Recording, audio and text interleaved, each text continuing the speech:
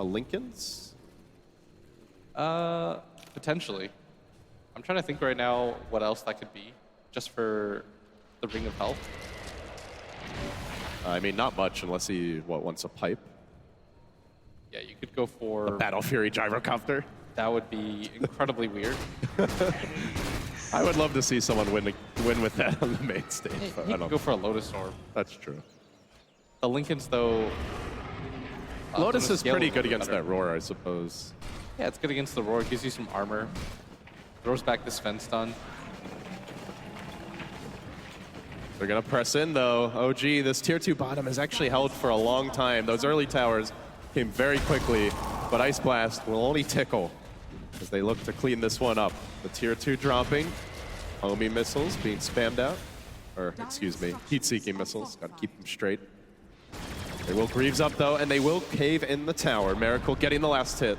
And with that, closing in on his next big item, it looks like that will be the Assault Cuirass. While Moon, meanwhile, picks up his own Plate Mail.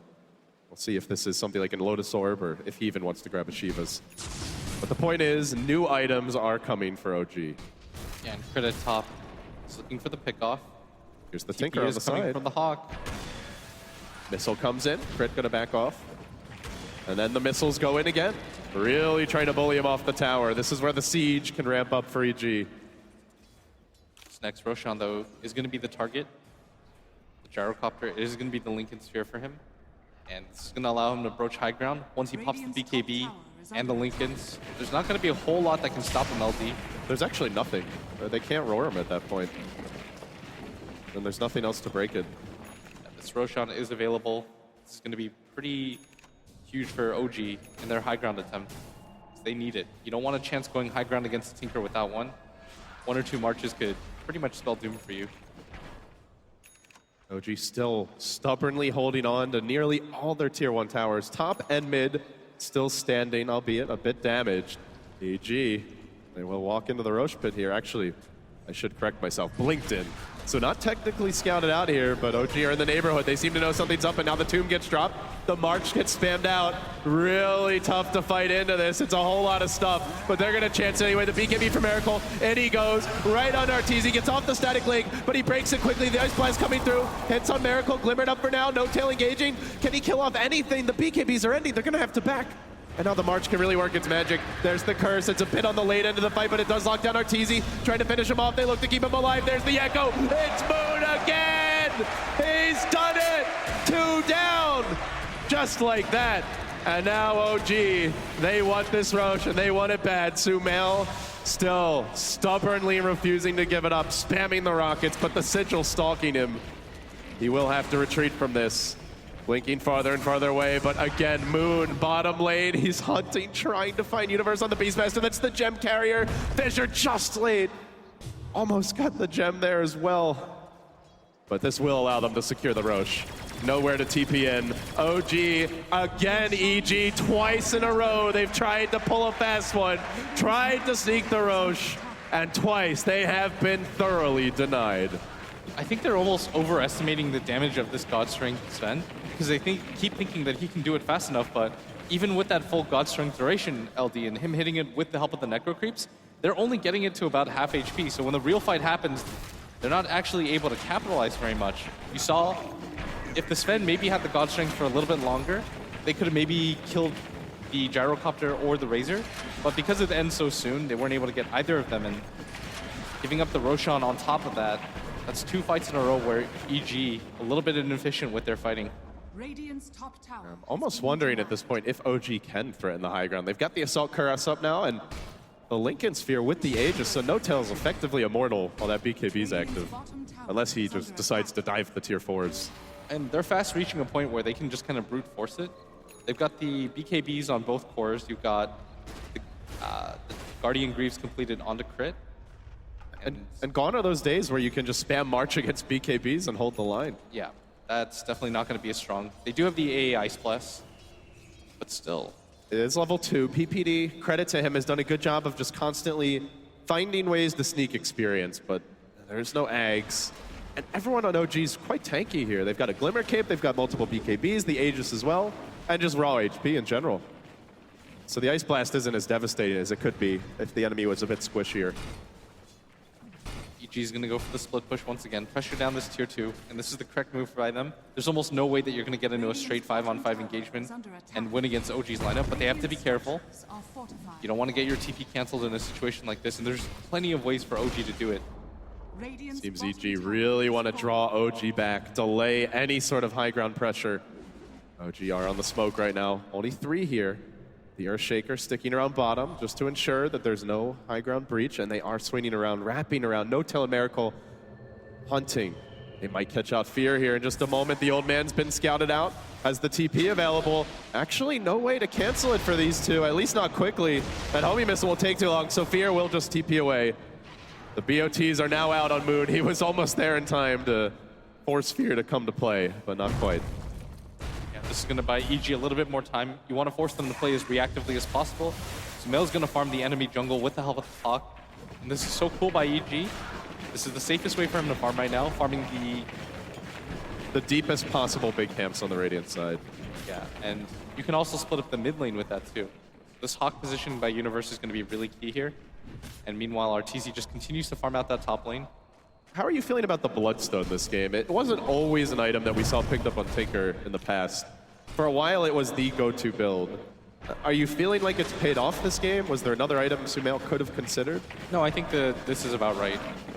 His play could have been a little bit cleaner with getting caught off, but I think the item build is perfectly fine. Going for the Bloodstone, you don't really have the mana pool to spam out, and that's what you want to do, especially when you're being high ground siege.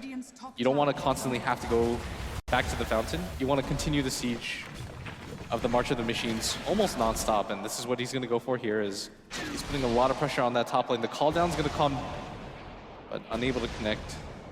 I do love the pressure that OG just keep up on EG. There's no breathing room, at least not comfortable breathing.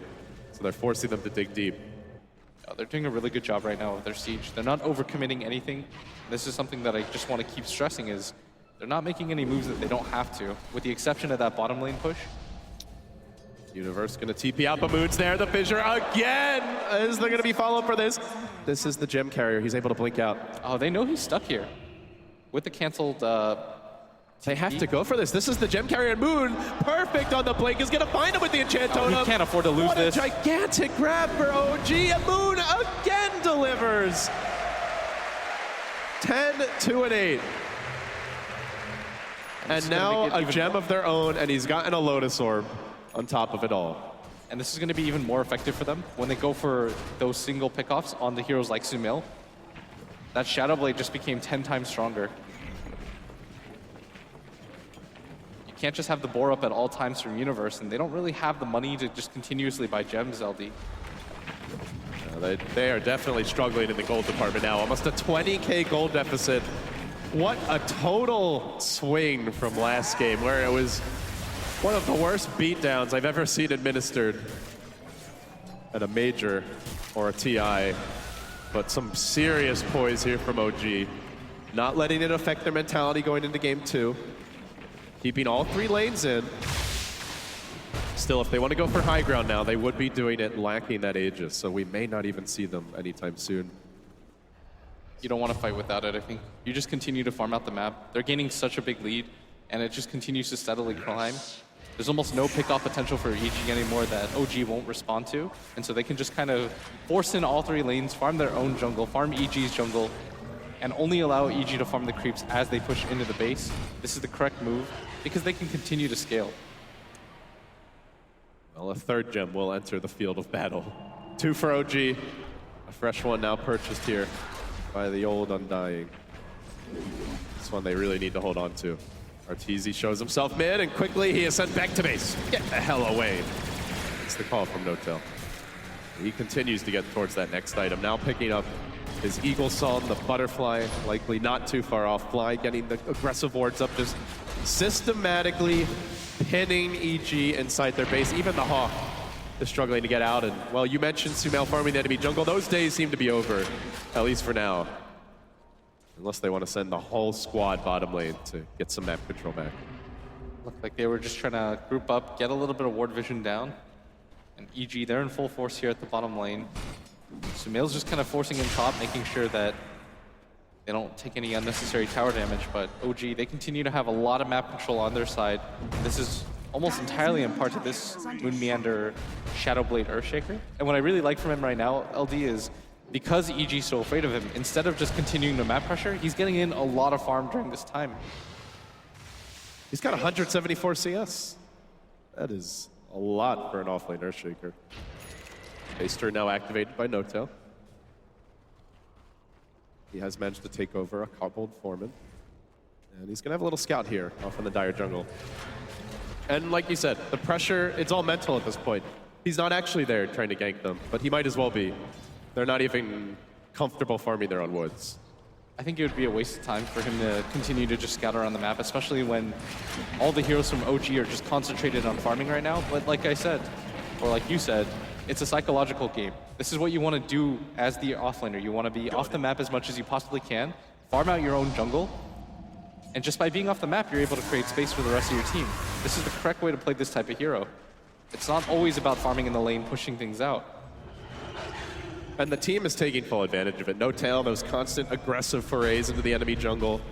You mentioned moon farming and off the map. Miracle has kept his own CS up nicely, sitting there around 330. I think the first time since I've seen Fada play Razor that anyone has managed to accrue this much farm. Very impressive stuff. And Sumail's split pushing days are pretty much over. Oh, No-Tail. This could be big. Universe is going to find him, blinks in, and then hesitates. Instead, they're going to look for Fly. They got him with the stun. Arteezy found his opening. Can he actually do much to No-Tail here, though? The evasion will be tough to deal with. And now Miracle jumps in. They get off the static link. The ult going on to Arteezy. Ice Blast going to be dodged by the snowball. Now the Echo, not the greatest, but it does get Universe. Arteezy will be lashed down.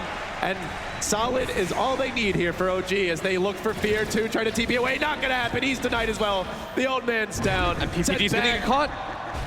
To the nursing home, and 2 to fall is Peter. That's 4. OG getting everything they need. And now it feels like just a Roche. And then time to go break that pace and force EG into a decisive game number 3. There's just too much farm right now on the 2 cores from OG. You saw that they tried to turn on the gyrocopter after they killed that Winter Wyvern, and it might have been successful if they were able to land their abilities. They were able to pop the Lincolns early on, and maybe if the Beastmaster was able to roar in conjunction with that Ice Blast, but such a sick save by Crit.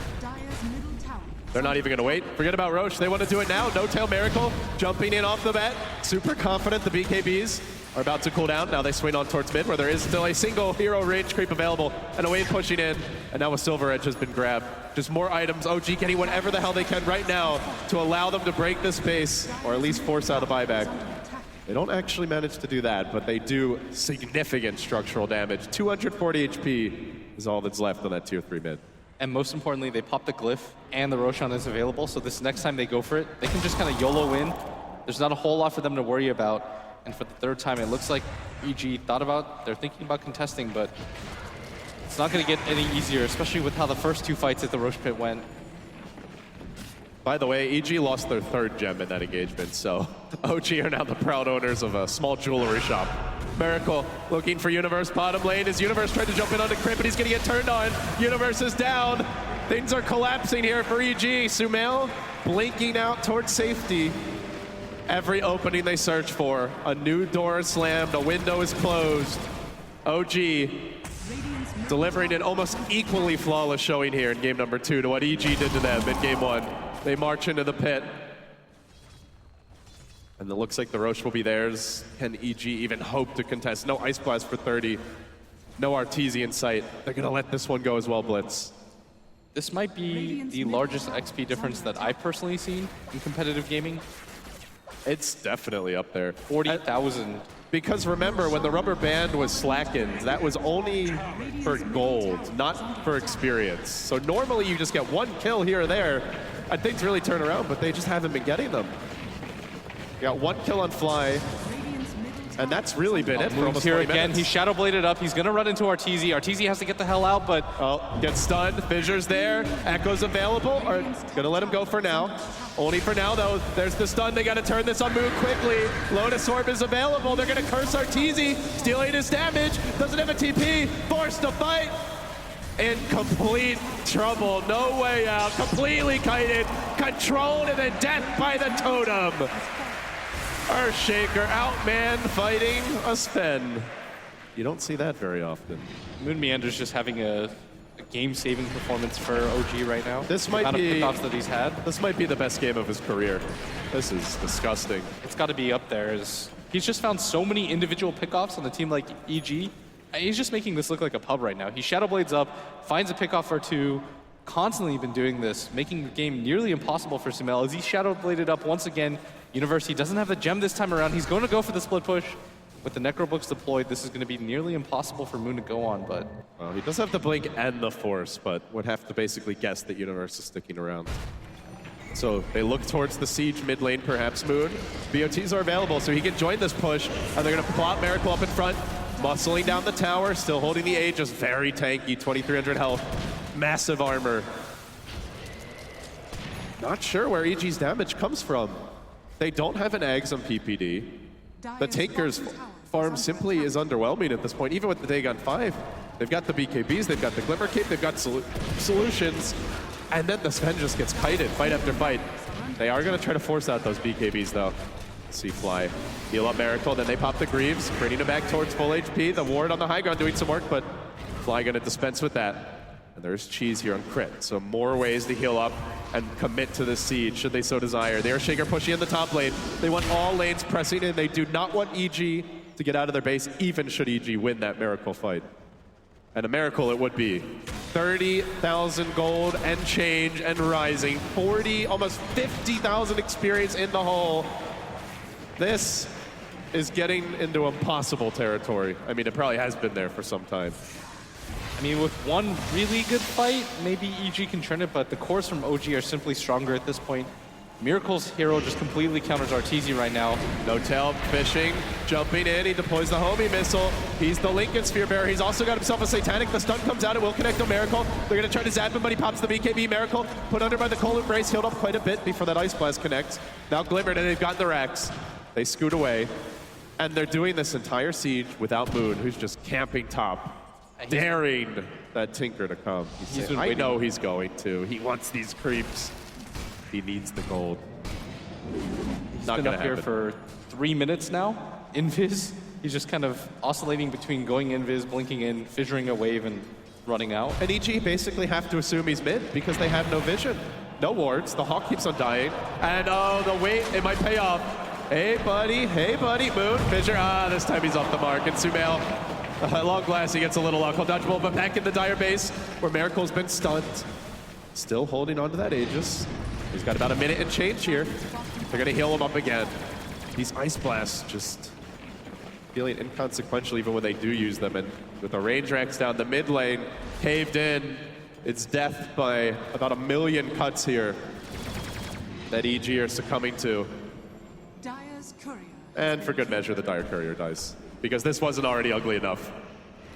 They're doing such a good job with this slow siege. They're just sending up their Aegis. They jump in though, they go for Sumail, they find him with the Walrus Punch, the Shivas is there. Miracle looking for the follow-up initiation, and Moon tries to get in, but then obnoxious Tinker keeps him out. They don't really need him though. Arteezy, kited, controlled, dead, Fissure, look for the dunk, it's gonna end in absolute agony for EG. 3 buyback, more may follow. They've still got a Satanic, and they're diving deeper for this. No Tail though has been stunned. Can they burst him down? This will be big. Pops the Satanic, looks to turn, tries to hang on. Oh, he's not even gonna die. He lives! They just can't get him.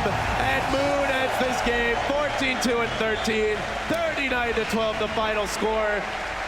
A rout to end all rounds. Both teams taking turns, beating each other senseless. It sets up for an amazing game 3. This was the most disciplined OG I've seen this entire tournament. They almost never extended this entire game. They did such a good job of controlling up the mobile heroes from EG and never allowing them to get the split push going. And this is the man right here, Moon Meander, did such a good job. Blitz, I have never ever seen an Earthshaker that impressive. I mean, it's got to be close to one of the all-time performances on that hero. And with that, OG have tied the series 1-1. We're going to a deciding game 3 to see who has the right to face Secret in that best of 5 grand finals. Thank you very much, LD and Blitz, of course, in the commentary booth, as we have more to talk about in Game 2 than perhaps we had to talk about in Game 1. What a turnaround from OG. They tie the series up 1-1. And Purge, we have to start with Moon Meander, I think, and the Earthshaker. Just an unbelievable game. Yeah, there were so many amazing individual performances from OG that game. Moon Meander absolutely carried the mid game because he got so many key picks on cores, but the early game was completely carried by No Tail and Crit. Every time that No Tail would be aggressive and they were getting ready to be punished, the ice shards would come in and block the path. There was four times that he completely prevented the counter gank, and that just allowed OG to get so far ahead in the early game, and then that allowed Moon to create insane amounts of space. EG with plenty to think about backstage right now, but let's talk more about that. The Moon Shaker, as I think we're now going to dub that. I mean, he spent half the game running around on his own, just setting up kills for himself, constantly just being a threat to not just Sumail, but everyone on the EG lineup. We saw him, as soon as he got that Shadow Blade, he would shop around for kills, more or less, and just didn't really need his team. At one point, you see OG pushing in on the base and yeah, he's solo top. Yeah, and that was pretty much the story of his game, right? He was everywhere when he needed to be, and then he went around and found solo kills on his own as well, and absolutely astonishing performance by him. And they had good counters to the main cores coming out on Evil Genius, or on Evil Geniuses. They had the Tusk early to kill the Tinker over and over again. He had his BOTs and his Blink so darn late, and then they had a lot of heroes to counter the Sven, the Razor that you talked about, as well as Ice Shards. And one of RTZ's limitations on the hero is that he doesn't actually get Blink that early. He often goes for SNY, HOD, these sort of items before he gets his Blink and just gets kited for days. We discussed in Game 1, Jacob, that it was a very dominant performance by EG, but when you stack it up against the second game from OG, a 54,400 gold lead at the end of the game. Artesia has gone 0-8-9. The Earthshaker's gone 14-2-13. I mean, it's more dominant than the first game. It's not the close games we saw coming out from EG and Secret yesterday, but it definitely is a great experience for the crowd in here. Everyone's so happy now that the score is evened out because there's a lot of OG fans present. I can't help but feel sorry for the Russian and the Chinese cast. Why? They don't have any teams left to root for. I pity them. But we got a great set of games coming. You're brutal, but we love you for it. So where do EG go after that? They've been given something to think about, haven't they? Yeah, I think part of the issue is that rather than playing top tier heroes, that they're picking heroes that are below tier 1. And they're doing this in reaction. You know, like we talked about the Sven countering Meepo and being okay against Huskar and being good in these certain scenarios, but it puts them in a position where they're forced to take early game fights with heroes that aren't the best. Like Sven is simply weak pre-BKB or pre-Blink. He needs those items to be really effective. And because EG has put themselves in that corner, then it gives them a lower chance of winning the early game. The last time they picked Sven as well, they lost the early game, they turtled, and then they eventually won. But this game, what happened was Sumail got killed so many times that their ability to stay ahead, but kind of evenly, it just evaporated. I think it was more of like Game 1, OG played a much slower game, and I think EG maybe expected that sort of pace again, even seeing the Tusk pick. I just don't think they were prepared for an early game, much like OG wasn't prepared for EG's really huge early game threat in game number 1. Great stat on the screen now. I think we've talked a little bit about Mumiand already, but most damage dealt, most kills on the team. Just stepping up when his team really need him as well. And alongside that, we've been talking about Miracle throughout the tournament. We've talked about No Tail having big games. We've talked about Crit's great play. It seems like they've got a really great rounded team around Moon. With how OG played this game, though, I don't think he even needed to be as monstrous as he was. They probably would have won the game regardless, just by the sheer performance of everyone on the team. Miracle played a great racer. We saw No Tail and Crit running around in the early game, making the difference. Fly on the backup. It was an all-round team win. Mumiand just really stood out because of how amazing his Earthshaker was. Let's take a look at some of the highlights from the game. Game 2 will be the story of the Moonshaker, of course, but there was plenty of other great highlights if you're an OG fan anyway. So this is one of the big mistakes that EG made in the early game. The game was still very equal. They did lose BPD to a smoke. Not the worst thing in the world, but because Moon Meander shifted over here and tried to get the kill on Fear, Sumail thought for sure that he could jump in and get a kill with this Roar. Now, they did have some good damage, but due to him having low levels of laser and missile, it just didn't do enough to Moon Meander, and he got killed on the return. So one of his first mistakes of a death. Yeah, how do we rate Sumail on the Tinker? He was relatively ineffective. I think he's just, it's either OG was outplaying him and always knowing where he was going to be, or his Tinker is not amazing. I still feel like he's underperforming a little bit. This is not the Sumail of TI5. This is an older strat that they ran, and again, there's just been a lot of changes to the overall playstyle. Like Tinkers generally feel, I think, pretty safe, but the Snowball just has all these heroes on top of them, and without the Blink Dagger, which he didn't have for a very long time, and they killed him so many times before the Blink Dagger that I think he was lulled into a false sense of security. And they just didn't seem to have enough damage output coming out fast enough. This Roche fight actually extended for a very long time, despite the lead. This is one of the good fights that EG had. They were able to connect on the Ice Blast on 2 main heroes and eventually take down the Gyrocopter, I think, and the Razor. But then they got all their defensive items up too, and they just played a very nice game after that. I think they did a really good job of controlling the Roshan pit too. EG actually attempted to go for a few Roche attempts, but OG caught on like way too quickly for EG to have a chance. The only reason they were even in that fight was because Mumiander was stuck on the tree line. And Sumail was able to escape with his Blink. That helped a lot too. These fights just got harder and harder for EG as the big items came out on the OG course. Like the Lincoln Sphere on the Gyro, he had Butterfly, he had so many great fight items. I really liked the Lincolns, it rounded out his item set really nicely. Yeah, the only thing they really needed on OG's lineup was that sustainability to go in against the Tombstone and the March of the Machines and so forth. Because there was no, like the burst damage from EG was just so lackluster, especially with the Tinker that didn't have sufficient farm. There was no level 5 Dagon, he couldn't refresh fast enough, he couldn't stand close up. Sven didn't have enough items for him to go in and just pull off a big God Strength crit. It's tough to do against BKBs anyways, and they didn't have that great of disable either. It's pretty much just Roar and the hammer from Sven. That was all they could do. So they got way too far behind in that game. They didn't have enough farm on their cores, and they frankly could have given up a bit earlier than that, which is part of the reason that the gold difference got so huge. But you know, if you're on an elimination match, you don't mess around. Oh yeah, there's no reason to. You can hope for a miracle. Okay. Not for their miracle.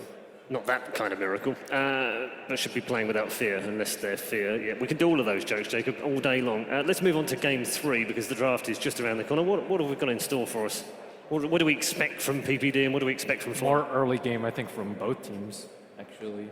More early game. Yeah, we talked a lot about this after game 1, how OG just needed to be the aggressors if they wanted a shot at winning. They were this time around, especially, you know, No-Tail just took it upon himself to run around with the Gyrocopter rather than just sit and farm a lane. And that really made the difference. Going in, getting those early kills on the Tinker, just applying pressure all around the map with the Tusk.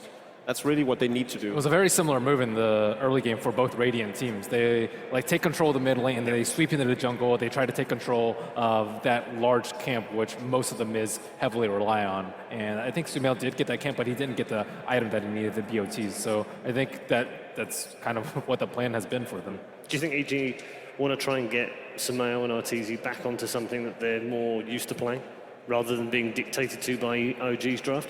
I'm not sure they blamed the draft. It was a very typical EG draft of 6 months ago, or maybe even more, but it's still heroes they're sort of comfortable with. They know the objectives. They're experienced enough to execute if they wanted to. I just think they were sort of blown away by how aggressive OG actually played. Sven's way too slow-paced. You can't fight as early as a Gyrocopter. It's at least like 10-15 minutes later where he can actually do stuff. Okay, we're into draft for game 3, and the Wisp is the continual nuisance that EG do not want to play against. 3 out of 3 on the bans, and so far exactly the same as game 2. Radiant team back. EG clearly talking about their picks down there. I think they're the team that focuses maybe the most on drafting. Very often bringing in support from the outside, like Bulba, for example, to talk about drafts and picks. Same opener as last time, if the main ban comes out from OG now. 5 seconds. I don't think AA was the issue here in this draft either. I think it's more of... But do you need it first, though? They could have gotten like a Winter Wyvern, let's say, and RG actually going to counter with an AA? I think highly unlikely. So I think they need to take a hero that's more contested in between the two teams. That's a good point. Yeah, I think that was the first game I saw where A looked bad. It's because they had all these heroes that weren't that strong in the early game, and A, when he doesn't have super synergy with his lineup, isn't that good at covering early game stuff. A good call from Melini. Wipe that smirk off your face, man. They can take it, like, they can take a second phase though, although isn't it PPD that usually plays both of those? Okay, so similar, but this time they pick the gyro in the second pick. It's the slightly third. worrisome that they sort of stick to their guns, because if there's one thing we've seen throughout the tournament, it's that going with the same strategy 2 games in a row most often backfires. Not for OG though. Not for OG, but actually both when both EG and OG has done this in the past, it's been the first game that they lost, and then they would win the second one when they applied the same strategy. Yeah. 5 seconds remaining. I like to see Darkseer for the Evil Geniuses. I know Universe doesn't like playing the hero, but Reserve time. I think it puts sufficient pressure on the lanes that it's worthy of an early pick. Okay, so we're going to see an early Queen of Pain this time. The other good thing about Darkseer is that it's much more likely to notice when Gyrocopter is gone. Because if the lane is pushed up and it's in a safe place, Gyro could just be backing off farming a small camp. If the lane is constantly pushing and it's at the tower and you're only seeing a support there, much more likely that Gyro is setting up a kill. So maybe they can get some information from that as well. Good point. 5 seconds I can remaining. sort of imagine Sumail just saying, as they left the stage and got into the back room, just give me Queen of Pain. I'll win the lane. I'll win the game. Radiant It's got to be frustrated a little bit. Like this tournament, he hasn't consistently gotten his hero. He's gotten his hero, they're just not very good in the current version. Yes. The Storm Spirit of yesterday and so forth. I think if you just give him a Queen of Pain, he's just gonna pull a CTY and take... His Timbersaw has been very good though. Times we've seen him clown it. It has. Some games very good, some games just okay. Less than you would expect from him. But arguably not the tier 1 heroes that Reserve Purge time. is. Yeah. Yeah. You think EG bans out the Earthshaker now? Evil geniuses turn to ban. I don't think so. I think they can. Undying? Moon's good at all of his heroes, I think. It's an interesting ban on the Brood from OG this time around. One thing we've been talking a lot Maybe about Dazzle? is Slaughter. The fact that he keeps going through untouched. 10 seconds remaining.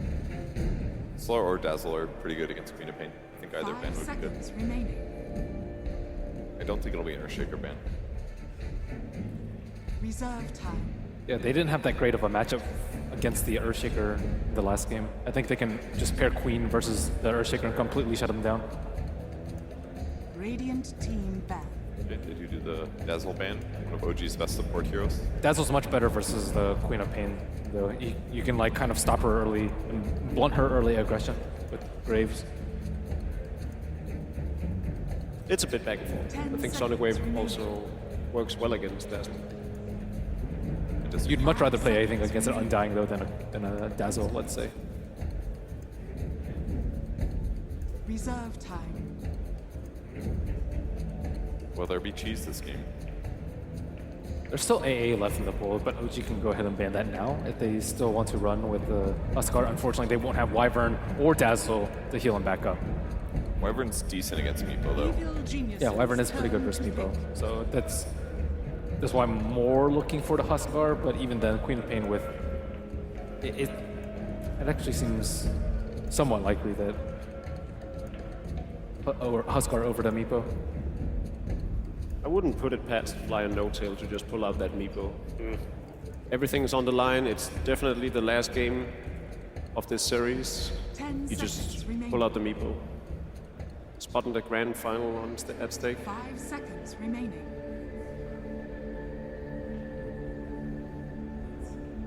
All right. Reserve time. Let's see. So why hasn't Slaughter been picked up too? I couldn't tell you. I've been baffled about it all day. Any speculations, Purge? The teamfight that Undying provides, even without a Blink Digger, is very good. And OG got a huge advantage in the early game, last game, whereas Slardar would have to play more passive. But they're different roles. They could run Undying plus Slardar. But I'm saying that they prioritize Undying because not only is it block EG from picking it, but it's also better in the early game without Blink. It's more farm independent, and it's a block pick. I think he meant more in general. Why hasn't Slaughter been picked up at all? Both games and this. Either side.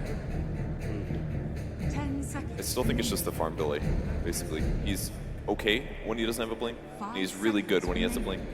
But if your early aim goes weak and that blink comes late, then you'd much rather have a Tusk, for example. Reserve time. Tusk doesn't really need farm to be able to participate, just needs 6 levels. I think that's the only thing really holding him back. Still hope the hero gets nerfed.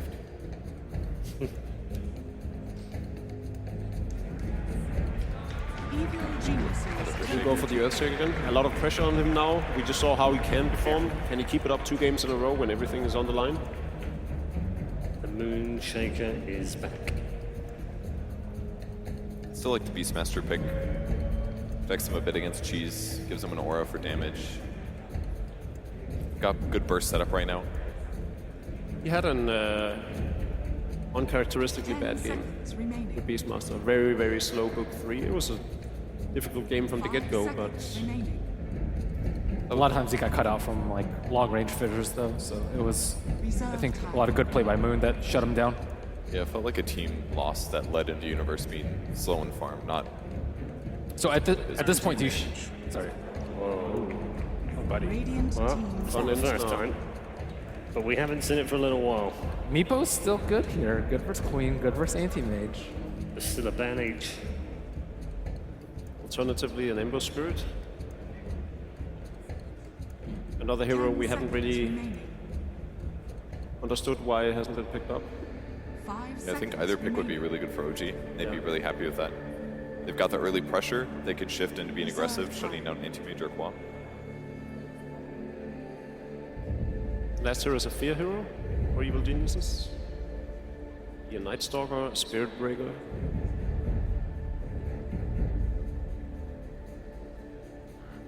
Well, first you gotta see if OG gonna put out any cheese. A Rubik. I think Rubik is decent. Always nice against an Earthshake.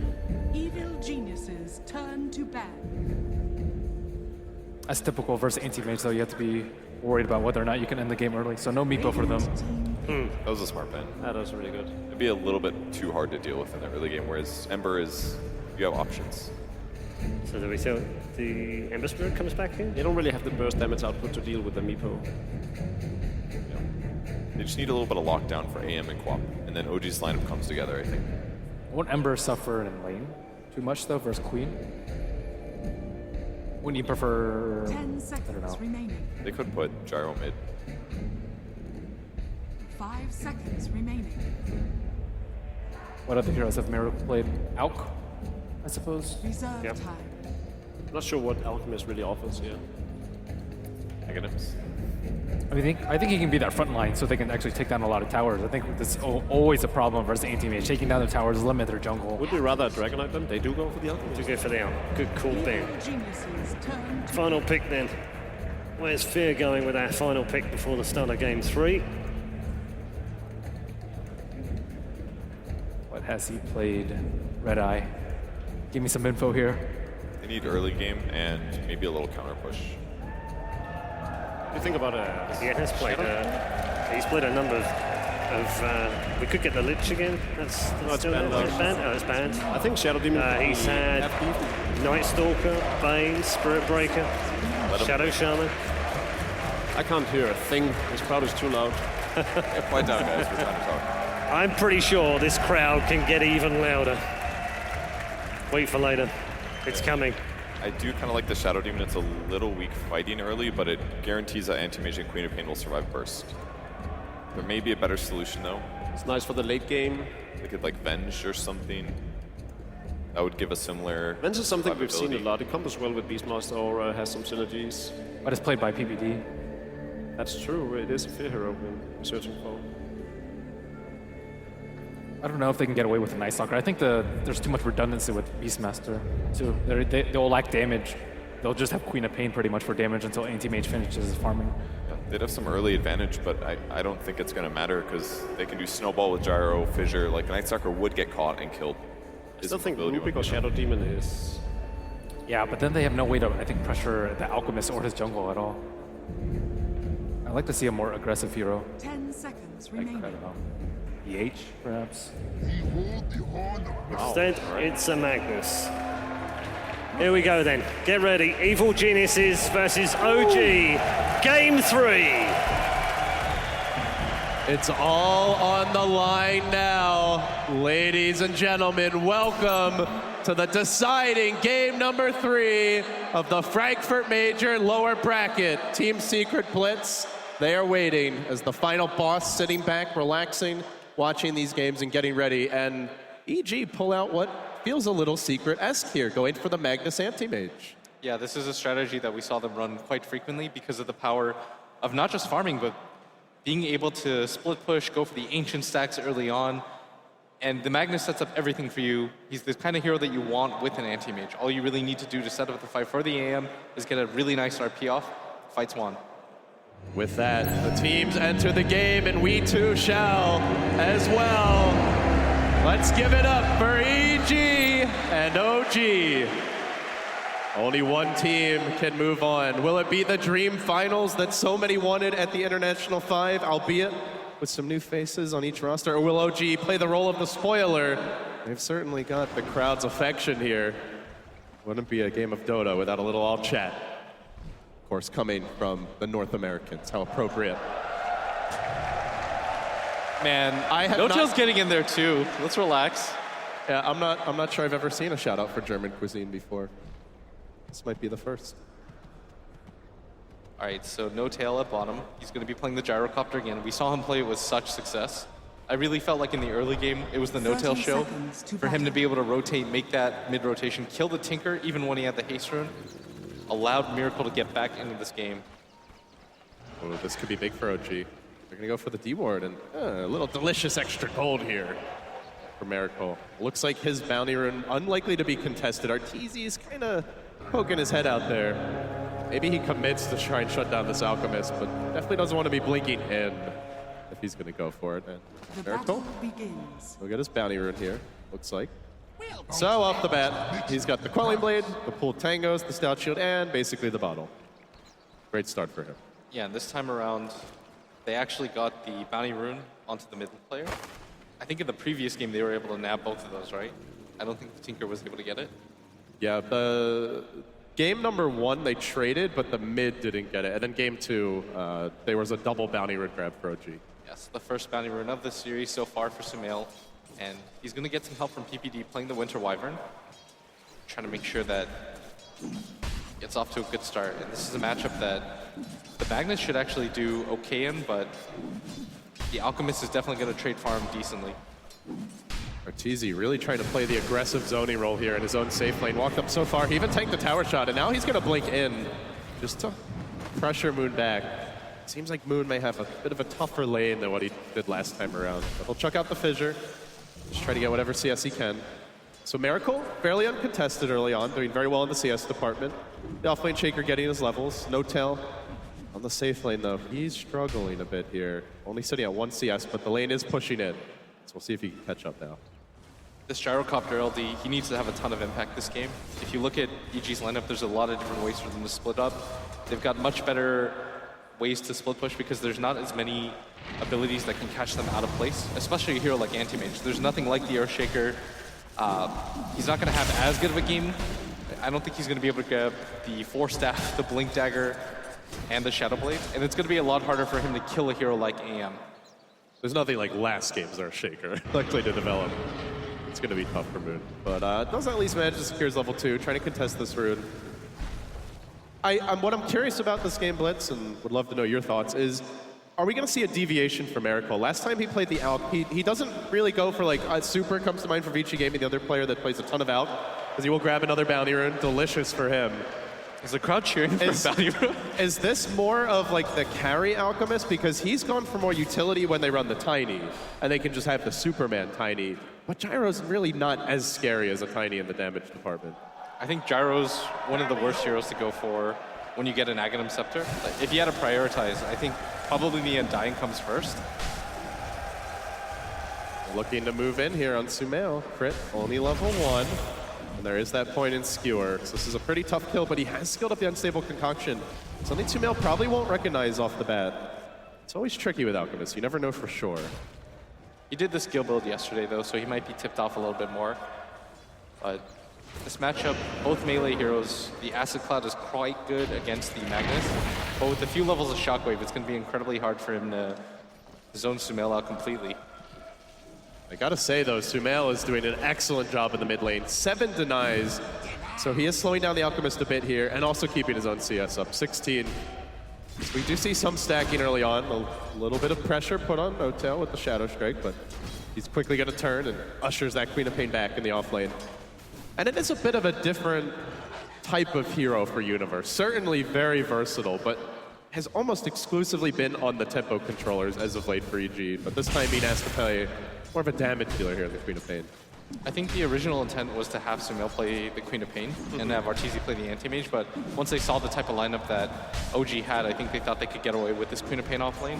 And this is still a decent tempo controlling offlaner. It just requires a lot more farm, which is why you're seeing Fear help him out a little bit. But this lane, it's incredibly hard for OG to actually kill a Queen of Pain unless they force Universe to use that blink and waste it for that full 15-second duration. It's unlikely they get a kill. So it's a free farm anti-mage. We're gonna see this 4-minute rune spawn. Let's quickly check if the Alk's able to get a bounty rune. He tanks a Shockwave and it's an illusion bottom. So the luck will end here as far as the runes go. And that bounty rune will be grabbed up by EG. But you are giving free farm away to anti-mage. The Magnus is having a great time mid. Your Queen of Pain is not doing very well in the off lane. If you're OG, are you okay giving this level of farm to Arteezy early on? Or is this a concern for you? I think you're okay with it because, again, you've got a lot of different heroes that can push the pace quite quickly. And at top, Arteezy's getting quite low, but he's going to be there. Point in Spell Shield, in fact, poking at Moon. He's going to have to do a short-range blink just to dodge that tower shot. Moon doing a good job of baiting them in. Does have the Soul Ring now, so can at least spam out the Fissure, but has to be careful about getting killed off if he uses it. He's going to go for it, and he's going to run away. So back to the welfare. Meanwhile, bottom lane, the dive onto a Universe as they look to go in. Axe is coming through, but Universe will blink away. Still OG, applying that early pressure. Looks like they want this tier 1. Yeah, most importantly, they're denying a lot of the experience from this pushed-in lane. The Winter Wyvern's going to come now. But is this really a fight you want to take, especially against an Undying and a Gyrocopter? These are two incredibly strong early-game heroes. They are continuing to chip, but albeit OG not really the best lineup at taking towers early, at least until the Alchemist gets a lot of farm. So it's going to be slow going here, and it seems the rotation of PPD is enough to dissuade the aggression. And, you know, to be honest, he doesn't seem like he's really needed top. Arteezy now getting his farm up, has the Rain of Regen quite soon, could have himself a Rain of Health, and at that point, can pretty much just trade all day with Moon. Yeah, you've already seen he's gone for the second level mana break, which is something that most of these anti-mages nowadays don't do. But when you're trying to solo zone out a support, or when you're trying to zone out the offlaner, this is the build that you want to go for. Make sure that he's never in that range where even a gank is going to help him out. Bottom rune, there's going to be a skirmish here. They're looking for Fly, the RP's there. He drops the tomb on the high ground. That ain't going to stop Sumail, and that's first blood. Straight to EG. Balancing things out a bit now and equalizing the net worth a lot with that one is courtesy of the third bounty rune. This Miracle now going to ratchet himself up all the way to 43 CS and a comfortable 4,500 net worth start. So he is in the lead here, but true to form, we're not going to see that Super Radiance build. It doesn't look like he's rushing into the Boots of Travel Manta Octarine. He does grab the quick medallion. He still only has the 1 point in Grievel's Greed, so it's just a different way to play this Alchemist. Yeah, it's more of a farming or fighting build rather than a farming build. I think the Radiance has too slow of a build-up, and like Ben talked about, they need a hero that can just frontline tank for them. And by going for this Solar Crest build, he's going to be able to do this a lot sooner. And when you're playing against a hero lineup that consists of an Anti-Mage and a Magnus and a Queen of Pain, these are quite greedy cores. You want to put the pressure on as soon as possible, LP.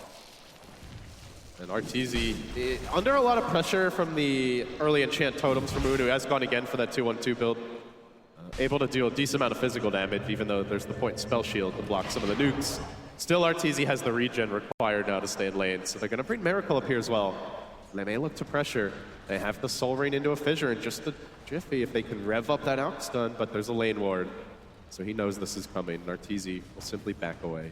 This is a lot of time wasted by the Alchemist, but at top he's going to start channeling. Arteezy's got to get out of here. He saw this, but there's the Wyvern. Nicely played by PPD. Gets the Cold Embrace off, negates all that damage from the Alk stun, and will heal him back up. Suddenly Arteezy at full HP. That's the power of the lane ward. And AG clearly recognizing their strategy is all about the AM, whether it's from the map control, the Beastmaster gives them the split pushes. There's a call down. Speaking of that Beastmaster bottom lane, looking for the TP out. Snowball already committed. Fear will get away. Nice dodge there. Just creating space and time for the cores to farm up. This is fantastic right now for Sumail. He's almost got the Blink Dagger already completed at just 8 minutes into the game if he wants it.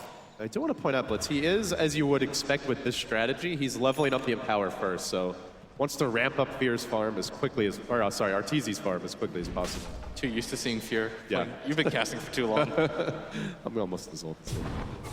All right, so Sumail, Blink Dagger completed. This is a really quick pace, and a lot of the Alchemist's time was wasted trying to put some pressure onto that top lane, which I think is the right idea, but still, you don't want to give up an 8-minute Blink Dagger, because even though there's some slow build-up for a hero like Queen of Pain or the Anti-Mage, Sumail, he's going to be able to control a lot of this game with this. So OG just holding steady in their own farming pattern, taking advantage of the Alchemist to stay afloat as far as net worth goes, despite the free farm granted to the AM and despite how well Sumail has done on that mid lane. Miracle, the bounty rune advantage, will be topping the net worth chart here. He's going to grab himself an early Talisman of Evasion. Oh, I really like this play by tanking up. Sumail. He's smoked up. He's going to wait for the TP from Universe as well. They're going to go for the safe lane aggression on No Tail, and by doing so, they're going to slow down the timing a lot from this Gyrocopter, who is used to putting the pressure on them. And that's what free up that top lane. When OG rotate here, it's just going to be free farm for Arteezy. This is going to be huge if they're actually able to set up on the kill. They do Radiant have the team. RP available. No lane ward. They're still holding the Undying up in the top lane. Sumail going to get revealed. Oh, he blinks and he skewers. That's the reveal. Just misses. Big Daddy. Don't think he actually saw, maybe he saw the Wyvern sneaking through the trees for just a second there, but meanwhile, top lane, Arteezy, even though this gank fails, they just free up the lane for him to more safely get his CS. Moon's going to come back up top, and that kind of kill at bottom, you either go for immediately LD, or you just ditch. Because if an Undying TP's in, and the Earthshaker comes, that's a lot of team fight that you're afraid of. Dyer's middle tower is under So it attack. is indeed the Solar Crest Radiant's Miracle. bottom tower is under Generally attack. does favor this build. We often see something like a Sanjin Yasha, a BKB, and often into the AC, just the very early combat out. That was the first reveal of the Blink Dagger, and they're not able to net anything out of it. So this is going to kill a lot of the pressure from EG. It's going to allow OG to play around that. Arteezy gonna get caught out here. He walks into a Enchant Totem. Call down gets the point. There's the Echo. Beautiful chain stun. OG, pull it off. That's the kill you need. While that's going on in the bottom lane, the Tusk got jumped. And EG will counterplay, finding their own kill, but an anti-mage for a Tusk. A trade OG will make all day, every day. They're going to put some bottom pressure, Radiant's bottom tower is under might not be attack. enough right now as OG. I think that was like a double stack that they stole too with the call down that just kind of incidentally hit. And there are Ancients being stacked, so there is still a lot more gold here once that anti-mage gets his Battle Fury, but it's a bit of a ways off now. Is under attack. And most importantly, No Tail starting to get really aggressive. This is what you want to see out of your Gyrocopter. And Sumail might just decide to go for the smoke. They don't have the level 6 up on PPD. No Winner's Curse available, but you might just have the damage if you bring the Anti-Mage along too. Dyer's top tower Radiant is team, under no attack. vision of this rotation. Right now, they only scout out Universe farming the bottom lane. They quite likely may think there's at least one hero behind him. Sumail's gonna swing towards top once more. OG did drop down their sentry earlier to try and clear out any pesky lane wards, recognizing that's how Arteezy dodged the last initiation. They are giving up a lot of space in Universe though. OG, he's already up to 3.3k net worth, 500 ahead of the Earthshaker. He's almost Getting got some the level levels 7 too. as well. They get this bottom rune. It's gonna be the bounty in the top. This might be the rune that they need to open up things. This Invis rune, if they go into the jungle, they might be able to nab a killer. See Arteezy holding the line in the mid lane towards bottom. Universe again, trying to apply the split pressure. He will be the yin to the yang of Arteezy, just looking to keep the lanes out elsewhere, create a little distraction, divert the OG attention away so that Arteezy's freed up. And again, he'll move into the Radiant Woods, trying to clear out the first big camp. He does have access to that level 2 Empower now. The poor man's Battle Fury, now enabled. And what do you know? A nice double stack for him. Thank you, Alchemist. I appreciate it. Arteezy. This Queen of Pain is just going to get a completely uncontested tower. Like, Universe just took that from full pretty much by himself, and although there's 2 heroes down with them, none of them need to reveal themselves during this time, and this is going to allow Arteezy to push out this bottom lane. This is a rough scenario, especially when he gets his Battle Fury. By taking the tier 1 early, they can create some pressure on this tier 2 as well. Well, they are trying to get the mobility here, Blitz. Miracle has gone into a Blink Dagger on the out. Very aggressive. He is leveling up the stun, already level 3. With his Blink and with the Earthshakers of Moons, only about 1,000 gold away. I imagine once we see the double Blink that OG are really going to start trying to dive and pick off these squishy split pushers. I think that's the right idea here is EG, you can already tell they don't want to fight against an Earthshaker, Undying, and this Gyrocopter. Those are 3 of some of the strongest early game heroes in the game, LD. You get caught by a Call Down and a Tombstone, You did. that's a 1-team fight. And you have a Queen of Pain.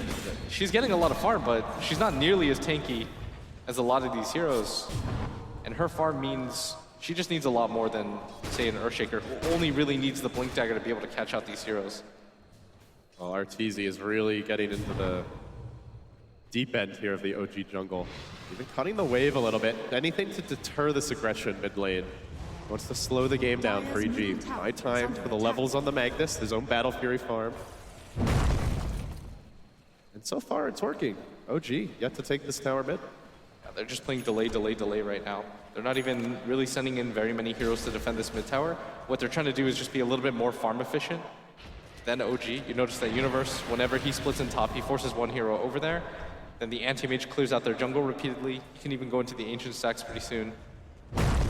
Fissure comes in mid. They're trying to make the jump on PPD. The Tombstone even committed. He just flaps away. So now they've kind of shown their hands here in the mid lane, but there's no glyph available. Universe does have access to his ultimate. TPs are available and pretty much everyone on EG. So if they want to fight, they'll have the whole team. Sumail, not yet scouted, but with the Tomb still up, the Alk out in front, they're just looking for the deny here. Pop won't get it. That one goes to Miracle. So at long last, OG get on the board with their second tier 2. But this is all a stalling game as the Battle Fury closes in on completion. Yeah, and I think OG are starting to realize there's absolutely no way that anybody from EG wants to engage onto them. Not when they've got 2 of these really fragile cores. Universe doesn't have that hero that can instantly jump in and disrupt a fight, like the Earthshaker or the Clockwork himself. So there's not a whole lot that they can do. So what you're doing from EG right now is try to apply as much pressure as you can, split up the lanes, and force OG to play reactively to you. Oh, look at this stack. A ton of gold available here for Arteezy. And with this, the Battle Fury should be pretty much done, assuming he gets the last hits. But he does need the team to help tank it a bit for him. He's rather frail. Still no contest in sight. OG, no idea this is going on. Vision completely gone here. It'll be Fear's turn to tank all of it for the anti-mage cause, and he is going to finish off the dragons. With that, should be able to get the Aegis, or oh, sorry, not the Aegis, the Battle Fury. It's actually OG who are looking towards that Aegis as they move into the pit. The Alk's still gonna follow Sumail up They know the he's on top of that cliff. He's fine for now, though. Do they actually want to go in? They're thinking about it. They do have the max acid spray. They also have the Solar Crest. I don't think would be they'll take it slow. fast. It would be slow. Gyrocopter is not the physical damage dealer that you want in there, nor is the Alchemist really. Even if you have the Solar Crest, I don't think it's quite enough. But they've got a lot of items on the side of OG. Maybe not quite enough to just go for a straight up push, but they have to know that EG, they're steadily reaching their timing right now. The Battle Fury is completed on the AM. Once he has the Vlads too, the split push is going to be incredibly strong. And there's almost no way for a hero like Gyrocopter to keep up in farm unless they're getting into these engagements and taking these towers. And it's already a level 3 in power here, so he's even faster at clearing out those stacks when he's near the Magnus. Arteezy only about 2k gold down on an Alchemist because of the build Miracle went for. Much more offensive, much more early game centric. They are smoked up here. Moon's got his blink available, and they're going to walk right towards Arteezy. Does get revealed. Oh, he He's doesn't too get late. it. Oh, this time he couldn't find him with the Alk stuns revving up. They kept Oh, he's going to stun He himself. stuns himself. A series of miscues and narrow failed opportunities for OG. EG are instantly going to smoke off the back of that. They know that there's no longer the Earthshaker Echo Slam. This is so critical. Giving up these kills here really opens up the map. And the RP, it's there on 2. The Quapple comes through and OG gets skewered into submission. A quick double. And with that, the anti-mage will soon emerge from his slumber in the trees and resume the split push. If it wasn't for that failed Echo Slam, I think that maybe they would have been afraid of that counter initiation opportunity, LD, but they know that both heroes are committed to that top lane.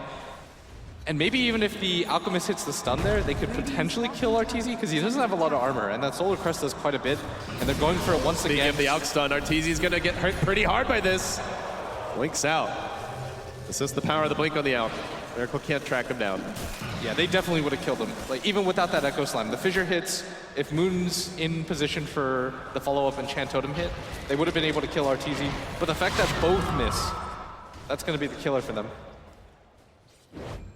Still, I want to ask you, since the game is overall rather slow, we still see a tier 1 up for the Dire side. Radiant team, all but one tower remains standing. It's a dead even game in net worth. The experience goes EG's way. Radiant's middle tower is What under kind of a attack. clock are OG on here with the builds they've gone for, the heroes they have? How late can they take it? I mean, I think they could have bought themselves potentially like 4 or 5 minutes if they were able to get the kill at top onto the anti-mage. But because they were unable to, this further puts pressure on them. They wanted to be able to grab him at least one more time before he starts that item build-up. Now that he's going to go straight for the Manta style, make himself a little bit more tankier, farm up a little bit faster. But OG, I mean, this gyrocopter, I've said it in the beginning, he can't really keep up in farm. He's not really tailored to fight against the anti-mage either. He doesn't have the mobility that that hero does. And they are engaging full rat mode. Universe deep in the trees, just looking to apply pressure whenever he can. The rest of EG. They've stacked again for Arteezy. He'll clear out these Ancients. The farm ramps up, stays in striking distance of the enemy Alchemist. This Miracle does go into Assange and Yasha. So further doubling down on the mid-game items, the aggression. They have to. I don't think they can compete against this AM in the late game when everything is 6-slotted. I really like OG's decision to kind of just all in into this mid game.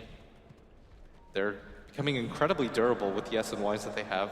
The Alchemist can frontline tank for you. There's no real single target focus that can burn off his HP fast enough. They've got some measure of magic burst with the Queen of Pain and maybe even the Magnus if they're able to hit all of his abilities, but it's going to be a tall task for them to kill him. Yeah, he gets even more mobile now. Sumail grabbing himself a Force Staff has quietly kept up his own farm. City 1-0 and 2. Most importantly, not dying like we saw in that game too. Playing very safe. Together with the team. It's Universe the man on his own. They're going to show the anti-mage top. Radiant's top tower is But under that's attack. pretty much a dead giveaway. He's got backup. Or really good wards. So now he's over towards mid. Arteezy just beginning to play the lanes. Strumming here and there. May even cut the wave here mid. We'll see. Yeah, and if you're OG, you can no longer play reactively. You have to start trying to guess where he's going to go, look for opportunities Oh, he on finds the map. Fly. Fly's a bit too tanky. If OG kind of just keep going wherever AM is, they're always going to be at least 30 seconds behind. It's not going to be enough time for them to catch this AM out of guards. They even went for the attempt on Universe at bottom, but he's a little bit too mobile.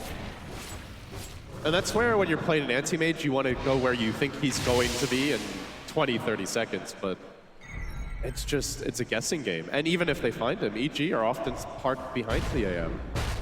Yeah, you don't have a lot of opportunities to gank him. That's why that top one was so crucial to their style. If they're able to kill him, it alleviates a lot of the pressure. They don't have to worry about him so much, and maybe you make Arteezy a little bit more afraid of just farming in his own jungle, and you can force him to the enemy jungle. If you catch a good rune, you can maybe kill him there. But without those opportunities, this becomes a little bit more difficult for them as he's rapidly approaching that Manta style. And in a game like this where OG is trying to apply pressure to him, this is pretty quick. Yeah, it is worth pointing out Arteezy skipped the Vlads here, so he deviates a bit from the more, I guess, common build nowadays, but gives him a way to maybe dodge that Alch stun to just cut the waves and drag them around, so potentially bait out some of the big OG spells. Miracle, though, he's getting incredibly farmed right now. He's got the Hyperstone completed, and he might just decide to go for the Assault Cuirass, and this is going to be a really good high ground pushing item for them. As their team, I mean, they're playing pretty passively right now, but there is going to be some aggression coming out pretty soon from them. They've got to.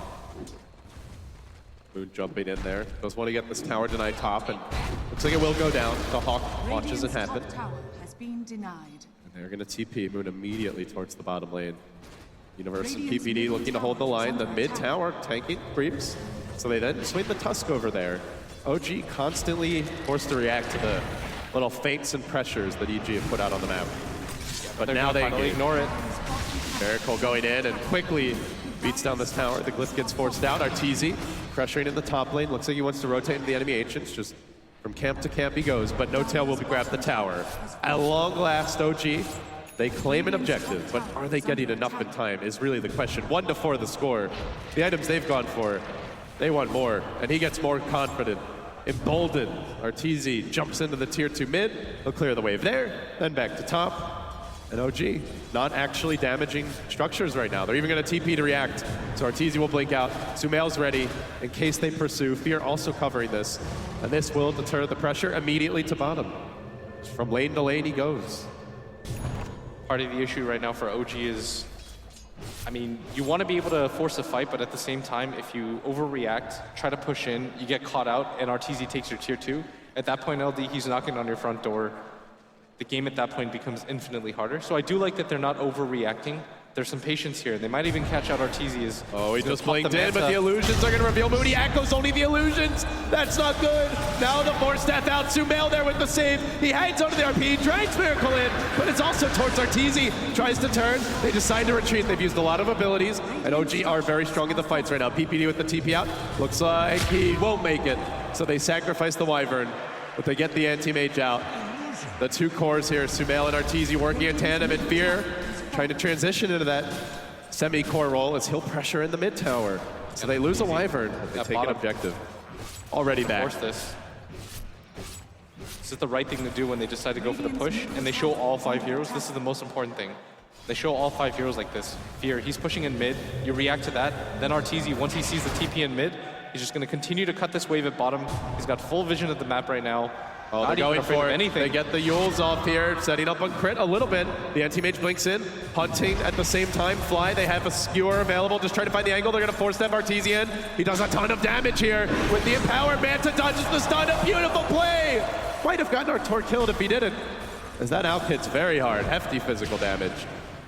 With the Chemical Rage and that Solar Crest popped, I don't think they're going to have a lot of opportunities to go for this. But look at top lane, the Beastmaster, the old man, he's taking over the anti-mage's job. He just pushes in that lane. The team TP's out, constantly dodging and frustrating. And Blitz, for me, the big thing is just how few kills there are this game. But mid lane, Moon trying to go on Arteezy, unfortunately doesn't have the Echo. They aren't getting the level of overall action that they're looking for. No, if it's not Arteezy split pushing them, it's going to be the Queen of Pain. If it's not the Queen of Pain, Ashu is bottom, it's going to be the Beastmaster. And this 4-position Beastmaster is called out on the Wyvern at the Dire Ancients. Moving on to PPD, embrace but dead. But that's okay at least, as PPD is tanking the ganks for the other heroes. Top lane, Fear though might not be so lucky, goes for the roar. Moon gonna shut that one down. Finally getting someone besides the Wyvern killed, but still they're not killing the Anti-Mage, the Magnus, or the Quap. And the farm continues on all 3 of these heroes. I think that's okay though. Just getting any amount of pickoffs is so huge right now for OG. Not just from the fact that they're getting some farm out of it, but they are starting to instill a little bit more fear on EG's side. And you can't just let them get away with that reckless of play. You can't just let one hero push here, one hero push here. You have to be able to get at least one of these heroes isolated out so they don't feel comfortable playing all 3 lanes. Jump in, big blink skewer back on the fly. They found one mid, Miracle going with the stun, but there's the haste rune. Just the stalling tactic as they're now going to Shadow Strike fly. Arteezy has the Manta and the Vlad's complete. If he finds isolated heroes, he can really punish. No BKBs as of yet on OG. They're very vulnerable to that Mana Void. Look at the amount of armor, though, that Arteezy loses when he's fighting in that smoke cloud, plus the acid spray. Yeah, he's got to be careful about that. And at bottom, he's pursuing out, just trying to force out the wave, though. Well, the Alchemist does find a kill on PPD. Again, the sacrifice of the Wyvern. Is it going to be rewarded? No Tail's actually blocked out, and the Force Staff misses, but he's got a different way to get out. It's called walking. Maybe if that wasn't there, man. Yeah, no, it's scary though, because the anti-mage with Empower hits so hard. You really have to be careful not to get on your own. You can pretty much solo anyone aside from the Alch right now. But Blitz at long last, they move into the pit. Yeah, Can EG contest? They have RP. They have the Hawk to give them vision if they can get it here in time. They're pretty scary around this Roshan, but it's also dropping quickly. Does EG want to go? Sumail throwing out the warning shot. The shockwave's there. The tombstone's on the high ground. Arteezy gonna let it go. EG decide they can win this through pure attrition. The fissure connects on Sumail. They're gonna land the Alk stun, but Sumail gets pushed back, retreats. Arteezy immediately on the mid. Sumail, skewer, sprints back. That's one fast Magnetor. A little bit more elusive than he looks. And immediately on the mid lane, the pressure mounts. They are gonna play this one out rat by rat. Radiant's middle tower is under You've attack. got to. I think maybe if they had everybody assembled immediately, they could have gone for the defense of the Roshan, but OG just has superior position. Plus, you don't have the best vision in that area, if you noticed. And you can't just go for the blind RP there. It's not that big of a target that you sacrifice that much map control if you lose that fight. And if you blow it, maybe they high ground you, but there's a roar on the mid lane as they try to engage on a Miracle. The curse is also available. just not Moon's going sitting down. back. Moon's waiting. He's gonna turn. Quickly dispenses with PPD. He could go on to Sumail here. Her skewers back over the high ground, but Miracle's waiting. He caught him off. All 8,000 MMR. Enough to bring him down. 2 dead, RP available. No buyback. There is a tier 2, but Anti-Mage split pushing the crap out of this game. The tier 2 will drop. Moon has the Echo, but they're gonna need a lot of follow-up if they want to get this kill. With the Alk back, they could maybe do it, but him being back means the push on mid is not very Radiant's top intimidating. tower is Yeah, under they're pinging mid right now, and No-Tail is invised up, but he's gonna show himself. But if Miracle shows himself at top, this might signal EG that they could get into a fight, especially with their Magnus respawning in 10 seconds, or 15 seconds. I think OG, once he's up, once he starts to get up, should be a little bit more cautious. A narrow miss here on that D ward in the Dire jungle. Arteezy, maybe this is enough to punish it. They've got the Echo. They need this one. They jump in. First stun. They've got the punch. Can they don't know lock if him they have down? the damage. Call down coming through, but he's so damn tanky. Sumail again. What a save by the Wonder Kid. He pulls him out. He's got the RP. It's on 2. Do they have the follow-up? Monopoint from the high ground. That ends the Aegis. It also takes out the Here comes Undying. Miracle. And now, round 2. Can they turn? The Aurora, no-tail, the quad bolt from Uni, a beautiful catch. But he jumps in, then the save from PPD. EG finessing this one beautifully and dodging everything that OG throws their way. Just incredible teamwork at a moment when a bad fight could cost them a lane of racks. OG had to commit so heavily to that, though. They used the Earthshaker Echo Slam in the hopes of locking down Arteezy. They did so momentarily, but these are the 3 heroes that you don't want to engage with him. You want to have the Alchemist there, if at all possible. The Gyrocopter just doesn't do enough physical damage either, and that's the Aegis blown. A lot of the map pressure is now alleviated. And EG, like you said, they just out-finessed OG there. The amount of Force Staffs they were able to use, the Cold Embrace on the Queen of Pain to save her at the last second, it was all there for them. You know, Puppy said there was the one draft in Nonyon where they picked Magnus. Misery didn't really hit too many big RPs. Oh, mid lane. Alk is going for Fear. He gets off the stun, and Fear's dead. So a quick takedown there. But he said, you know, in a lot of ways, they just want the Magnus for the Empower. This game, I feel like they almost just want the Magnus for the Force Staff at this point. Obviously, Sumail's done more, but it's been such a big item for them. His Force Staff RP, that sequence of events, and being able to skewer them right underneath the tier 3 tower set that up so easily for them. And being able to save Arteezy is so important. Now he almost has the butterfly completed, and this is the item that Top you need lane, to complete they're the making map. their jump on Universe here. He dropped the ult already. Now the Yules, the blink is going to be available. Enchant Totem not quite right, but Crit's still there. He's got the punch. Snowball on cooldown, they get the shards off, but while that's happening, Arteezy also found a kill in the bottom lane, taking down Fly. So it's a Queen of Pain for an Undying. Definitely a win for OG in that regard, but it is more gold into an already pretty fearsome Anti-Mage's hands. Yeah, at some point though, he is going to have to fight against that Alchemist who's an absolute monster. He's got that Shadow Blade. He's got another item flying in. It's going to be the Silver Edge. This is going to get rid of a lot of the tankiness of the AM. We saw in that jungle fight where they actually caught the AM off guards. They just couldn't break through that spell shield, but now they can. They're jumping in, there's the blink, RP, Skewer's gonna miss. That's okay, I'll leave that one for you, Artur. That gyro just got shredded. And meanwhile, there's a Necro 3 out now. I think picked up a couple of minutes ago by Fear, using it to deward his own jungle while he's up in the Radiant Woods. They even scout out some of these OG heroes. That's the map control you need to buy time for the split pushes. Moon has been locked onto. PPD doesn't have much mobility, gets up the fissure. And Quap rushing forward. But there's the blink out. And now the butterfly is online. This is where things get a little dicey. You mentioned the Alk's firepower, his physical damage, but doesn't have an MKB yet, Blitz. Yeah, this Alk and the anti-mage have left everybody else in the dust, which is a terrible sign right now for OG's Gyrocopter, who has just kind of stopped scaling. He's 7,000 net worth behind the anti-mage, and this is what we talked about. He just doesn't have the ability to farm that fast, so you need to put on the pressure. Bottom lane on to fly, another jump, another grab, an easy roar, and it's a kill. EG, it felt like this was what they wanted in game 2. Just spread the map and find the pickoffs. It's working with a different lineup here as Arteezy runs away. Fear able to TP himself out, but jukes into the trees. Again, the blink out, the blink forward, the self-stun. Shard's also missing. An anti-mage will dodge away. And I really like that he's respecting the damage of the Alchemist. He has to know that Miracle does have enough damage to kill him. He's got the attack speed, the minus armor, and most importantly, that silver edge. You don't want that item to connect on you if you're the AM. Miracle, though, he's pretty massive. He still has room to grow, too. Eventually, he will want to get the Abyssal Blade to be able to lock down the AM. And the MKB is definitely going to be a route that he looks into as well. So I guess at that point, you're getting rid of your Solar Crest and what, your SMY here? Do you drop the Silver Edge later on? I'm not sure, because with this build, if you decide to go that route with the Abyssal and turn yourself into a frontliner, you need the HP from items like the SNY, and you need the evasion. But at the same time, if you lose those two items, you wouldn't have to grab a BKB, I'd imagine. And the other issue for me is, even if he gets a BKB, he can be roared, he can be ulted by the Wyvern. There's also a Cold Embrace to protect the anti-mage through that physical damage. And you've got the Blink RP as well as the Force Staff out. This AM has so many defensive tools to back him up. It is very much a classic 4 Protect 1 draft. That's where, to me, Blitz, it's almost like either Moon or Crit have to have amazing follow-up to just lock down all these support heroes that EG have to protect the AM. Yeah, I think they can still do it. They're going to need the teamwork here to take EG down. This game is so close right now. Even the experience lead, which is something a little bit more reliable to look at in a game like this that features an Alchemist, is quite close. And both teams have the same idea, smoke and hunt.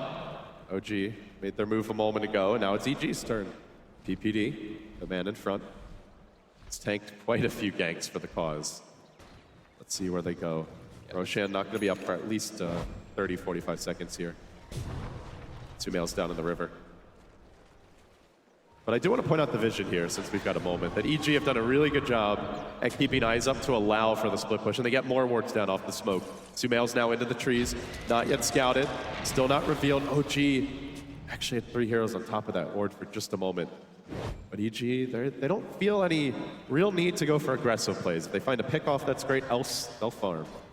The vision game from EG this game has been impeccable. You talk about the amount of farm that Arteezy has, but a large part of this is just because of how much ward vision that they've been able to establish. Like the fact that they have a ward all the way in the mid lane, it's almost like they've just kind of created this protective circle past the river. A little cocoon for Arteezy. Yeah. Uh-oh. At top, that cocoon could get punctured here in just a moment. Smacked once by the Alk, the stun. He doesn't have the Manta either. The Blink some cooldown, the Manta's also not available. And he gets look hacked how out fast into he the dies. MKB reveal. Miracle, he just got that MKB and he puts it right to work. Arteezy, without a Manta, without a Blink, is easy food for the Alk. That's got to be such a scary sign for EG, how quickly their AM died. And he doesn't have the best way to fight into Miracle either at this point.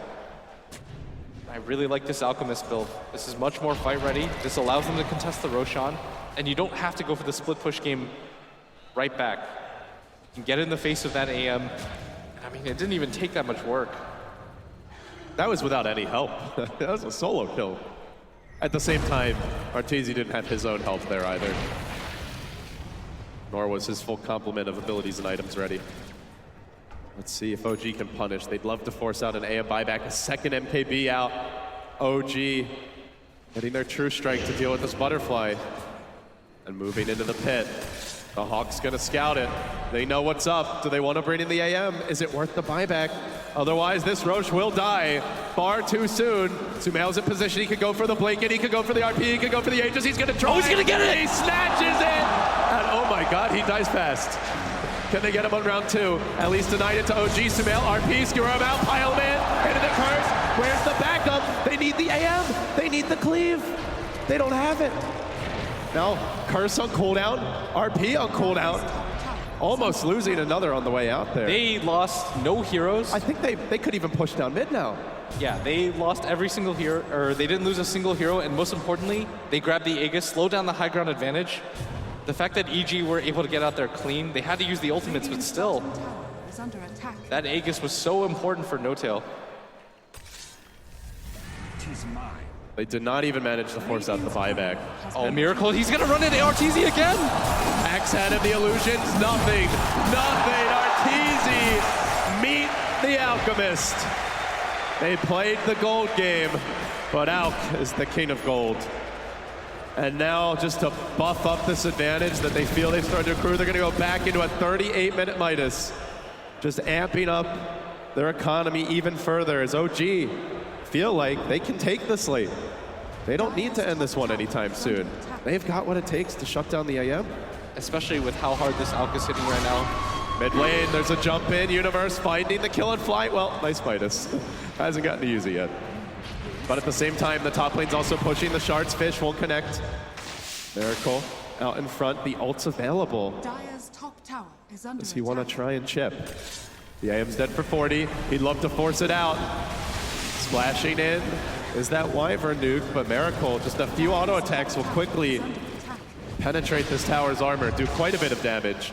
He heals up, he moves forward again, and now the Fissure, the Echo, they found the backliners to the south, they get them both! There's no buyback, there's no Wyvern, there's no Magnus! Anti-Mage can't do this alone, OG! They may have found their opening!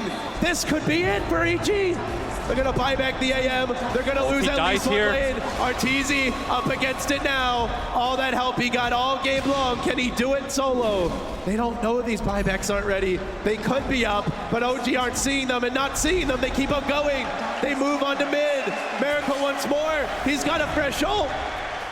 You can't afford to lose this second set of racks. At that point, the split push becomes almost pointless as OG, they can just focus all of their attention on this bottom lane. What a story this would be, OG. 2 lanes of racks. They can't get a third now because of the tier 2, but the crowd begins to pull for them even more. You can hear them nice and loud in the Mesa here in Frankfurt. They get now even more damage. A completed Moonshard gobbled up by the ever-growing Miracle. Just turning into a full-blown terror here. With one fell swoop, OG have seized all momentum, all advantage, all map control, and pressure down bottom. There's a jump in from Universe. It's on the fly. Probably the least important here to catch, but Miracle's looking to go. He tries to find PPD. Good embrace. Keeping himself alive. But if they lose 1 or 2 more heroes, this could just be the game right here, right now. There's 0 buybacks up on EG. The anti-mage is forced out. Nobody else having the gold. Meanwhile, 4 for OG. Of course, they don't know this, but they may suspect they're a bit short. Just judging by how many times they've died and how much gold OG has accrued. EG can't afford to lose anybody at this phase. There's a roar on Miracle mid, but can they actually kill him? They're gonna try everything for Miracle, but does end up dropping. Big kill there. He has the buyback. Does he want to come in? They need multiple kills here. Sumail is RP. Arteezy hunting Moon. The creeps aren't really pushing in. This is a great moment for EG to find those cleanups. 3 down. No buybacks. OG content to let the kills happen. They know the lanes are going their way, and immediately a calm reaction from Crit as a push in bottom. He has committed his TP scroll earlier, so he'll have to hide in the trees. But do EG get objectives off of this? Because else, OG will still hold a very heavy advantage. And they're getting a lot of control out of their heroes right now. Crit's about to finish up a Hex if he wants it. They've got to be careful. They were able to pop Miracle just as fast as Arteezy dies, and that's a really good sign, but still, Miracle's been the bane of Arteezy's existence. And with him dead, he's going to feel comfortable to go for the split push. Starting to build into the heart, realizes he needs just a little bit more HP to be able to deal with the burst physical damage that Alchemist provides. But Arteezy, You can't make any slip-ups anymore. With their buyback on cooldown for 4 minutes, any death at this point means the game. Even with a heart, I almost feel like the Alp can still solo him. Once he gets that basher, if that's the pickup next. But as you said, he just does not want to die anytime soon.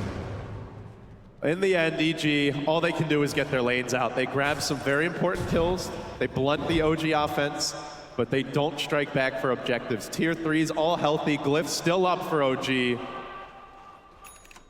They have cruised all the way from the B01s beginning in the lower bracket after a very tight group stage and find themselves up on EG. Close, but not quite there to winning the whole series and walking into the grand finals. They just need a little more. They've got the net worth lead that they need. A lot of their heroes have farmed. They've got the 2 racks advantage onto EG. All it takes is 1 slip up. You've got to play perfectly at this point if you're EG. When all you have is 1 racks, not a whole lot of buybacks on your team. And the only one that really matters, I feel, is Arteezy. They don't have a lot of physical damage without him. Meanwhile, Crit building up a big item of his own now. He's got the ultimate orb on the Tusk, so we'll see. Maybe a Scythe of Ice could be in the making for him if that's what he wants. Has it soon. Other item progression, we see Moon picking up his Perseverance. Last game it was a Lotus Orb. Could be the same thing this time around. So the rest of OG keeping up their farm. What do EG want to go for? Universe has grabbed the Shivas. PPD finally cobbles together a Blink, a huge item potentially. The heart's now up on Arteezy, and Fear, to go with his Necro 3, has a Blink and a gem that was picked up by PPD. Several getting the next items as they move on towards bottom, but Miracle and Viz, he's pushing out the wave. He does make it. The Shaker of Moon also retreating. Everybody able to escape, but EG are still hunting. They're gonna lead with the Necro 3 here. OG are smoked. This could get ugly for No Tail. He's down in an awkward position. That initial Boar Slow comes out. The Roar's there to follow it up. Are they going to commit a curse for this as well? There's the snowball save. Crit's looking to turn it. Miracle runs in. He gets the stun on Fear, but he's used up. He's kept out of the fight. Arteezy's going to try to lock him down. The Echo, though, hits Sumail. dying so fast. It hits Sumail on the charge through it. Arteezy gets chopped up. He's down for the count. No buyback for Hunter. Universe could be next. GG! OG, the green dream! The green dream prevails. They send the boys in blue packing, and they have a date with Team Secret in the best of 5 Frankfurt Major Grand Finals. This is the most unlikely lower bracket run in the history of Dota 2. This is so absurd. The amount of times they had their backs pressed against the wall, 1 game away from elimination against eHome, against Fnatic. They've done it again against EG. Unbelievable. Words can't describe this run. It is something the likes of which I have never seen, Dota 2 fans have never seen. But OG are not done yet. They've got a date with Secret. They'll have a moment to recoup and get ready. Then that best of 5 awaits. The grand finals are coming up soon. Thank you very much, LD. What a breathless series yet again. We've been treated to some fantastic matches all week long, and the lower bracket did not disappoint. Gents, fantastic achievement from OG. We mentioned it before. They've gone all the way through the lower bracket. Could they truly have believed even themselves on day 1 when they lose twice to Vega Squadron that they would be here playing in the grand final? It was definitely unlikely. Vega was one of the good teams coming into the tournament, so maybe they just said, all right, we're lower than we should be. Let's make a deep run.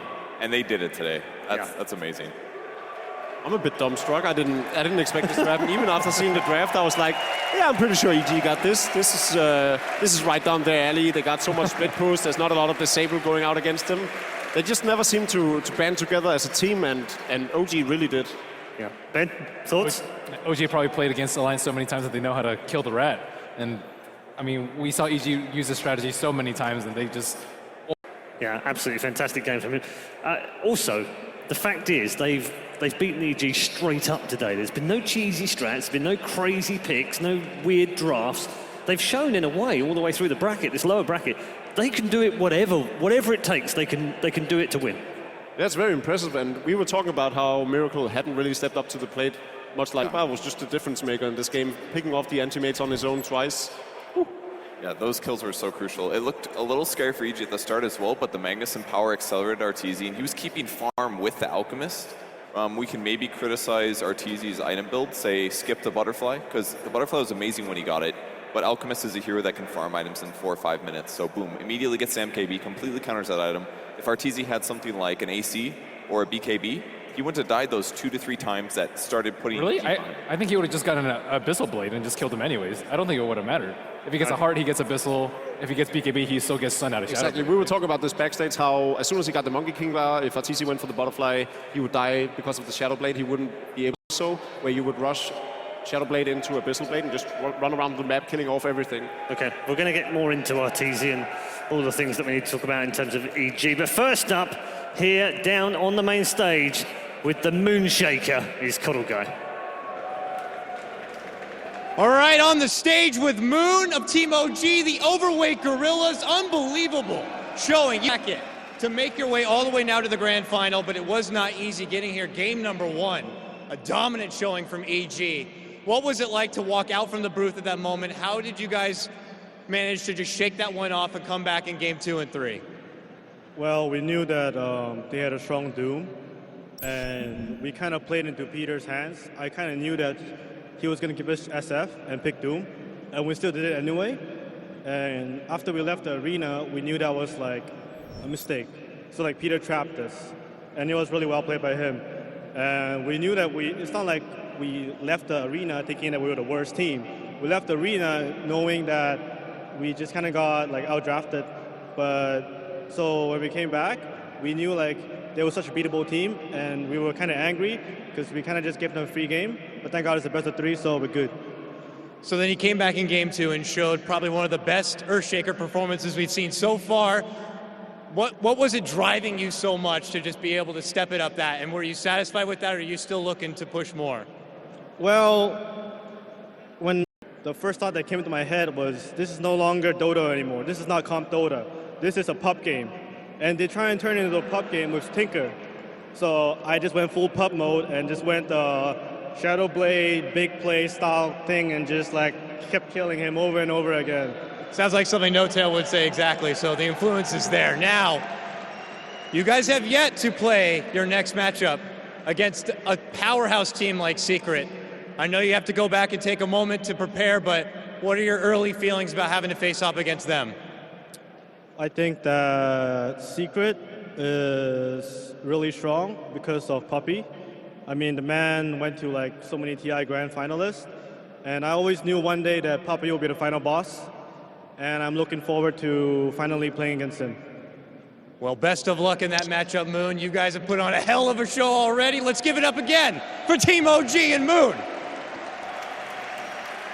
Plenty of support for OG in the arena. I can tell you the chills are in full effect today, and they go head-to-head with another very popular team. I think there's almost going to be a battle amongst the crowd noise between Team Secret and OG. That final is coming up this afternoon, so don't go anywhere. Malk, final thoughts on this particular game. We talked about EG maybe coming undone a little bit through some silly mistakes and some small mistakes that were critical to the game. I don't feel like EG really came together as a team the way we've seen them do so in the past. They weren't the team we saw up against Secret yesterday either. They were completely unraveled, but I think also I'm just so very impressed by OG, and as Perch was saying, they can play a multitude of strategies. They're not just cheeses. It's impressive. Yeah, I really like the way Miracle, earlier he was like the carry with the Shadow Fiend, then we saw him like full utility Alchemist, this time he was like the ganker Alchemist. That kid can play everything. Yeah, seemingly so. Perch, final thoughts? I just can't wait to watch the grand finals. Like OG, the dream story coming from lower bracket all the way to the finals is just amazing, and just to upset EG as well, something none of us predicted. Yeah, I don't think anyone could have predicted that. Yeah, I'm a bit embarrassed embarrassed by this right now, actually. Yeah. I feel bad about it. You do? You should. You feel ashamed of doubting your brethren. I pulled a Cinder and went against my own country. They're not letting Melt back into Denmark either. Thank you very much to all three of you, and we will, of course, be back fairly shortly. Next up is the grand finals. It's been a long time coming, but boy, are we thrilled to face off with Secret going head-to-head with EG. Before we head into the finals, though, Pyrion has been checking out what makes this tournament so special.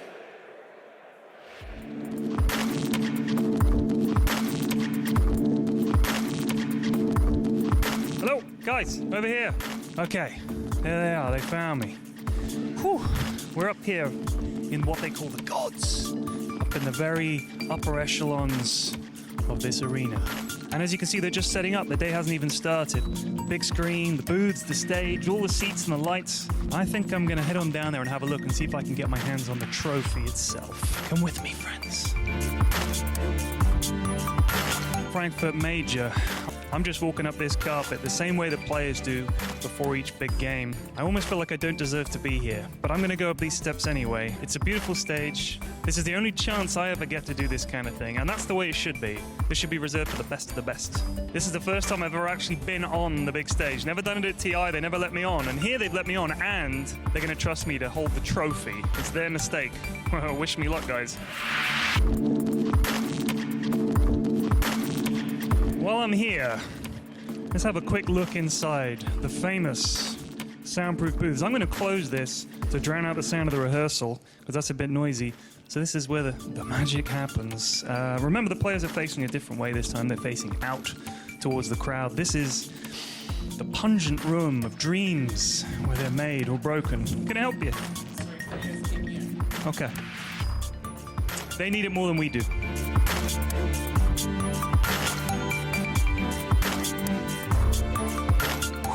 So this is it. This is the big Eagle Song trophy for the Frankfurt Major. Now, they wanted me to pick this up and hold it up and run off with it and stuff, but I think it needs to be treated with reverent respect. The next person, in my opinion, who should hold this trophy aloft should be the captain of the winning team. I don't want to sully it with my filthy 3K scrub hands. So I'm going to leave it in there and let the winner pick it up.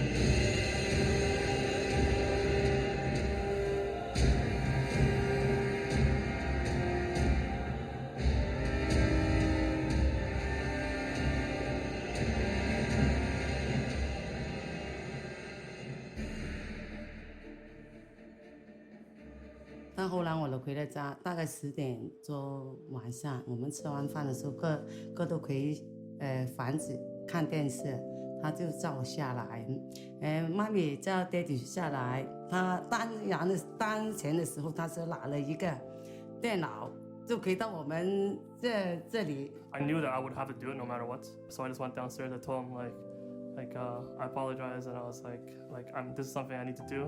他說：媽咪，我要學這樣，我要打遊戲。以為諗住去即係話，即係懶讀唔到書去打 game 咁樣，咁點知而家即係打完 game，我哋都即係做父母根本諗唔到會打 game 話會出名嘅。Oh, my mom was kind of going ballistic, and she threatened to kick me out of the house at one point, and she was like, "Yeah, you're not my son anymore." 咁佢媽咪好惡咁鬧佢啦，即係話又趕佢走咁啦。當然我不知道他這個人是誰，我不行，反正我一天到不讀書，我就說不行。佢媽咪嘅性格又係好硬頸嘅，變咗我做中間人咯，我唔夠膽出聲，就只能即係要對佢哋兩個睇點樣和解咁咯。If I fail and I try my best, then it's fine. If I succeed, then it's great. So I had to do it. He did talk to me about dropping out of college before. Jackie just one day came up to me and told me I'm going to drop out of school and go pro in Dota. I was concerned, for his future, and I guess there's a lot of people that want to do that. Every year when I meet students, I ask them, what do you want to do after high school? And it's relatively common to see a few students answer that they want to be professional gamers. He's the only one that I actually know that has actually gone on to do it. Can't exactly have advice about dropping out of school for Dota. I don't think a lot of people should do that, or almost anyone should really do that. When my friends found out that he was going to do this and he saw that whole entire thread on Team Liquid, they were pretty much saying that this kid's a joke, he's not gonna make it. I've always had a lot of doubters throughout my life, so I was kind of used to it. When you first meet Jackie Mao as a person, you might think of him as someone that's maybe a bit more rude. You won't really understand why, but if you really get to know him, it's just because he's trying to be completely honest with you. 以前小的时候就是这样的，读书的时候呢，就是他可能的性格呢比较直一点呢，所以呢朋友都不算太多。Friendships in Dota are kind of weird. I remember before TI4, I deleted RTZ. I messaged him on Skype. I was like, "I'm sorry, bro. I'm deleting you till after TI." I didn't talk to anyone till the after parties, because everyone's kind of like your enemy. So when you talk to them, you can't really talk to them about Dota, and which is the one thing that connected everyone together. 阿 Jackie 咧個性格咧就個人真係好老實，好直，同埋唔識即係我廣東話叫做轉彎，所以有時佢即係得罪人咧講咗人哋唔中意嘅話咧，請大家原諒。Dealing with people is very hard. It's very complicated. So you have to kind of understand when to talk a certain way. I think when it comes to teammates, you're going to team with a lot of different people that don't have the same sort of personality that you do. No one watches anime on my team, for example, except Pi and I. I feel like we will always have a bond because we all want to win. And we know we have to win together. So you can form a very close friendship through that. 现在呢，他跟人家说话的时候，我觉得好了一点点。以前呢，就是他不管你的，就说完话就马上就走了，就是这样的。但是现在也好了一点点，但是我觉得给我都是不是太满意了。他性格就比较直呢，就有什么就说什么，但是他的性格就比较好的。I want to play this game and live without regrets. I still can't say I've done that. I have a lot of things I feel like I can improve on myself. When I'm at my best and I see an enemy that plays better than me, or they do things that I think are amazing, I start smiling because I'm stealing that. Him as a person, when he's focused and when he wants something done, he puts 110% into it. He's always been really motivated for things that he wants to do. So if he is interested, then he'll try really, really hard. 那他打游戏的时候，我真的想不到原来是这样的。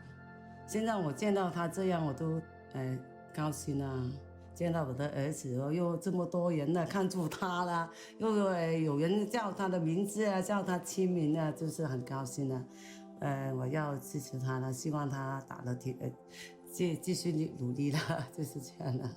People relate to me because I'm sure a lot of people consider like not exactly dropping out of school to pursue their goals, but doing something else that's not the social norm or not what your parents expect of you, not what your friends expect of you, but what you expect of yourself, and fighting for that with everything you have.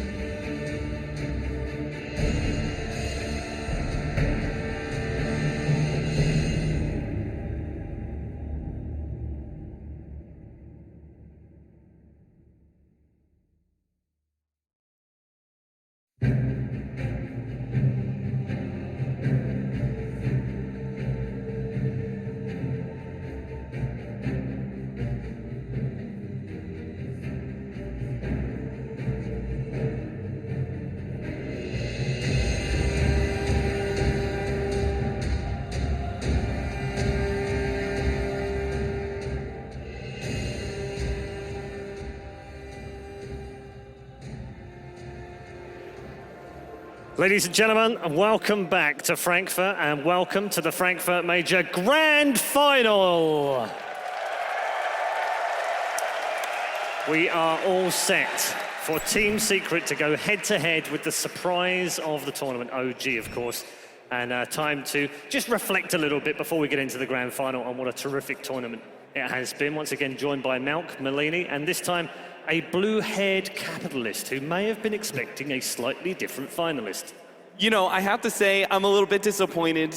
At the same time, I couldn't be more hyped. I mean, watching OG make it through the losers bracket going this far, I'm on board, man. Okay. OG, I was like, 4th, 5th, they have surpassed my wildest expectations. Yeah. So the blue hair was supposed to be green? It's supposed to be green. Okay. That makes more sense. Looks dark on camera. You think this is bleed blue? No. This is dream green, baby. This is dream green. Okay, Ben, we're looking forward to the final, but let's just reflect a little bit on what a great tournament it's been. We've seen some fantastic matches all the way through. Yeah, I think this is the deepest we've seen a lower bracket team come. It is a record. Yeah, so I think it's already very impressive in itself. Yeah. And of course, we had to say farewell to the 14 other teams, sadly. And hopefully, I think it'll be a good fresh kick for a lot of the other teams, EG included, but also most of the Chinese teams who we expected to go a little bit further. Yeah, talk about the Chinese teams a little bit, Jacob. We're expecting them to bounce back. We have this equilibrium in Dota over the years where they have a good year, they have a bad year, they have a good year, they have a bad year. Yeah, I fully expect them to bounce back. I think the key part here was that they didn't come together as a team. I don't think we saw a lot of the Chinese teams really perform the way we've come to expect from that country. Their strategies were a bit lackluster. The one that made it the furthest was through eHome. Yeah, eHome were through strategies that were surprising and with picks that were at times questionable, but when it came together, it all worked out. And I really appreciated that. That was beautiful for the versatility of the tournament and all the picks. But it also goes to show that they need to have this ace in the hole when they can't get the team play and the strategies together. They just didn't really embrace the meta game, and I don't think they've been performing at the same level that some of these Western teams have. It's interesting that we should talk about China at this particular moment. They are in a little bit of disarray, and maybe we've got some good news for them. Before we get into the grand final, Valve would like to let everyone know where and when the next major will be held. So, with lots of excitement, I'd like to announce that the next major for Dota 2 will be in Shanghai. The Shanghai major by Perfect World from the Mercedes-Benz Arena in Shanghai from March the 2nd to the 6th, 2016. We look forward to that. It's going to be terrific. Going to China for the next major. Excited? You could have warned us, Paul. Now I'm like, ooh, all tingly inside. I've got a sneaky feeling you probably do. I love it. I mean, I actually haven't been to China yet. I was in Taiwan at one point for a tournament, but I've never really gotten to be able to go over to the east again, past Taiwan, and I'm really looking forward to perhaps going to that major. But I think that it's going to be perhaps a little bit more motivation for the Chinese team to clean up their act. I mean, there's so much talent there, but just didn't show it here. Yeah, I mean, yeah, it's quite a good point that Kat makes in that the Euros have done quite well this time over here in Europe. Do we expect the Chinese to be even more a force to be reckoned with back in their home? It's also a home court advantage. We didn't hear we had heard some cheers for eHome, but CDEC, LGD, like I guess Vici a little bit too. But the crowd has just been all going for OG and Secret. So I don't even know which fans we have more of here. We'll find out. It's bound to be very, very good indeed. Always top-notch fans down in China as well. So we'll look forward to that in March. But now we're going to turn our attention to the grand final, a team who have come the hardest road and the longest road. We're going to concentrate on OG to start with. And actually, let's take a look at some of the highlights as well from their previous game, of course, their third game against Evil Geniuses. And Jacob, whilst you weren't surprised so much about them, there was still an element of surprise about the fact that they've taken out Evil Geniuses. I mean, we all said Evil Geniuses just based off merits and credentials. It is surprising that OG went as deep as they did, because Evil Geniuses are who they are.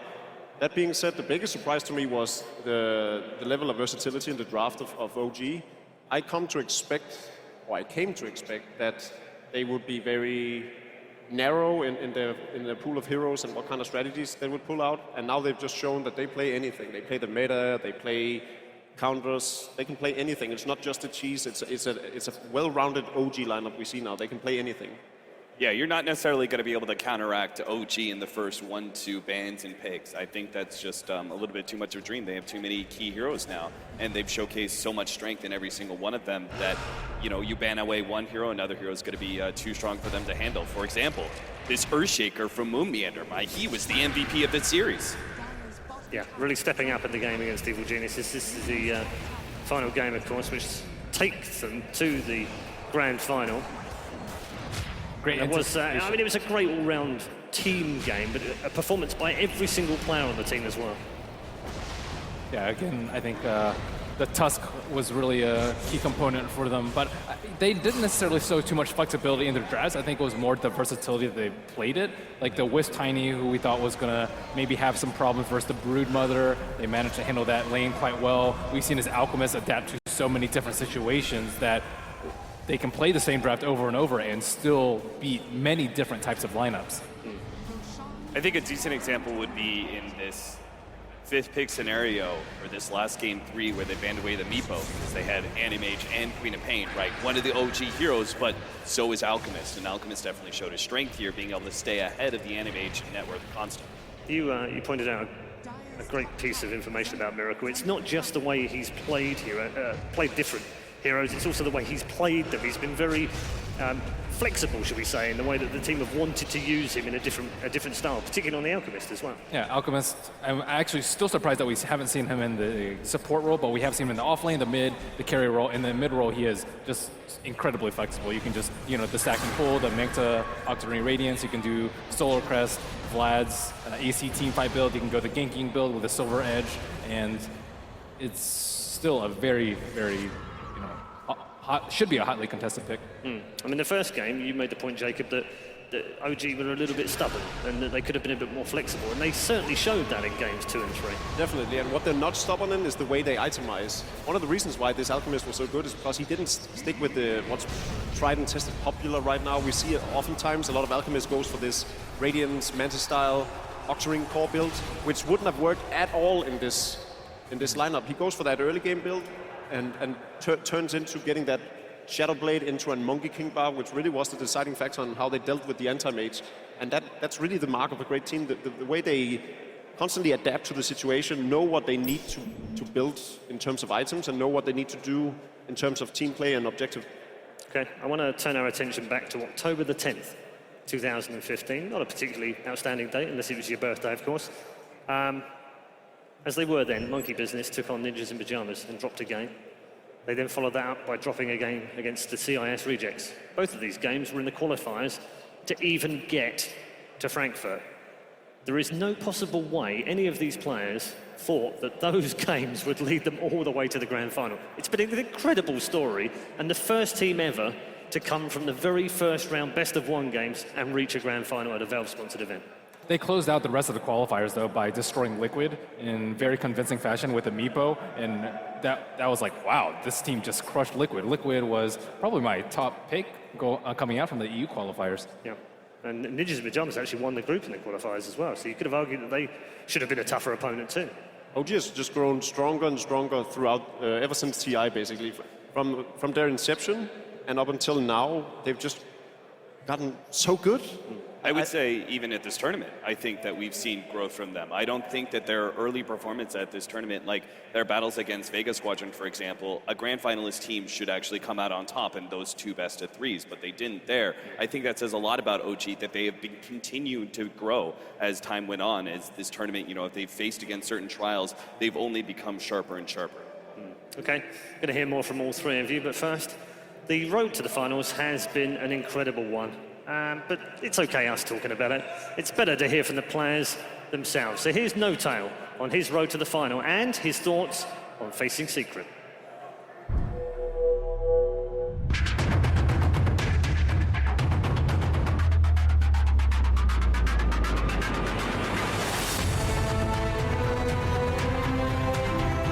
Being in the final feels really good. I feel like we already achieved a lot, but we want to try to make it to our full potential and take our very first, but also my very first big tournament victory.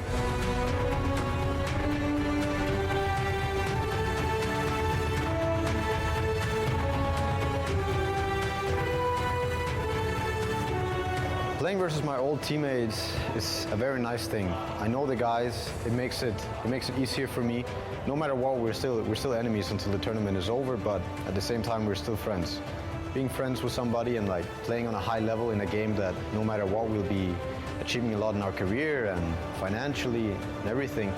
It's very relieving and it's a very nice feeling. The only thing I could ever say to Team Secret is that may the best team win.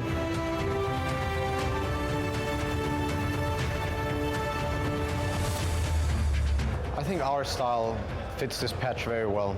I think overall we're one of the most versatile teams. I believe this is also why Secret is so successful, because they're very versatile in many ways. I like to think that if another patch would hit and the game would change, we would be able to adapt. But I know that this patch suits us well, and I feel like we're figuring each other out, but also figuring the patch out. I'm excited to play the final. I'm excited to win my first big tournament. I'm excited to play some of the best Dota I've ever played and some of the most important games in my life, if not the most important ever in my life. I'm really looking forward to it no matter what the outcome is, and I just want to see what we're at when we're at our best potential.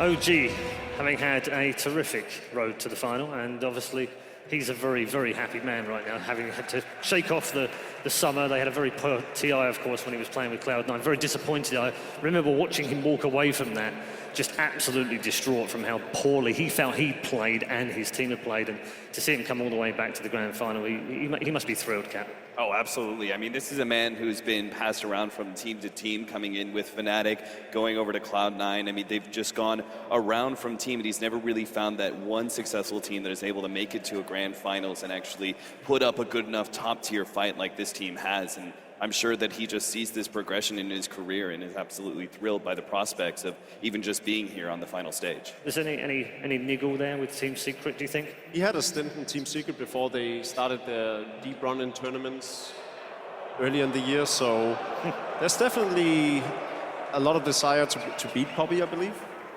I would have, at least.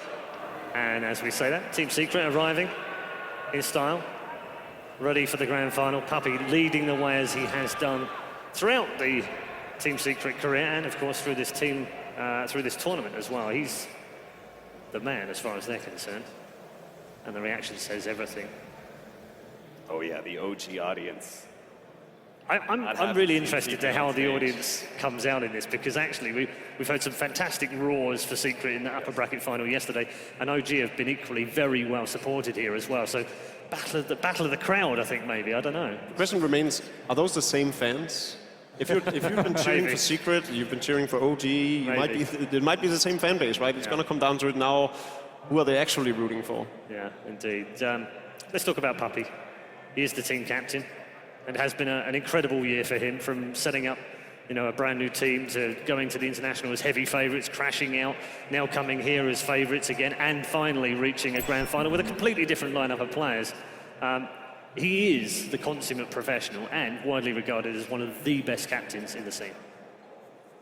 I think the fact that he was able to take some of these more amateur players like Weehaw and put them in a position where they're really able to shine. I think that, there's a lot of talk about Puppy, being able to rein in certain players, a lot of jokes about Eternal Envy in that regard, but I think that the biggest thing is actually Weehaw and how he's been able to utilize this amateur talent who did see professional play on a team called Balkan Bears, wasn't successful at all in that regard, and was able to utilize that, that kind of raw gem, shine it to a perfection, and now we see him on the final stage as well. Yeah, definitely rubbed off some of those edges as well.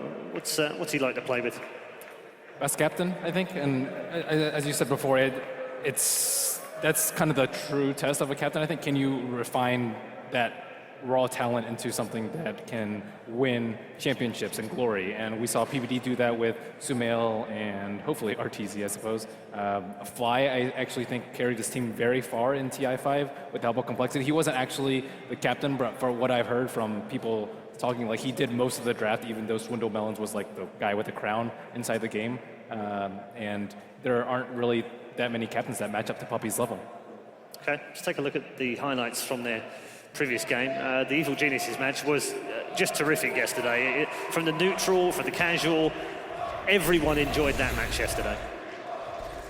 I mean, this was the best game of the year. The score here as well, so close. Constantly high-level plays coming out from both teams. Keep exchanging kills. When one team wins a fight, the other one turns it right around and wins the next one, up until the point where we just have these two Divine Rapiers. And how often do we even get to see, let alone one Divine Rapier, but two? An insane all-in by Envy that definitely paid off. Yeah, that game. Well, where does that stack in your favourite game list, Cap? Is that one that you put in the top 5? Oh, for sure. I think that definitely ranks up with many of the games that we've seen. There was a recent Vici game that was very insane as well, but going all the way back to, the TI3 Alliance versus Na'Vi, it ranks up there in just the high levels of play and tension. I mean, Envy just did so many things in that last fight, though. Like, when he died with the Aegis, he used a Sleight of Fist to get a lot of damage out. He baited them out with a Remnant. He blinked back, but on top of that, he got the BKB from the chicken and popped it. There was so much pressure on him with 2 Rapiers, and he delivered far above expectations. In so many tournaments throughout the year, throughout his entire career, Envy has always been, either loved or hated. But in this particular tournament, you can't put a finger on his play. He's come out absolutely big for his team in every game they've played. His Ember Spirit has been performing as one of the best Ember Spirits I've ever seen. And the question is, can Miracle or Notel actually step up to that kind of level of carry play? We may have seen some of that in our previous game against Evil Geniuses, because obviously coming through that lower bracket, no one expected him to come up. Do you think that makes a difference now for Puppy in terms of the way he's going to draft, the way he's thinking about it? It's a different opponent than perhaps he expected to play? I think if you had asked any of the captains, PPD, Puppy, everyone else, what they expected from OG this morning, it was that they were very easy to predict. Then you saw them play up against EG, and it became a lot less predictable. It's funny to hear No Tail say that he feels like they're one of the most versatile teams, because oftentimes I think a lot of the other teams would regard them as one of the least versatile teams outside of their cheesy picks, so to speak. So hearing him say that and seeing how much confidence they've had throughout the tournament and believing in themselves makes me think that they have everything it takes to take down a championship. Okay. We do, of course, have the thoughts of Puppy, as ever, on his road to the grand finals. They've had a very interesting run, perhaps not as hard as OG, but still, they've had some fantastic games along the way.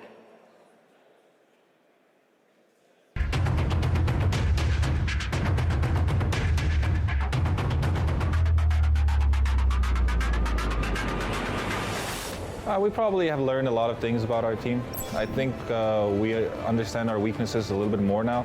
Each tournament we understand our weaknesses. And I think in this tournament, it's like we make definitely more mistakes than any other tournament we've ever played. And we're gonna settle it probably. Like we're gonna just get better. Well, Envy's Ember is pretty much like it is in his personality. And when he wants to go with Divine Rapiers, I'm totally fine with it, because it's the way to play sometimes. And in those games, it kind of showed that he needed himself to put on a position where it's now or never, all in pretty much. And those things work. And I'm glad that Envy can pull that stuff out, because that takes a lot of responsibility and a lot of confidence. OG, yeah, I've had Johan on my team, I had Tal on my team. I feel like I have a lot of respect for Tal, because the way that he actually made Complexity play really good. And, you know, Johan, Big Daddy, you know, we're bros still, you know. Let's see a good game.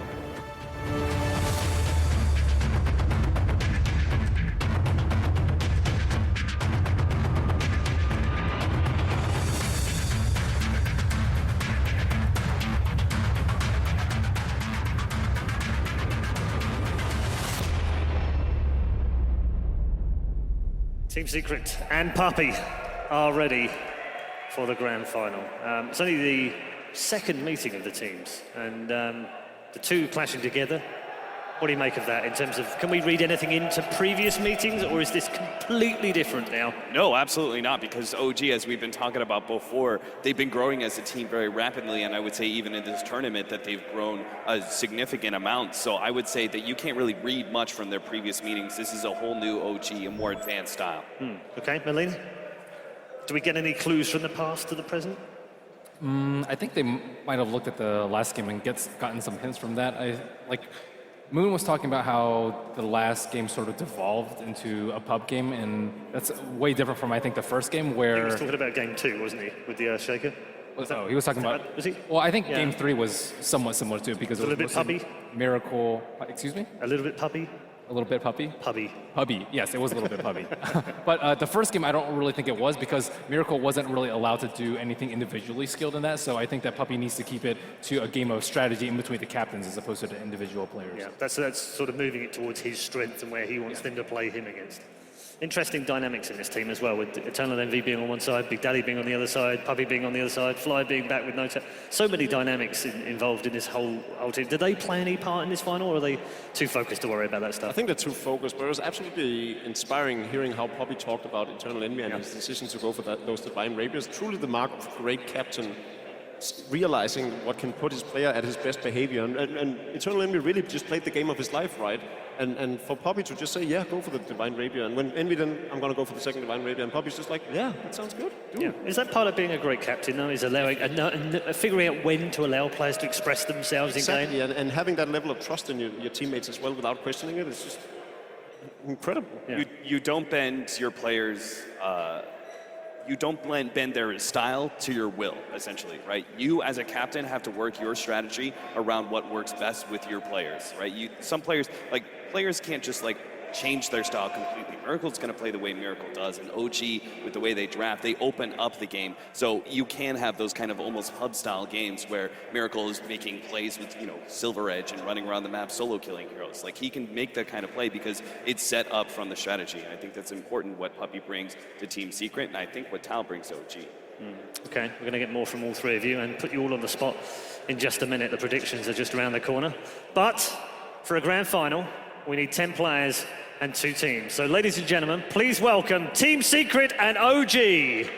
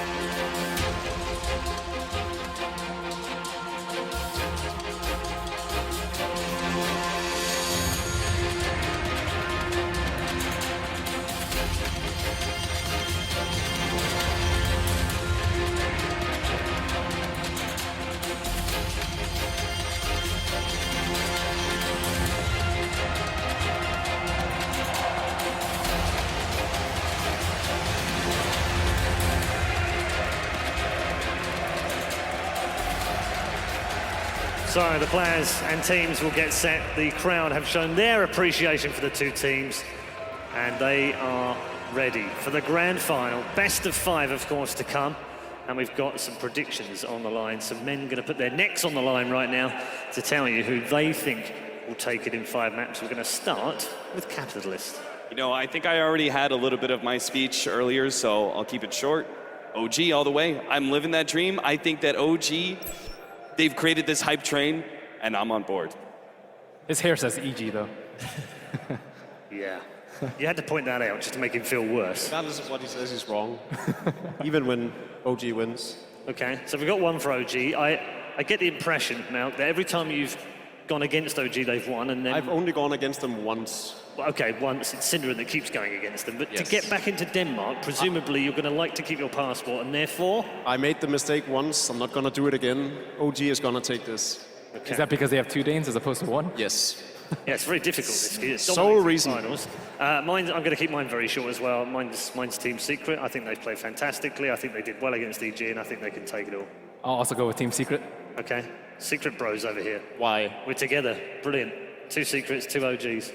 Similar to EG. I mean, same reasons we gave for OG, or same reasons we gave for EG. They're more experienced. I think Puppy's been, in the spotlight and more championships than Tal, and I think the draft is going to swing in Puppy's favor. In many ways, these are both relatively inexperienced teams. I mean, Yeah, led by experienced that's actually players. super but surprising to me. They've got lots of lack of experience in the team. We have 16,000 MMR points in the middle lane alone. 16,000. That's a new. So- That's all you need to know. 5 Jacobs? At least 8. I got enough. Good enough for all of us. 3 Jacobs. Wow. Don't be so generous. Wow, that's very nasty of you. I thought you were going to be nice to Mount today as well. Nevertheless, we're getting ready for the first draft, so let's talk about potential picks and bans and where we think this might go. We've talked about Puppy's great drafting as well throughout the tournament. Needs another set of great drafts to take out an OG team who seemingly have got a lot of flexibility in their draft. I think one of the biggest things that I saw from OG in the draft, that if you're able to ban away a couple of the heroes, I think that Winter Wyvern is actually an incredibly good support against OG because it helps lock down. It's decently good versus the Alchemist. It's a decent counter as well to the Meepo. I think that support in the 1-2 is a priority for Secret because of OG's playstyle. Jake? Yeah, I keep trailing back to Slaughter and how significant that hero was going into the tournament and how it's just being completely ignored now at this stage of the tournament, which is still weird to me, and I can't help but expect that we're going to see a change in that throughout this series. Okay, so in a similar vein to EG, Secret also respect the Tiny, the Wisp rather, so the Wisp Tiny combo can't be pulled out by OG again. A lot of respect for that. I think the Tusk might be more important than the two heroes that you guys listed, just because I think that Secret likes to play more organized team fights, whereas OG likes to cause a lot more chaos with, like, Winter Wyvern starting off fights with even Arctic Burn. I think that the speed of which the ganks happen with Tusk and the angles just make things a little bit too crazy for Secret to want to deal with. Okay, the SF has gone as well as Doom. I think that's exactly the same three as we saw in the game against EG for OG. OG has played the most games in this tournament, giving the run through the lower bracket, and just having played a series up against EG, they've had to give away a lot of information that Poppy has been picking up on, and I think, there's a lot. Great Slaughter pick. There's a lot to take from how PPD drafted against him, and he can take all the strengths that PPD showed in the draft and use that to his advantage against OG. Because I really feel like EG, it was their play that decided the game, much more so than their draft. Or their lack of good play. Well, at least OG picked up a bit of information. Don't give Eternal Envy Empire Spirit. They ban that one away alongside the Doom. They'll pick up the Winter Wyvern against the Slardar, and there's the Tusk. There are three heroes we mentioned. Team Secret's turn to pick. So now there's still two really good supports for Secret if they want to go for the Dazzle or the Bane. I think if not, OG will likely get one in the second phase or ban it out. I prefer seeing the Bane just because I still think overall it's a much better hero than the Dazzle is. Statistically, even more so. The Dazzle, it's good. It also depends on what Poppy has in mind for the actual strategy. I just feel like whenever we see them play the Bane, it's almost a guaranteed win. 5 seconds remaining. Which is easy to say about a team that's coming from the winner bracket, of course. Doesn't Dazzle open up more strategy to them, though? Team Secret's turn to ban. Okay. I guess so. So the highlight die Tiny. So they're on Radiant, which is pretty important when having the potential support Tiny from Highlight Eye. Does it work on Dire? I was talking about it. I think it might be potentially possible, but it's going to be much harder on Dire's side, even if it is. I think you have to eat a tree and then you can do it. Yeah, it'd be some weird scenario. But yes, Radiant side, Tiny. Team Secret going back to this strategy once again. It seems like none of the other teams, I expected the first time that they revealed this support Tiny, that it was going to be shut out a little bit better. Perhaps the enemy team would go for a 5-man excursion, block out that hard camp, preventing the pull. There is the chance that it's not a mid-Tiny. Yeah. I like the combination with Tiny and Slardar too, because sometimes Misery doesn't get anything out of the off lane, and instead they just throw the Slardar onto the mid laner, especially if it's a weak hero like the SF. So OG have to be careful about their mid choice. Team Secret, I think, banning away the teamfight heroes, so obviously the Undying, which goes well with the Tusk, but I would look towards, I don't know, how do you feel about Gyrocopter? It works well with the OG lineup, but you already have the Slardar on the side of Team Secret, which I think is and right now OG has a lot of confidence in their Gyrocopter as well, right? They just come off 2 wins with it, is in combination with the Tusk, so it makes a lot of sense for them to go that direction. But if Wind Ranger's left in the pool, Team Secret could just pick up a Weehaw Wind Ranger, have that combined with the Slardar, and I think that's a completely antagonistic scenario for a Gyrocopter. I don't think you ever want to be in a game like that. Team Secret's turn to ban. Not entirely sure why. If he bans out another support, such as the Shadow Priest, for instance, I'm not completely on board with that, just because OG, from what we've just seen, played the Winter Wyvern and the Tusk as their supports, and they're more likely to, with this current pool, pick up a Earthshaker or a Darkseer for Moon Meander. So the need to ban out the additional supports for Secret isn't really there compared to banning out potential cheese. See, this is what I like, banning out the Alchemist, banning out Miracle Heroes. So do you think they should have not banned the Undying? I don't think it was necessary. Probably just precautionary in case we...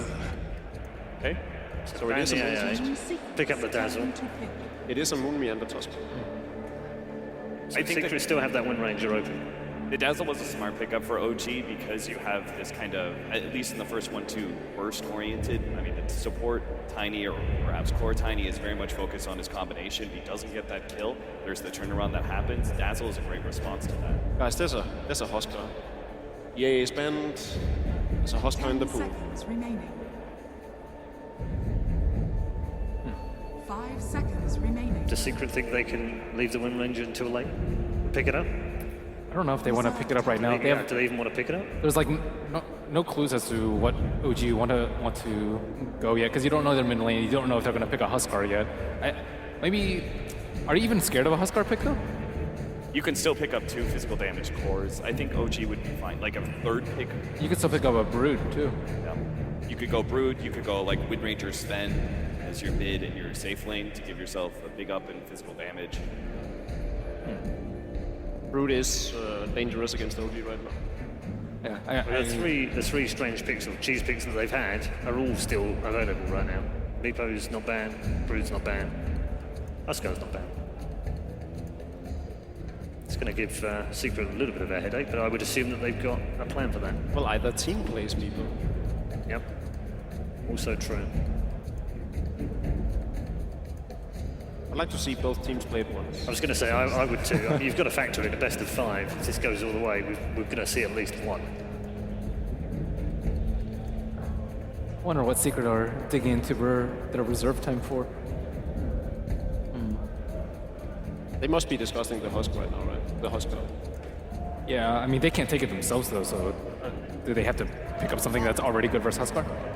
Shadow Shaman, I think they might go in the direction of a push strategy in case they pick up the Huskar. Imagine following up with the legendary Chen of Poppy, and then potentially, a Brood or a Dragonite. We have seen a Puppy Chen here this week, in fact. OG don't have bad spam against a push lineup with the Winter Wyvern Splendid Blast, the Ice Shards. They continue down that line, get like the Wind Ranger, I think 5 seconds. it would still be okay versus a push, but Shadow Shaman's definitely been seeing an increase in priority. It used to be the Lion that was favored as sort of like the 5th pick support. It's good for removing single creep waves, but when they come in with heroes that can, like, for instance, with Chen creeps and Rasta wards, it gets a lot more difficult. High ground would be a heavy commitment though. If you don't have a creep wave and you throw down Serpent Wards and your heroes on their front line as well, you've got Tosca especially, I think, is quite good in those scenarios where a team has to make commitment to a Rax, and then there's no retreat from the Ice Shards that blocks them out. Yeah, exactly. What Tusk is really good at is capturing that one frontline hero when you go high ground, pick him off as a straggler and shut out his team with the Ice Shard. I mean, even then, I think this lineup is very potent for skirmishes too. Like the amplified damage combined with Shadow Shaman wards is already really good. Shadow Shaman, I think, has very good disables versus the Tusk. Oh yeah, definitely.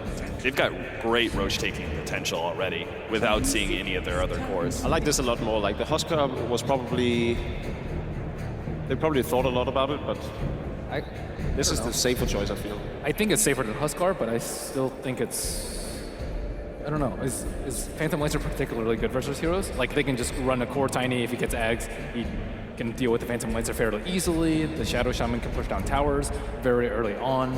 They don't have the Darkseer to enhance his mobility, enhance his damage. Of the carries we've seen no-tail play, I think it's one of the better ones. I think Gyrocopter was too susceptible to just be torn apart by amplified damage, Tiny blink and initiate. All the disabled. I mean, that's what they have Grave and Snowball and Cold Embrace for, right? I think they can pick a hero that actually has less escapes because of that. But this also means, we talked about it early on in the draft, they can still run a carry Tiny, right? And carry Tiny is actually quite good versus Phantom Lancer. This gives more incentive, right? Rather than the support Tiny, who wouldn't be able to pick up his Blink Dagger fast enough, would be far enough behind in farm, his physical damage wouldn't really threaten the PL. Do we look now for a Pylai Dai support hero? 5 seconds remaining. A Bounty Hunter, maybe? Team Secret's turn to ban. Meepo Pan. I think a Bounty Hunter would really put Team Secret ahead in terms of fighting, and these are two teams who love to fight.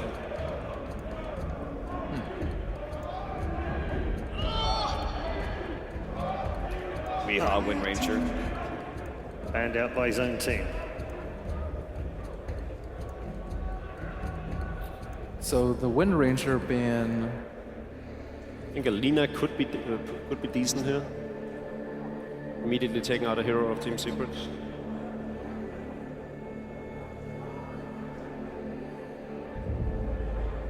Front line is sort of lackluster though. 10 seconds remaining. Yeah, they pretty much have the Tusk and then the response from their two defensive heroes. Remaining. So Red Eye, a big tempo controller. Red Eye likes the Invoker.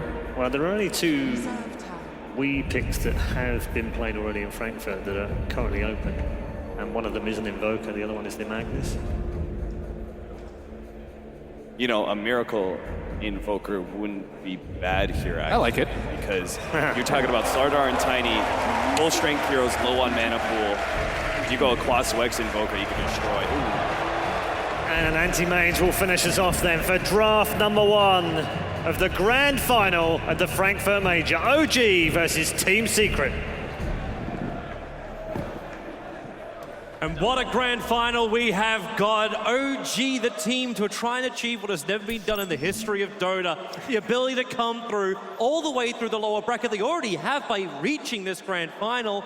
And if they can win it all, that's going to be a very tough ask for anyone. Even CDEC couldn't achieve that after they came through the wildcard at TI, but up against Secret. While they might have come second over in New York, you'll be seeing the winning really dark here in suddenly. Nanyang. You'll also be seeing winning everywhere else. Team Secret, they are a huge favorite coming into this, but can the underdogs win? Can OG Dota bring down the Titans? I definitely think they've shown so many good games now. I personally placed OG top 8. They've surprised me time and time again. I've considered them the underdogs in their last 3 matchups. They've come through every single time. This is a best of 5. It's a different type of series, of course. So it is. Who does that really favor? It's difficult to say right now. Well, let's get it underway. Team Secret versus OG, your grand final. Live here in Frankfurt, the first ever major. Who will be crowned the champion? And who will nice have to Danish settle for all second? chat. I like it. The Danish spirit is definitely alive. Of course, Canada is the real winner, no matter what happens.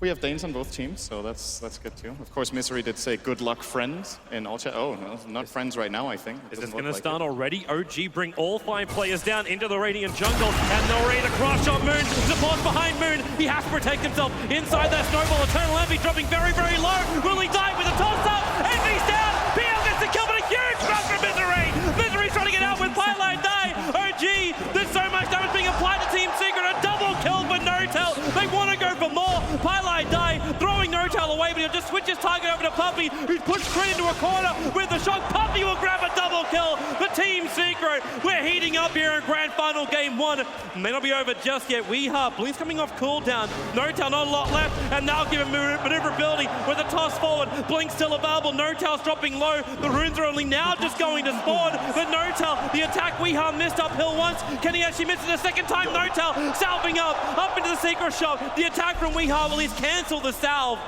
Now they'll back it out. The bounty rune will be given over to Weeha. This will give him his level 2 and 5 kills before the cockerel crows. Welcome to the finals. Incredible level 1 fight. That looked so good for OG because they got a fantastic Shadow Wave out from Fly. If that doesn't do that much damage and healing at the same time, OG get run over in that fight. But still, they get first blood. They trade 3 for 2. It's a pretty even exchange overall.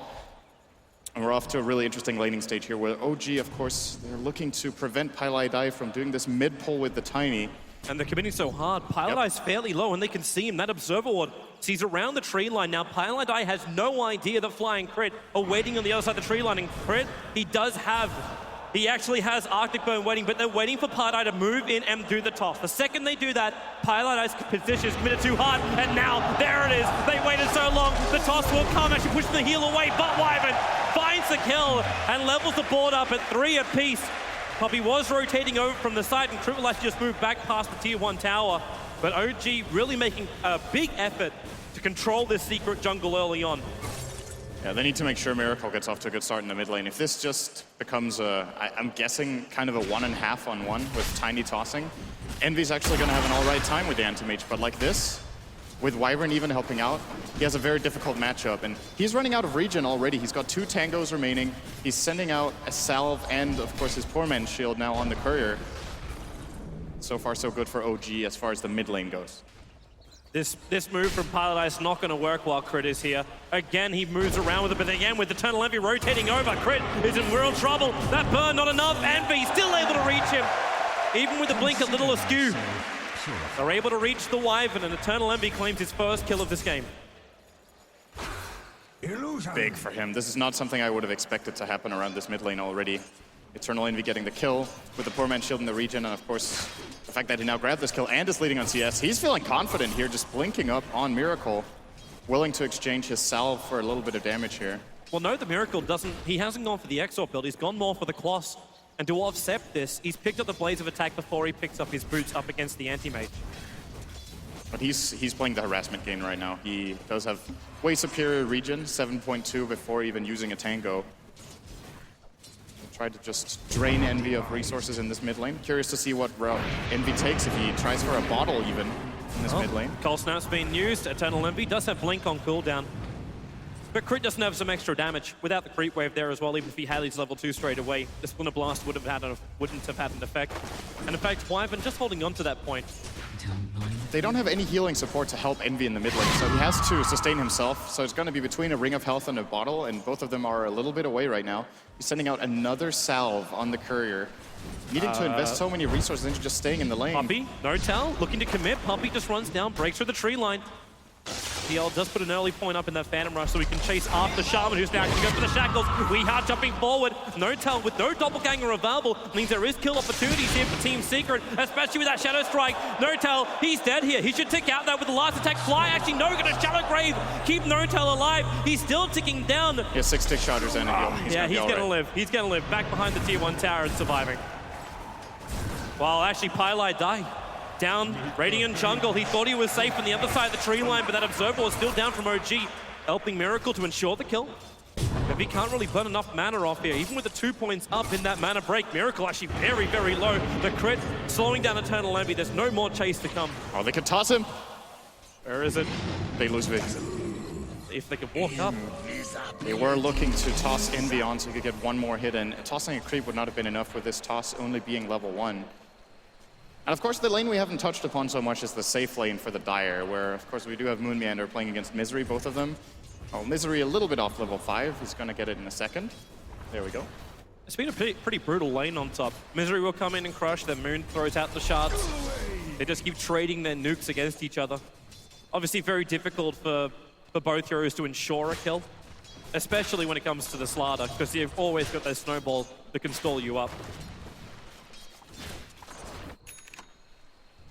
Here are the Tranquils. So he's going to regen up here, and maybe this is a potential kill on the top lane, not too far from here for Secret if they will get this level 6 on Misery soon. But at the same time, you could say for OG, Moon Meander winning the lane right now, being level 6 earlier, has his 10 CS advantage on the Slardar. They're already getting a rotate with him. Yep. PL's got enough mana through those stick charges that he can throw a lance only. Yeah. That's enough, though. With a snowball in from Moon with a shard he damage. He doesn't have mana for his entire combo on the Tusk, though. No Mango on him anymore. But he can at least still do the snowball and shards with the Phantom Lens combined. That up against a Slardar with Tranquils and full life, or almost full life, it would be a tall order. Weeha's also now rotating. Does it underneath the Dire Observer Ward, so Miracle now knows that they're switching up the mid lane. This will give space now for Eternal Envy to farm on the bottom lane. understanding the PL has disappeared, so there's a little bit less pressure on the anti-mage of Envy.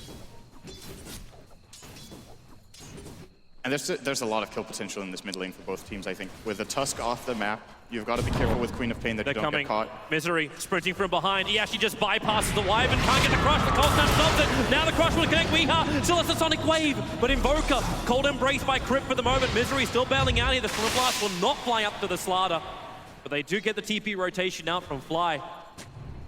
You start to see the damage of a high maneuverability Splatter. They might have actually been able to kill that Slaughter if they didn't Cold Embrace. Miracle still had his Tornado and I think EMP available for a turnaround, but they played it safe with crit. Worried about the potential physical damage that could fly out there, and of course the Sonic Wave might have been the right choice in that situation. Okay, so if you're OG right now, you understand the laning phase. It's been fairly even. There's little between these two teams at the moment. Do you try and shut down Envy? We've seen what he has done for Team Secret time and time again. Is this when you move the Tusker off? Do you rotate down? Do you try and kill him off? Or are you more concerned about what's coming out from this Queen of Pain and Slaughter? I think if you're just looking at the state of this game right now and how it's going to develop over the next 15 minutes, trading no-tail farm for Envies, I don't think is the way to go for OG. The Phantom Lancer, if you go back a couple of months, Phantom Lancer was a very popular pick. The two main counter picks were, as a matter of fact, Ember Spirit and Anti-Mage, because they get the cleave and they kill off the illusions very fast. They're heroes that can keep up or surpass him in farm, especially the AM. So OG, I would be looking to put some pressure on Envy if they can, but the problem is their lineup actually isn't very good at killing the AM. It was the last pick from Secret, and I think they made the perfect choice for this particular game with that AM. Note the Pylite die, taking an Observer Ward in, already plants one over on the Roche Pit. So they're keeping tabs on OG where their movements are. At the same time, Secret also pinged out that dire Observer Ward, which foiled the attack of Secret, because Misery was trying to just like run himself behind Miracle once again. Try what they did previously. But with that vision, it's too easy for Fly just to sit behind Miracle and make sure this Invoker stays alive. Also note too that Miracle is going for more of a combat build with these phase roots as well as a bit like an urn for the Invoker. Does this mean you almost bypass the Hand of Mice looking for kills? Good pressure on Pylite. He missed the NATO though, and it's still enough. Yeah, it is. However, support rotating in, that shock, Miracle and Fly, that is split up Misery, gonna miss the crush, but Eternal Envy will arrive. Miracle, the Shallow Grave's there from Fly, they're holding on that Mana Void for now, with the shards actually locking him in and keeping him in place. Misery will control Moon the Ender for the first time, now as Weeha throws out the Sonic Wave, he'll end up dying, but Envy, with a Mana Void spill, catches another kill, a double for him, chasing after Fly as well. This blinks off cooldown in 2 seconds now, 1 second time, now off cooldown. Can he get in front of Fly? Probably wants to attack once, then blink forward to ensure the death blow. And a triple kill for Eternal Envy, 4 to his name, after having that very early death. That's gotta be so concerning for OG. They take a bad exchange, and 3 kills going on Envy is gonna secure him Treads and the Perseverance already minute 9. So he's now on top of the net worth chart. The exchange here, so Miracle now with this urn that you mentioned will of course have way better solo kill potential, can combo it with his Cold Snap to trigger that and prevent a hero like Eternal Envy from blinking pretty well. He needs to make use of it. There's a lot of pressure, in my opinion, on Miracle in this game to perform because they can't really utilize the PL against the Radiant lineup Misery, very well. bottom lane, they're running in the snowball. Misery can turn for a double crush. There goes Shatasso. Misery dying so quickly when Fly arrives with that burst heal. And now Weeha's in trouble. 2 seconds for Blink, and 2 seconds is too long. The Winter Wyvern will find the kill as OG turn it on Secret underneath their own tier 1 tower. Well, in the mid lane, Miracle still pressuring Pi, and Secret's choice now to give the tiny levels, I think, is the way to go. You want multiple ways of dealing with the PL illusions, and of course, really good magic damage against the Cold Embrace. If there's one thing OG's lineup is really good at dealing with right now, it's physical damage. They obviously counterpick the Slardar by getting both Cold Embrace and Weave and Shallow Grave mid lane. Yeah, there's your attack, Puppey. He went instantly for the Hex. Miracle's still gonna hit that Tornado. Not sure if Puppey will end up surviving with that urn ticking him down. He'll give a Revenger, and Puppey, he doesn't survive. The Invoke will reach him. Miracle so far forward with a Shallow Grave allows him to TP out to safety.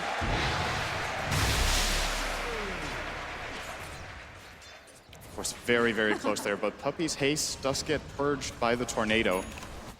That allows Miracle to get that last attack, and the urn was actually not enough. Puppey was salving through it. Oh, top lane, Misery's in trouble. Yeah, with that snowball in, the Shards won't lock him in position, however. Misery, again, a reactive crush a little bit too late. OG I don't know if just he could do it harass him faster. down. He's worried. Like, Misery died when he was only about 800 gold away from completing his Blink Dagger. That was the death on the bottom lane, and now he's continuously dying, and this Blink keeps getting delayed.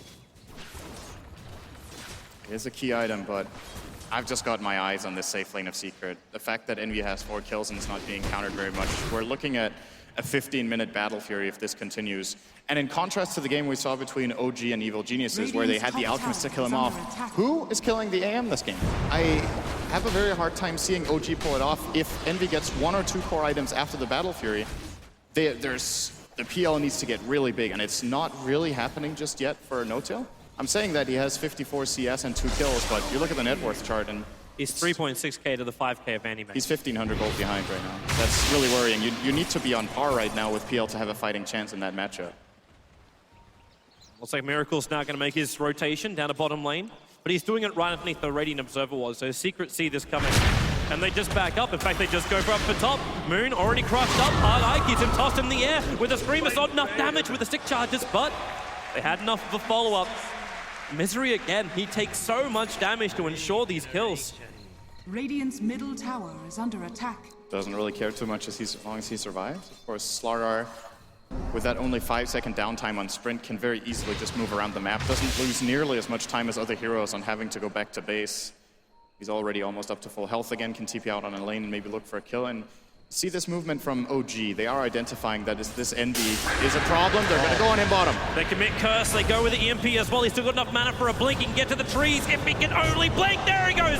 Back behind the trees. Misses the tornado and the urn will time out. Miracle will end up dying. Envy so low again. And Misery wants to punish. He's moving forward towards Crypt. The amplification's up. No-Tail going to try and create a buffer between himself as well as the Wyvern and Team Secret. Snowball chasing up Slaughter once again. He should be able to get this crush off. Oh no, yeah he does, but he's already down to fly. OG, they do get 1 kill for the Invoker, but they don't get the big one. They don't get Envy. That tornado was so close from Miracle, but Envy blinked all the way into the corner, and he's basically blind guessing there. Now at the same time, Puppey realizes, okay, you guys have just TP'd down 2 or 3 heroes to help in the bottom lane. He's almost going to take this tier 1 tower top. Crit doing what he can here. He can't do this for long though. If Puppey comes in and just ether shocks him, Crit loses almost all of his life. And Puppey's tanking the towers so he can get some damage out. And he feels pretty safe doing this. He knows he has Envy on backup. He knows all those TPs came to the bottom lane. And now he might actually just see Envy going in. Crit came forward, feeling like he might have had an opportunity. There's not enough mana burn for Envy to get the kill with the mana board, even if it is level 2. As Crit falls down, he breaks the tree line, and Envy moves forward. He can blink forward, 2 attacks. What else have we got? We've got the, well, okay. Crit, there's your mana void. 38 life. Back to the tower. Cold embrace himself up, keeps himself protected for now, and Envy will be forced to retreat. As OG, they're preparing also on bottom lane. Miracle's coming in behind. He gets the tornado down towards Pylai Die with the EMP. Miracle right behind it as Pylai Die. Can he reach the tower in time with the avalanche? That time is being created, but he's ticking down from the urn. Can't get one more attack in from Miracle to ensure that kill. And it's now down to Weeha. Battling against Moon Meander, the Dazzle Weave will give them the vision back behind the tower, scouting out Misery and Weeha as well as stripping their armor away. Weeha down for the count. Misery sprints himself away. He can't afford to die. He's just over 2k gold. He needs to keep this Blink Dagger money, but unfortunately he can't spend any of it. Miracle with the Cold Snap. Tornado still available. The Shards won't lock Misery in, but the Cold Snap, he'll die from the Tornado fall. As OG find another kill and yet again delay this initiation of the Slaughter. But meanwhile, on the ranch, Eternal Envy farming up and almost completed a Battle Fury. Right, he needs this camp plus 1 more. So the 15 minutes, pretty much spot on here. Very good timing for him, of course, in this game. But OG got about as much out of that as they could. Really good rotation of their heroes. Great weave cast there from Fly, giving them the vision and information they needed. Being able to dive behind the tower and find those kills. And Weeha in this game, he needs levels on Blink. It's really the cooldown that's getting him killed right now. He's died 3 times, and he always gets the first blink off, and then they just run him down with all of this good catch they have with the Snowball, the Invoker Tornado, of course long-range Wyvern, and even the PL with the Phantom Rush. It's very easy for them to catch up as long as they have the vision. Something Secret have got to be a little bit worried about. But I still think they have some leeway, right? It's like OG are doing everything they need to do And I'm still sitting with this feeling this is just a classic AM game. So they need to keep this pressure up, find more of these kills to be able to deal with him later on. Just need the items that allow them to do this. This PL hiding in the tree line for now. I like how Secret are also, they're noticing where OG want to attack next. So if you want to keep the pressure up, where are you going to do it? More than likely, you want to attack that tier 2 tower in the bottom lane and try and take over the Animage's jungle. But then Secret just playing a very defensive observer what they want to tell and Good dodge. Double bounty rune for Miracle. AM blinking forward. Miracle has to go for the Yules. You have another blink on Envy. Not while he's getting cold snapped up. All the mana is lost, but Paladai is still going to be here. You've got the Hex, meantime, a little bit further down the river where Fly dies the Mass Overmore. So Shallow Grave will keep him alive, but Miracle with a Sonic Wave. Envy actually having his spree ended by the Invoker. So something good coming out here from OG, but Pylite die. He might be lost as well. It's a 2-for-1 trade-off. Fly still fighting. And now OG even get to farm up the Mass Surfmores, just sitting in the river. Weeha's trying to get himself out of here. He'll walk past Notel, Puppey with a shock of the Scream combo. Notel taking too much damage, a little too greedy to try and grab that farm. And now is Puppey, who gets almost 705 gold, but he also gets sharded up. The snowball coming forward. Puppey, where's your mana? He's got 2 one-shots. That won't be enough. Maybe a denial to the Ancients, but a needle attack him to bring him over. Now they start fighting, and he is denied up to the Ancients. Weeha, he's got no support, but he's still jumping forward, looking for the Courier. Now the Shadow Strike onto the Tusker. Misery, he has the Blink Dagger up. Moon, he's got to be careful about jumping in. The Tornado is flying in. Misery blinks away. The Tornado catching out Weeha. He'll drop to the ground and dying very quickly after.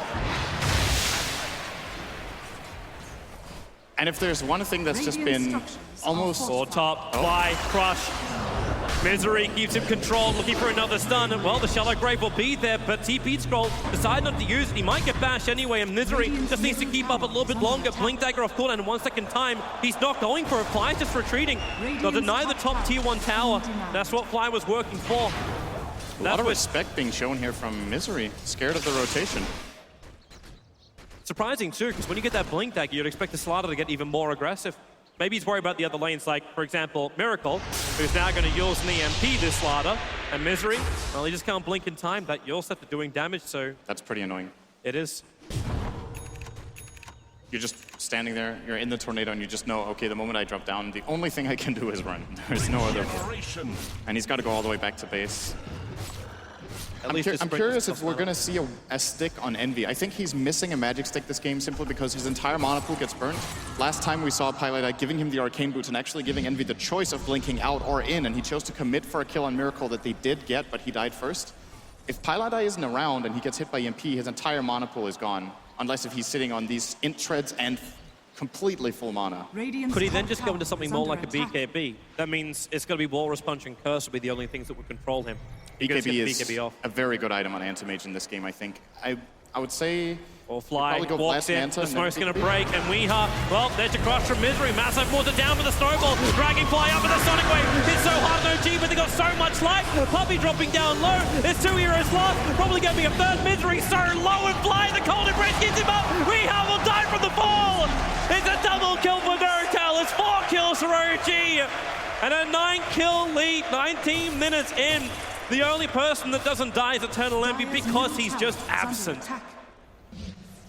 And it's been really fascinating for me how during the entire main event of this tournament, apart from that, there's been like 1 or 2 games, mainly the last game EG played in the tournament, where teams are kind of avoiding fights. They almost constantly are going at each other. Right now we have a 31-kill game at 19 minutes in.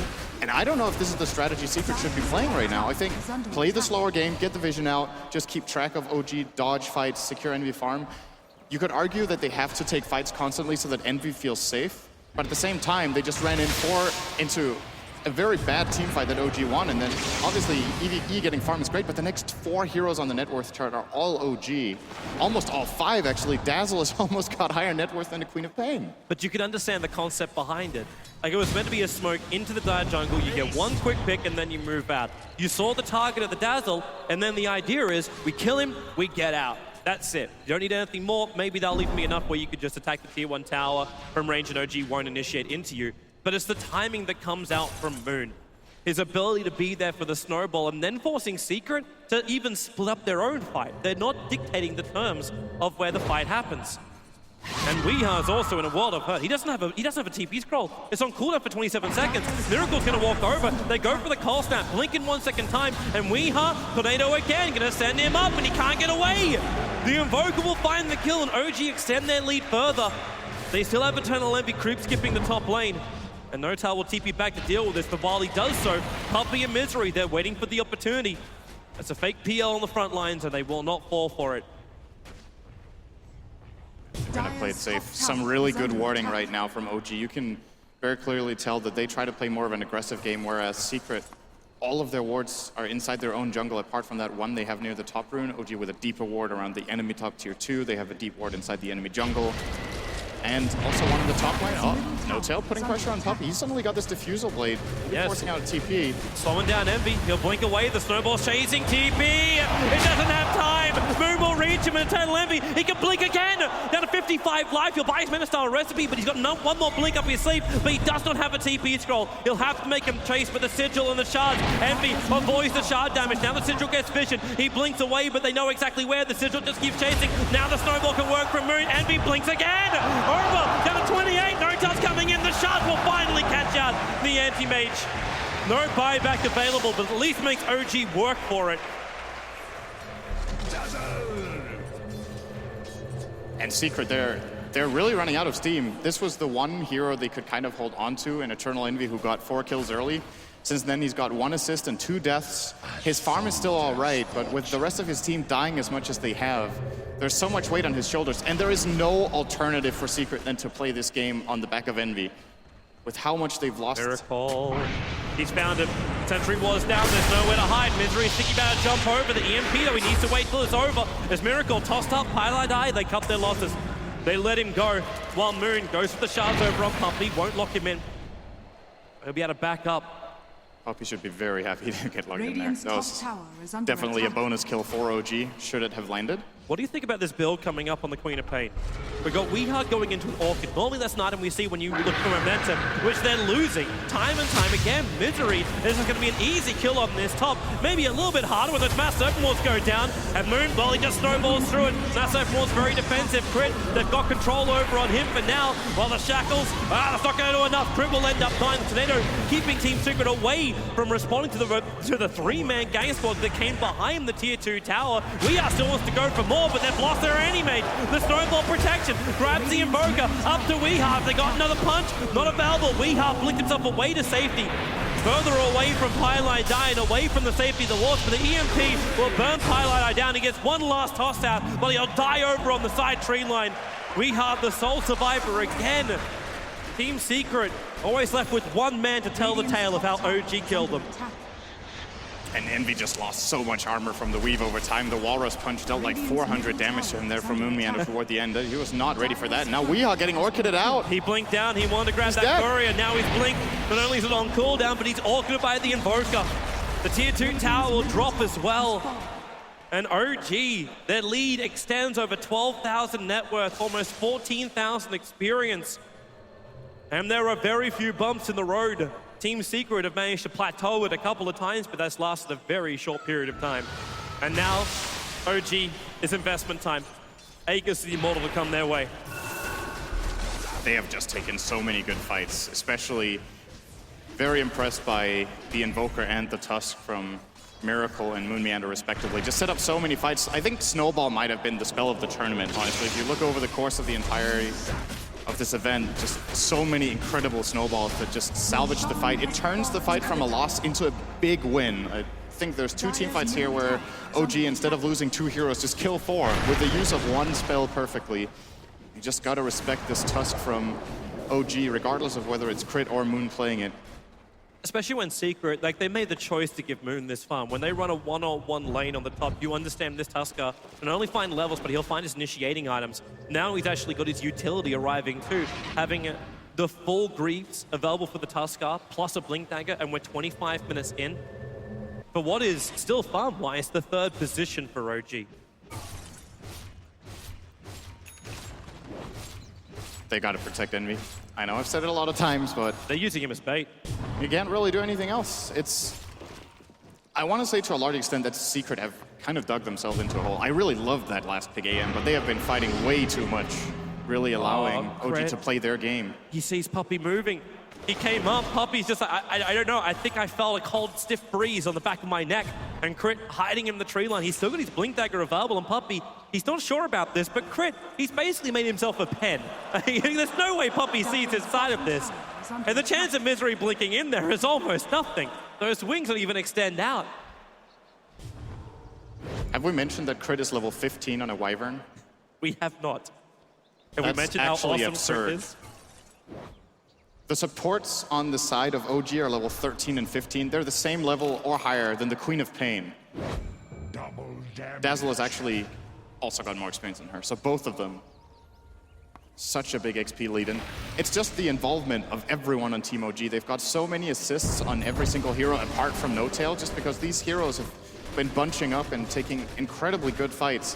Now the Manta style finally comes out from Envy. With a 15-minute Battle Fury, he's not satisfied with taking 11 minutes to farm up a Manta without a Vlad's along the way. You've got one as well for No-Tail. Fly was just carrying the recipe for a while. That's actually what Envy pinged out previously. He pinged the Dazzle with that item on him. They're neck and neck on farm right now. The AM and the PL have the exact same net worth. You go back 10 minutes, Envy was ahead by 2,500 and a battle. Middle lane, they're going on Puppey. That avalanche buys a little bit of space, but Puppey will still die to the Orchid. There's nothing that can save him from this. So another kill coming the way of the Miracle Invoker. And he's getting even more. And Puppey, at least he spent his money before death, almost finishing this Yule Scepter of his. I think the next step for OG is to get a gem and just counter all the wards. I'm a little bit surprised they haven't bought one yet, considering how far ahead they are. Fly will have the money for it in a moment. Actually, do they have a gem? They just counter 2 wards, or did those wards expire? It looks like there's no gem. There's no gem on OG. They just expired. So actually, they do have one. It's sitting back in the fountain at the moment. All right, so they do. Yeah, they have one. Yeah, so they got rid of it. Bottom lane, the attack is coming from OG into the tier 3 towers. They move forward, see Pylai die.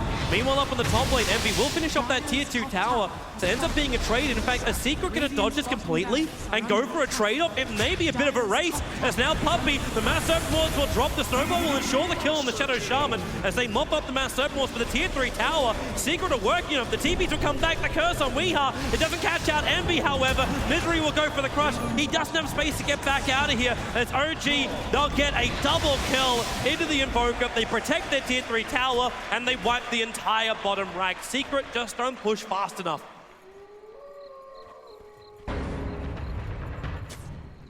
Is Moon coming back in? He's coming back in. He's looking at Pylai die. Pylai feeling he's got all the space in the ball to farm, and with nice. the Dazzle heal. That's just such a good read from OG that they can get that kill. He blinked forward. He's blinked into Moon as well as Fly. The Shadow Wave's there, but he'll blink up, but Moon's still with him. Walrus punches in 2 seconds time. Envy trying to fight this one, but Moon losing his man. The Mana Voice are enough. He got the Greaves off in time, and Envy still doing some work. The Shackle's keeping Fly out. There's no Shadow Grave available. Now it's back up as well, so heal from Fly, but Puppey, this may be the fight to end it. The Sunstrike even coming in looking for the pop, and well, it doesn't get close enough, but it doesn't matter. OG, they have taken control of the Team Secret base. No Tiny, no Shaman, Envy's not ready to fight, and they'll probably even lose the mid-ranks at this rate. Yeah, this game is pretty much over right now. They can't defend these barracks whatsoever, and I don't even think they can defend top if there are 5 heroes remaining. In the situation Secret are in, 5-on-5s are unwinnable, and they have no options to split push and force back OG right now with the current position. Oh well, they do have a tier 2 tower top. I guess that's their saving grace for now.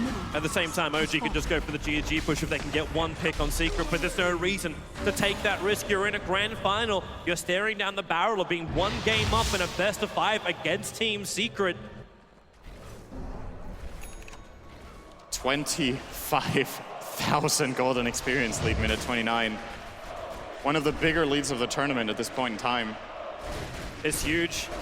Team Secret, it is going to be it's a huge mountain to climb. I think this might be the first game of the tournament where every hero on a team is 5-digit net worth at minute 30. Fly is just above the 10K, so now pulling way ahead of the enemy mid laner. He's also picked up so many kills. He's making it more difficult as well for Secret to get a handle on this game, because it looks like he's also got that plate mail. So how do you even kill off the Dazzle? He's giving everyone armor. He's got armor himself, and if this game keeps going, he may even just finish up the OG signature Lotus Orb. And the key play for OG, I think Lotus Orb plays really well into the way they play in general as a team. This game has been one big bait fest. They want Secret to go on them so they can turn around, use their defensive cooldowns very well, the Cold Embrace, the Snowball, the Shallow Grave, all the heals. And Secret keep taking the bait and keep trying to fight them, looking at the map, and they're like, oh, we could get this kill. He's out alone. He's never alone. There's always backup there from OG. They move together very well as one unit. And they're coming as one unit through the top. The mid and the bottom will take care of itself. They've got super creeps pushing in through those lanes. Crit's even staring down the barrel of a refresher orb on this Wyvern. There's so much money on OG. And while we've seen Envy do a lot, look where Secret are. This is kind of telling you the tale of the game right now. They have got 4 heroes hiding inside their well. Pilot A is the only one forward. This almost baits like they're doing a smoke maneuver. The Invoker is inching his way forward. He sees Pilot die, and Team Secret, there goes your Hex. Secret, they kind of, well, they're not even going to respond. They just let the Tiny die. They want Tiny to go out and find someone and toss him to the fountain and just lock him up and blow him up. Is that the only dream? Have we actually come back to the point where we're almost looking at fountain hooking? What? The old classic puppy way? Secret. What? They're letting it go. They've got no choices. There's no time rating in a grand final, Secret. There is not. Maybe they're also buying time just to talk this out, because right now things have just gotten completely out of control. OG are getting the megas, and OG, like, it's gifted. There's just nothing else coming. They're not calling the game. OG now have mega creeped as Secret. The Tiny's up in 6 seconds. They can fight as 5, but that's going to be it. In fact, they just call it before the Tiny is up. GG. OG will take game number 1 against Team Secret, who forfeited AFK inside their fountain. What a start. Instead of calling GG right away, of course, the moment they call GG, they go out the booth, break time starts. This is the same as taking a timeout, basically, and just getting a little extra time to talk through the game. They do call GG in the end, though, instead of letting OG end the game. So it seems like, okay, they got the key points across that they wanted before their break. And to me, the key point has got to be, why do we keep fighting them? Why do we keep looking for these kills against a team that has so many good defensive abilities when our lineup is tailored around AM getting big farm? I'm really curious about what the panel thinks, because to me, Secret fought way too much in this game. They kind of did. At the same time, they're forced to, because the Tiny didn't find levels. They completely interrupted. It's almost like OG already understood what Secret were going to do coming into this game. But, of course, we'll see if the panel agree with us. Let's throw it back over to Red and the boys. Thank you very much, Toby1 and Synderen in the commentary booth. And yes, it's a seemingly very good question to ask after the first game, which OG have dominated and taken. Remember, this is a best of 5, so just 1-0, not just one game away from the trophy just yet. Capitalist, it's a very good question. Why did Secret continue to fight when it wasn't going to work? I think that they were feeling perhaps a little bit desperate, that they thought that they could just like outfight OG. But the thing is, OG is incredibly good at team fighting. Their lineup was centered around it as well. They just let things get out of control early, and I think they were struggling to find an opening back into the game. I thought they would have learned from EG's mistakes and realized that anti-mage is just too slow pace for OG. Or too slow a pace for Secret against OG. You don't feel that the anti-mage farmed enough, or as quickly as it should have? I mean, the Invoker had already done so much damage to the Tiny, the mid lane, the Queen of Pain. He had so much farm, and anti-mage, yeah, he's good if you can get past that early phase, but OG just invaded the jungle before the creep spawned. Looking at OG's losses, what we've learned is that the way you deal with them is that you put on the aggression early on, you match their aggression, and you try to get ahead. The anti-mage is the wrong pick to do so, but the actual decision to do it with your overall lineup is the right one, I think. It just spiraled out of control, and then Miracle on the Invoker. I mean, that's almost disgusting. He's so good. So good. Definitely goes into the MVP list for potential of the... But the entire team, they've all just stepped up their game so much throughout the tournament. At this point in time, Moonmeander in the offlane, I can't think of any offlaner in the game that gets have more kill participants and gets more out of his entire spell repertoire than him. And crit support, even Fly, they were all so farmed and leveled, but... Yeah, he had drums at that one point. I was like, what? How did he run away? Jacob was laughing while watching game 1 because he was just like, what's gotten into OG? And I agree. I think that they've just, again, have built themselves up going into this grand finals, and this first game at least shows they can compete with Team Secret. Yeah, I was discussing with Synderen during the break, actually, between the grand final and the lower bracket, in that there's no advantage given in Dota to the team that comes from the upper bracket. It's a best of 5, there's no advantage given. But the advantage could be that they get some time off, they get to study the other teams, and the other teams, of course, then have to play more games, thus for revealing more strategy. So do you agree with that, or do you think actually this has benefited OG in many ways because they've had that momentum swing every single day? There is something to be said about momentum. It is somewhat of a momentum-based game, but I think there is more of a detriment in revealing your strategies. But it seems like Team Secret didn't really read much into their match against OG, or against EG rather. I love the fact that we said before the game they need to come out fighting, and literally both teams just said, you know what, let's just fight. Like, whatever, we'll just go at it. And it ends 3-2 at the very, very beginning of the game. Was it the EG Secret upper bracket final that we were talking about? The Tiny, it was like 4th pick, right? And we were talking about it mid-Tiny, carry Tiny. I don't think we really expected to see the support Tiny again.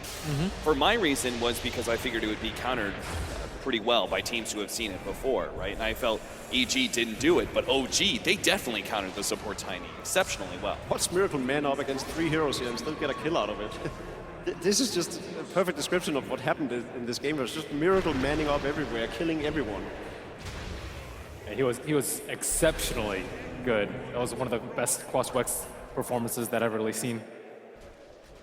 And it is the kind of playstyle that, Ben, you said you wanted to see out of OG, right? Where it's, you know, we call it pubby, right? But it's very chaotic, frenetic. There's a lot of fighting going on, and there's not much room for like long-term strategy. That's basically what we're getting into. And this game was exactly that. A high number of kills early on, a lot of chaos going into these fights, and OG definitely benefited out of it. Huge individual plays. That snowball, when I saw that and Secret committed a smoke to that, they get 4-man wiped at this particular point. And the Queen of Pain could really just couldn't blink at all, couldn't get out of the cold snap plus earn combo that Miracle pulled off so many times.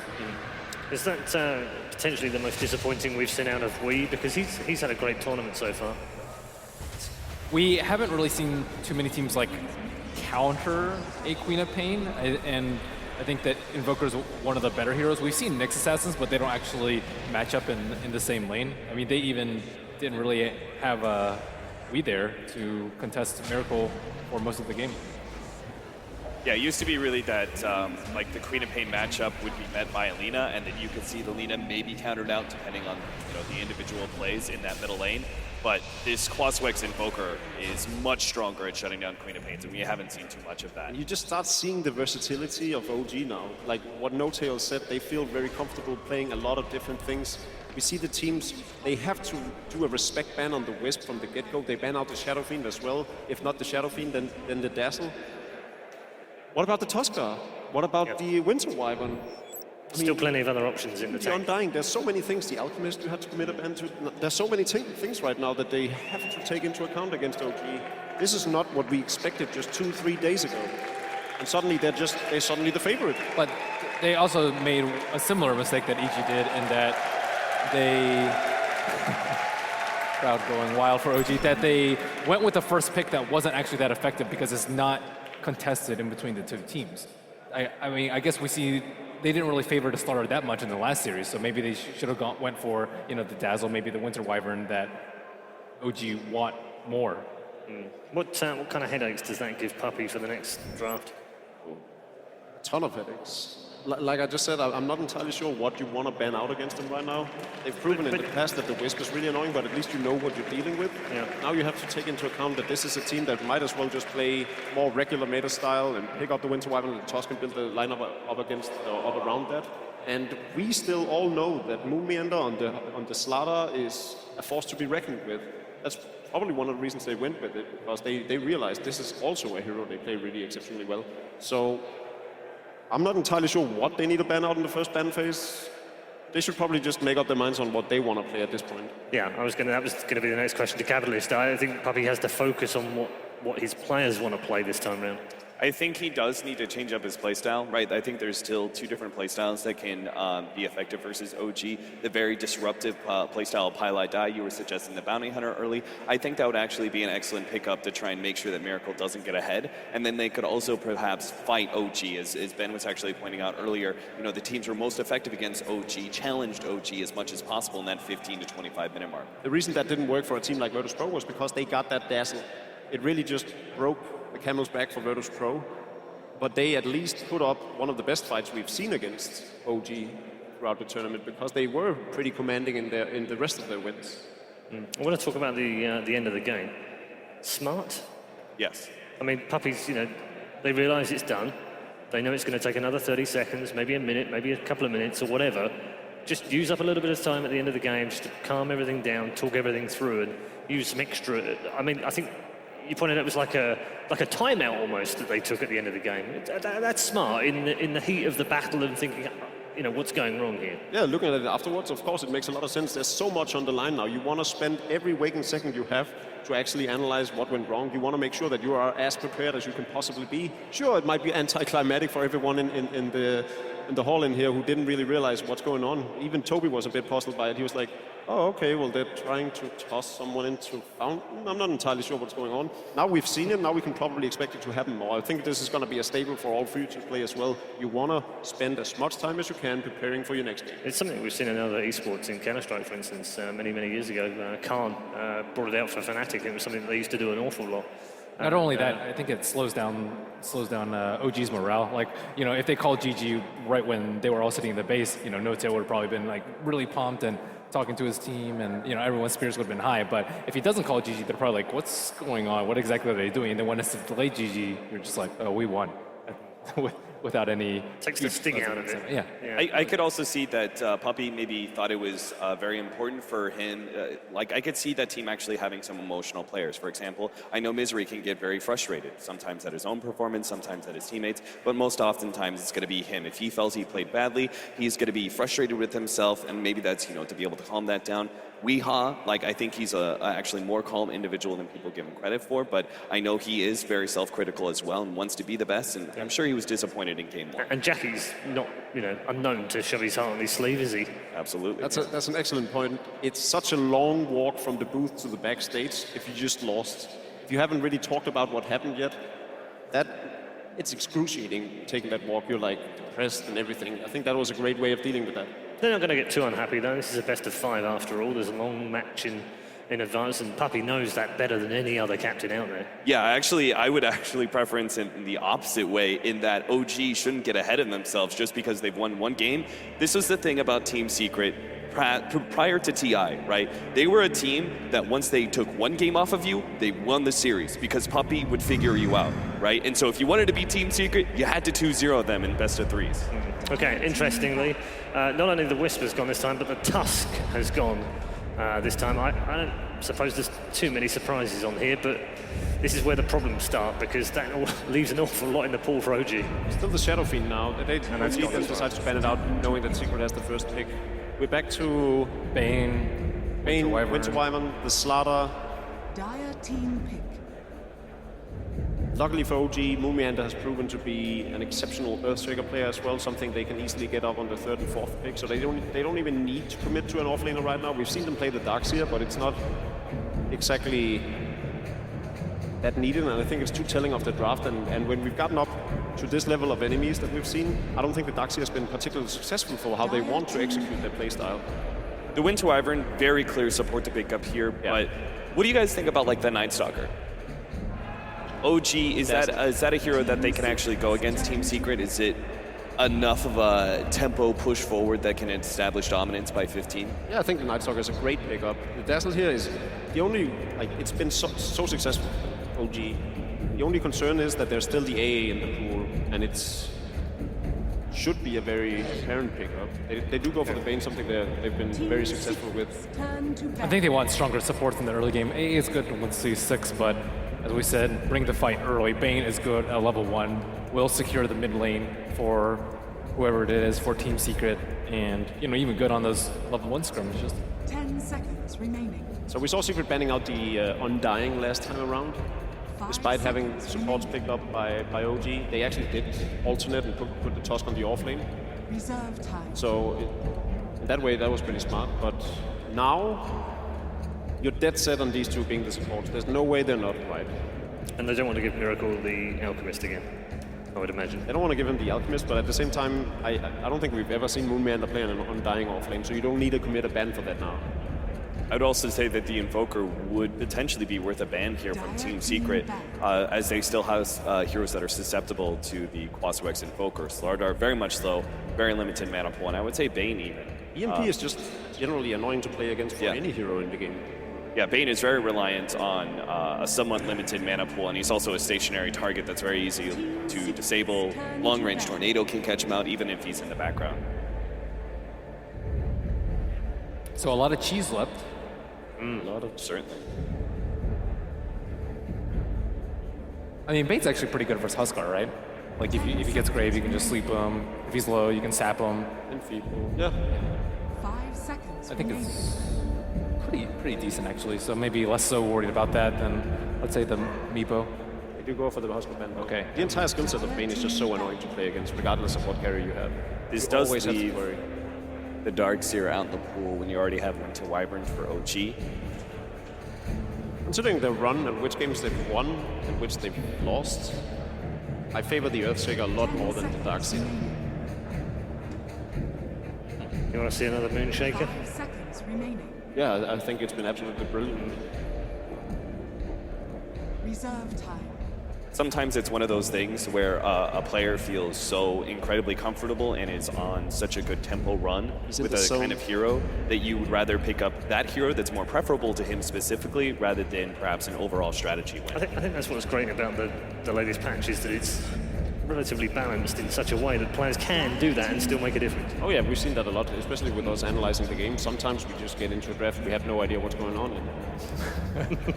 OG did not ban away the Wind Ranger, Ancient Apparition, and obviously the Ember Spirit were smart bans, but it does leave an opening for Team Secret if they want that in combination with the Slardar.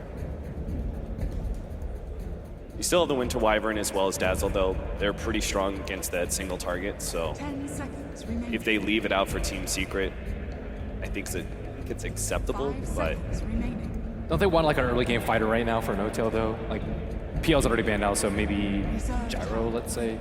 Gyro, they can also sort of, I don't know. I was about to say Night Stalker, but then you don't have the option of going back to the Earthshaker. Maybe just picking up the Wind Ranger, sort of pick blocking Weeha as well.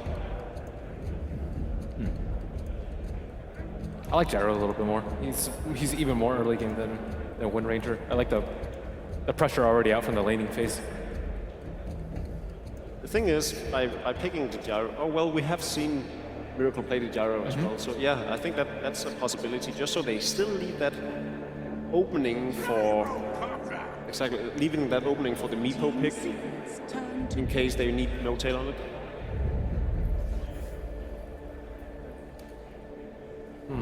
Still a Brood in the pool as well. Queen of Pain and Wind Ranger, I think, are the two most likely pickups for Team Secret. They won't pick Queen now. I think they go. OG will just immediately go strong with an Invoker pick. We'll have a very similar story to last game. Yeah. So Queen, I think, is a no-go, at least for third, maybe fourth. But well, the difference being that the support already for Team Secret is better than they had last time around. I still think it's just not a good matchup overall. Yeah, interesting. The Secret of, or rather we, has played Wind Ranger 6 times at Frankfurt, only once when Secret have gone for a Slardar. I think the Wind Ranger is a good pick here. It's not a giveaway of anything. It's not good versus Winter Wyvern though. Yeah, it's actually bad versus the two supports, but it's very strong versus the core Gyrocopter when you have Slardar on. It's just the early physical damage that is really threatening to a Gyrocopter. But OG are so good at playing together as a team that if he can rely on his Winter Wyvern and Dazzle, I think OG would still be fine. They do go for the Queen of Pain. Dire team pick. This can be an Eternal Enemy Queen of Pain, though. It's not a dead giveaway for the mid lane. And I think if there's one thing they've learned, it's that they need a fight early on. They want to fight early on. So having Eternal Enemy playing a carry position that can help with that is probably more favorable to going for an Enter mate again, for instance. I'd still like to see OG pick up the Invoker right now, though. 10 seconds remaining. Yeah, Ben, when you responded that it would just be an Invoker pickup from OG, I was with you. 5 seconds remaining. But what if they then pick the Bounty Hunter and puts a lot of pressure on the middle lane early on? I mean, Quaswex Invoker is not really vulnerable to Bounty Hunter ganks, I think. You can just Tornado or run away. Yeah, you're not necessarily needing a bottle or early pickups because the Quas regen as well, so... There's still the Alchemist left too. Team Secret actually left that in the pool for... Team Secret's turn. Okay, Lim's in a good against huge amount of Bane time, elemental, but generally speaking, I'm a bit surprised by this considering how open the pool is. But I guess they just really want to hold Miracle's pick for the last. Potentially Meep No Tails as well, if the Gyrocopter does go on the middle lane. Or in a carry position. Yeah, considering that Clockwork isn't very good versus Queen of Pain, whereas heroes like Night Stalker are direct counters to 10 her, seconds remaining. I am surprised as well. Like, it's Lockdown versus Thlardar and Bane, but I think you would rather address Mihaz or potentially Eternal Envy's hero better. And even then, the Earthshaker pretty much does the same thing that the Clockwork does in terms of dealing with the Bane element. Still got the Alchemist there for Miracle, potentially. I think it's a pretty good Brood game, though. Yeah.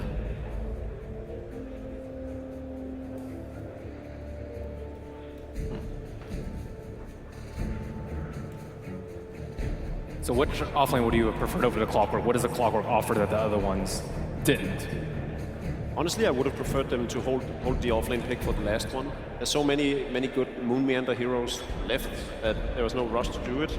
I understand why they really want to hold out on the mid lane pick, but I still think it would have held more value of just picking up either the Invoker again, even a Wind Ranger. You could argue that the Clockwork forces fights better than pretty much any other offlaner because if he hits his hook, he gets the cogs. Oh yeah, that makes there's a fight guaranteed, right? And that's what OG want to be able to make sure happens, is that Team Secret aren't able to just dance around and have small skirmishes. They want full-out fights. Especially with the absence of Tusk, and I definitely agree with that point. Yeah, that's actually really cool. Tusk was their kind of hero that made sure in that last game that there was always going to be these fights no matter what Team Secret did, just because Snowball and Ice Shards controls heroes so well. You can't retreat. Still a Meepo in the pool, can still be picked by either side and fit into their lineup. Wow. Okay, OG removed the Invoker. Yeah, I thought it was funny that we were talking about Invoker and Meepo, but the thing is, both of these 8,000 matchmaking points players, Weehaw and Miracle, they're both exceptionally good on the heroes.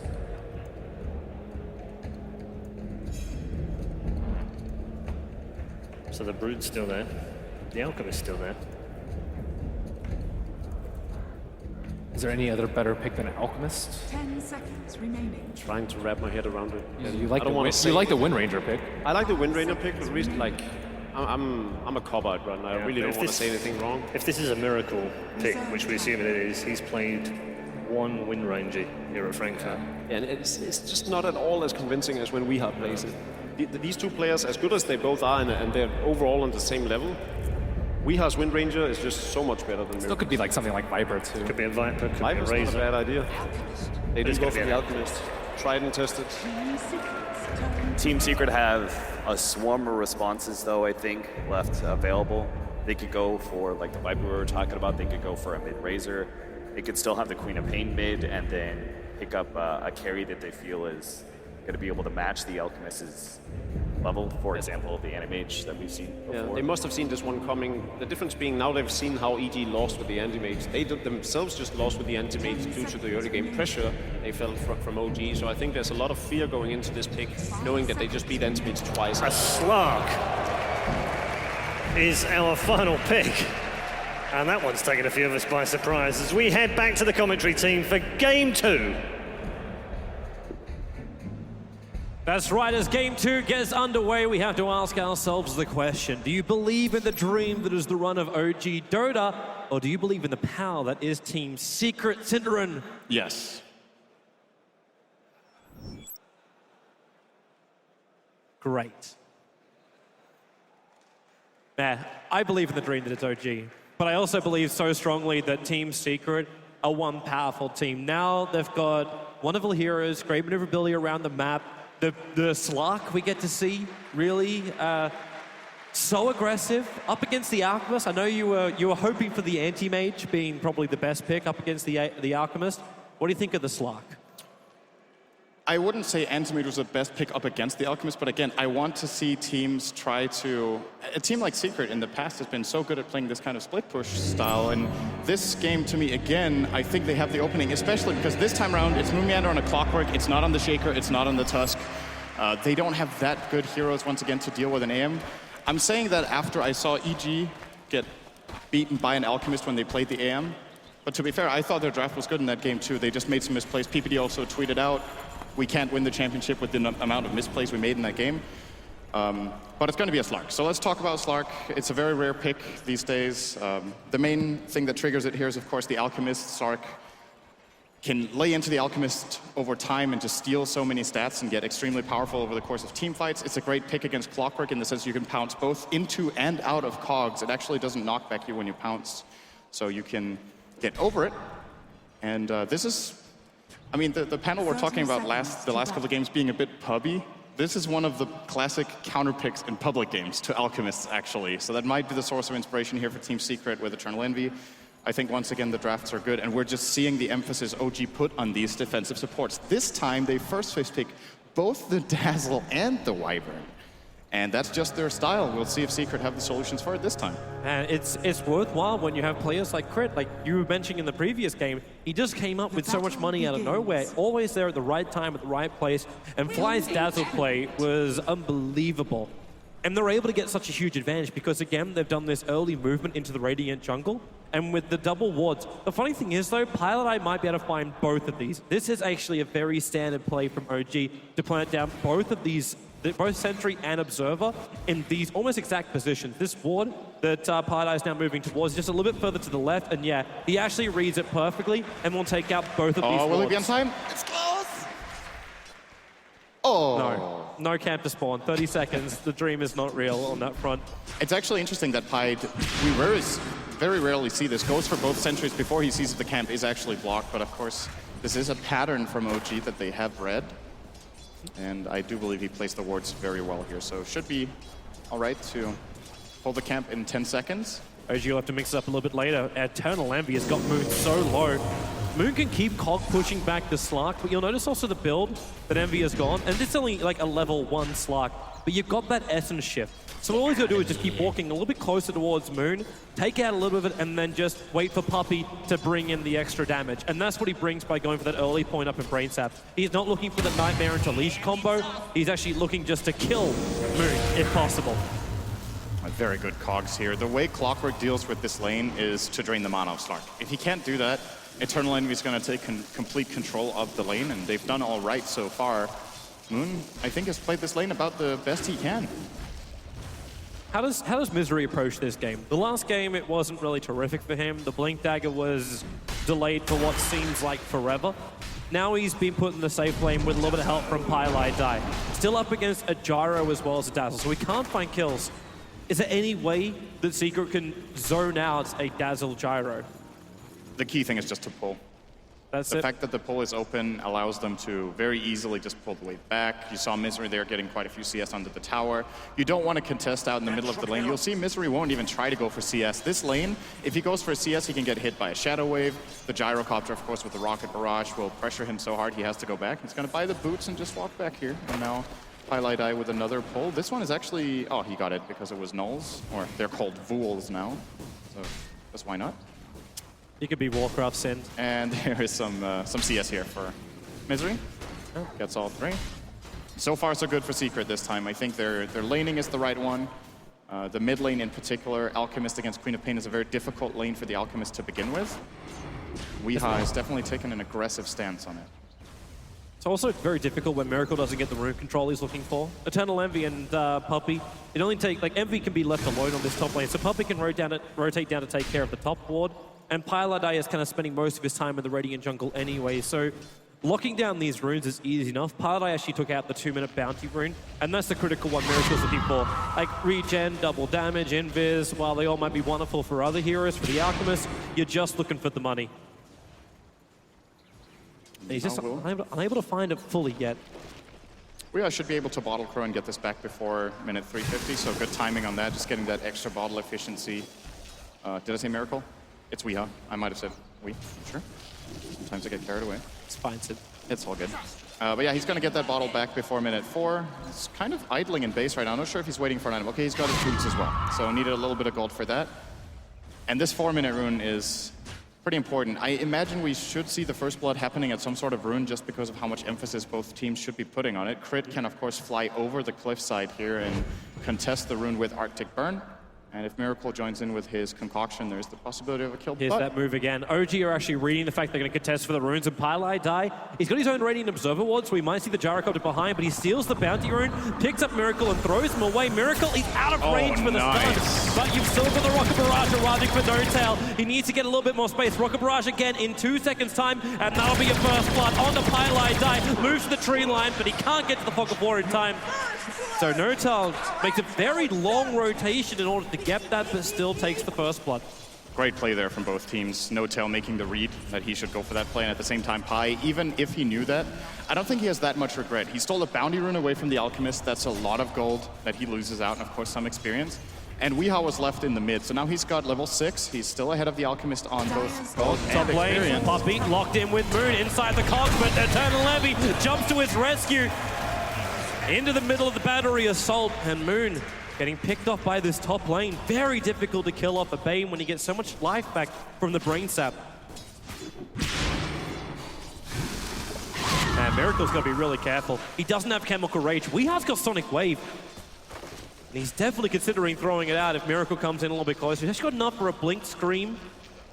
But the Sonic Wave and Scream and Blink together, that's a little bit more difficult. And Miracle now will use Moon to refresh his bottle.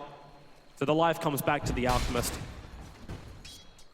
Yeah, can do this because Crit, of course, is standing in that top lane. They have prioritized Crit a lot in this tournament. Don't really ever sacrifice Crit's levels on this Wyvern.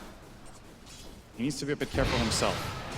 Top lane, Envy being harassed. He's close to level 6 though, so this is the last bit of harassment. He might actually die. Moon's rotating in through the riverside, looking for the Cogs burn, pushes Envy up and away. He's still got Stick Charge Survival, and now with the Dark Pack, there's a lot of damage going to come into Moon, so Puppy can get the revenge kill here until the Cold Embrace arrives. Puppy, is it worth the nightmare? He'll probably say yes, especially when TP support's coming in from the Slaughter. This is a good hit for Misery. Good money coming his way.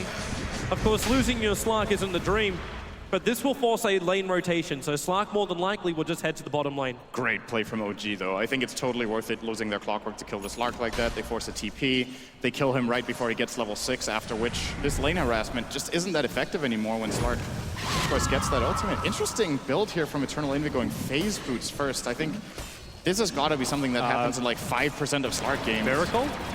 Weeha as well as Puppy's right next to him. They're contesting this stack with the Chemical Rage. Weeha knows he can't find the kill. But he at least makes it very difficult for Miracle to get this huge injection of money. But he's only got a level 1 Grievel's Greed. This reminds me of Eternal Envy's Weaver build with phase boots. I'm trying to think of any other player that would go face first on Slark, and no one comes to mind out of all the games of Misery. Yeah, he's going to be fine. Perfect crush and sprint away. And with the amplification, Moon is definitely not going to chase in. Okay, Pylai definitely just saw that ward placement go down too. I'm wondering why he's getting the phase boots, what the advantage is. There's nothing he really needs to phase through. The attack speed is very good for stealing more stats. Oh, he's going to go on fly here, catching up nicely with the phase boots. Yep. Well, this is the way Envy likes to play. You talk about that Weaver build with the phase boots. What Envy used to do is just dive in so deep fly, will actually shallow grave himself up. And Envy, not 100% certain where he wants to go, but he'll come back down. He's got actually the Rubik to come in. Pylai die, kill securing with a pounce away. Eternal Envy will run out to safety. But this is exactly what Envy did with the Weaver phase boots. He'll dive underneath the tier 1 tower. When you run a Weaver, of course, you time-lapse yourself back out to safety. So with the help of the Rubik, he's able to do that with the Slark. It is a good hero for diving just because of, even if you get counterplayed, this hero can just pounce into the trees. And over the time it takes the enemy team to find you, you might have healed 200 or 300 health. Okay, 1.48%. That's Miracle. What do you do? Mango, hookshot comes down. Moon only goes on top of Miracle, but he will still lock Misery inside the cogs. And with Fly here, Misery just wants to escape. He's got Crush Off cooldown in 1 second time. He might buy the space. No, he doesn't. Miracle will find the kill. 3 heroes committed for this one. And it's actually Slaughter who stole the regeneration rune, so the bounty still goes the way of the Rubik. And they're rotating in with the smoke. So Puppey, he could start with the Nightmare, Pilot Eye, while they blink, scream, telekinesis will hold Miracle in position for now. Puppey still on the front line, actually Nightmare's on fly, so it ensures the kill. No, the Sonic Wave wakes him up from his slumber. It won't matter anyway, the Alchemist had enough regeneration. Even with the Shadow Strike, he won't drop low enough. I actually think they would have killed Miracle if the Sonic Wave didn't hit Dazzle. This is a level 2 Nightmare, so it lasts for a whole 5 seconds, and he got woken up after 3. And they just needed one more attack on the Alchemist, but the moment he saw that it woke up the Fly Dazzle, he knew that kill wasn't going to happen, so... Sometimes it's bad that your spell got buffed a while ago and hits a better area. Sonic Wave does have a huge radius. Snowtail battling up against Misery. Misery's got a little bit of help coming in as they trigger another Mango. This time it's going to be Moonba Puppey. Well, he's got Moon chasing him down, going for the Nightmare. Maybe not possible, as now he'll Brain Sap out one. Nightmare's not enough time. The call down arrives from the Gyrocopter, and Moon keeps him controlled with the Battery Assault. But that's again another hookshot being used where Moon finds a kill off the back of it, or at least an assist. How many times has he played Clockwork in this tournament? I feel like it's very, very few I think games. Red said he only got one game in on the Clockwork. It's just interesting to see him just switch over to a completely different hero from what we've seen pretty much the entire tournament, and just, once again, he's making the right moves. I think one thing that really defines Moon Meander in this tournament is his game sense. He's very good at being in the right place at the right time, predicting movement from the enemy team and striking when it's necessary. In this game, he's 1-2-2. It doesn't sound that great, but considering what lane matchup he had, he's got everything he was supposed to. Okay, I can actually answer it. He's never played Clockwork in the Frankfurt Major. Just double checked. Movement coming from Team Secret, Misery and Pilot Eye. I'd really like to get this easy kill on Crit, if you can call it easy. Pilot Eye just needs to get that telekinesis grab. They don't have the vision, and Crit half burns over to the tree line, realizes that Envy's moving very aggressively forward. The TP support is arriving from OG. In fact, it's Snowtail. This will be a proper defense coming in. If they're going to commit someone like a Gyrocopter, obviously the tower push isn't really great from OG. At the same time, Moon's moving into position onto Weeha. Alchemist could prepare the concoction, and then you follow up with a stun. Oh, Pounce missed! Oh, okay. Now with the curse, Eternal Envy's going to go down. They were not ready for that gyro. Wanted to pounce and immediately gets Winter's Curse, and actually, no matter what, Envy can't really go for it. Hook shot's coming, Concoction's going to connect as well. Weeha, that TP, nothing's going to be getting there in time. He's already down, and again, OG with a successful rotation. Miracle won't be so lucky. Puppey's right behind him, ready for the body block, but Misery, they'll just end up man-moding him with that Fable from Pilot Eye. They have enough damage, combining with the amplification. There's no more brain sapping with a Concoction. Miracle, just so beefy. The Chemical Rage doing work underneath the Answer Spray too. The Cold Embrace and Miracle. He's got more life with OG supports arriving. The Battery Assault won't reach up to Pilot Eye, but it's Puppey who's in trouble, running away from 3 OG heroes down the river if possible. Pilot Eye makes a break for the tree, but the Battery Assault, one more pop, is there. Moon able to punch him down. Miracle stunned himself up while he was chasing after Puppey. And now with Weeha arriving to the fight, they have the amplification on the Alchemist, giving good vision, but it's Snowtail. Envy arriving, the call down already been popped. He'll packed himself in, gets a leash. No, over on Crit, not arriving in time, but Weeha's got Sonic Wave rearing to go. Needs to line up the 3 heroes and pretty damn low! Sonic Wave is hard! Miracle! The Cold Embrace from Crit doing his work once again, but the damage is there from Envy. He's ticking out through the S-Spray, but the one shot is doing its work, and now Weeha looks for his triple kill. Miracle making a break for the DD rune. Looks to give him bullet charges as well. Envy, the stun is there, but there's not enough damage from OG to return it hard enough. The Slark will get a pick off. Weeha will get a double kill. And OG almost had the board leveled on them as far as the kill count. And this is one thing that the Slark can do in this game that the Anti-Mage couldn't in the last. These extended engagements where Eternal Envy gets to weave in and out of the fight and just, even though a couple of the pounces don't hit, he still gets the damage out he needs and finds some very key kills. I think the Secret fans have just found their vocal cords. The OG fans have been pretty heavy. In fact, now the war has begun. It feels like we're really creating a nice atmosphere here for our grand final as Secret and OG, they just battle heavily against each other. It's just the calm before the storm, and the storm is coming. Puppey and Pilot Eye. They are smoking and moving into the dire jungle. I'll have a look and see what OG's got inside their camps. I'll notice there's 1 stack, and there is only 1 stack. But these are important things for Secret to keep tabs on. This is how the Alchemist gets out of control. Or the Gyrocopter finishes up his SMY. Without Fiend's Grip, though, they can't find kills. They're moving over. They'll understand that Moon's up here. In fact, now Moon pings out the fact that he's just scattered the supports. Rockets for vision, but it's a little too shallow. Man, look at the level advantage on the Dire supports. If you look over the hero level, it's two very different types of strategies here where Secret on their cores are looking great, but their supports are level 4 and 5.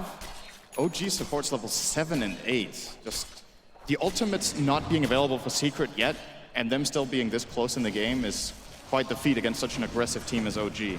It's also understandable that you want to see Weeha with those levels. Hello, hookshot going on Misery, but Pilot Die as that Rubik, the perfect counter Clockwork, throwing him out with the concoction. Misery, the Cogs push him up. He couldn't have any reaction.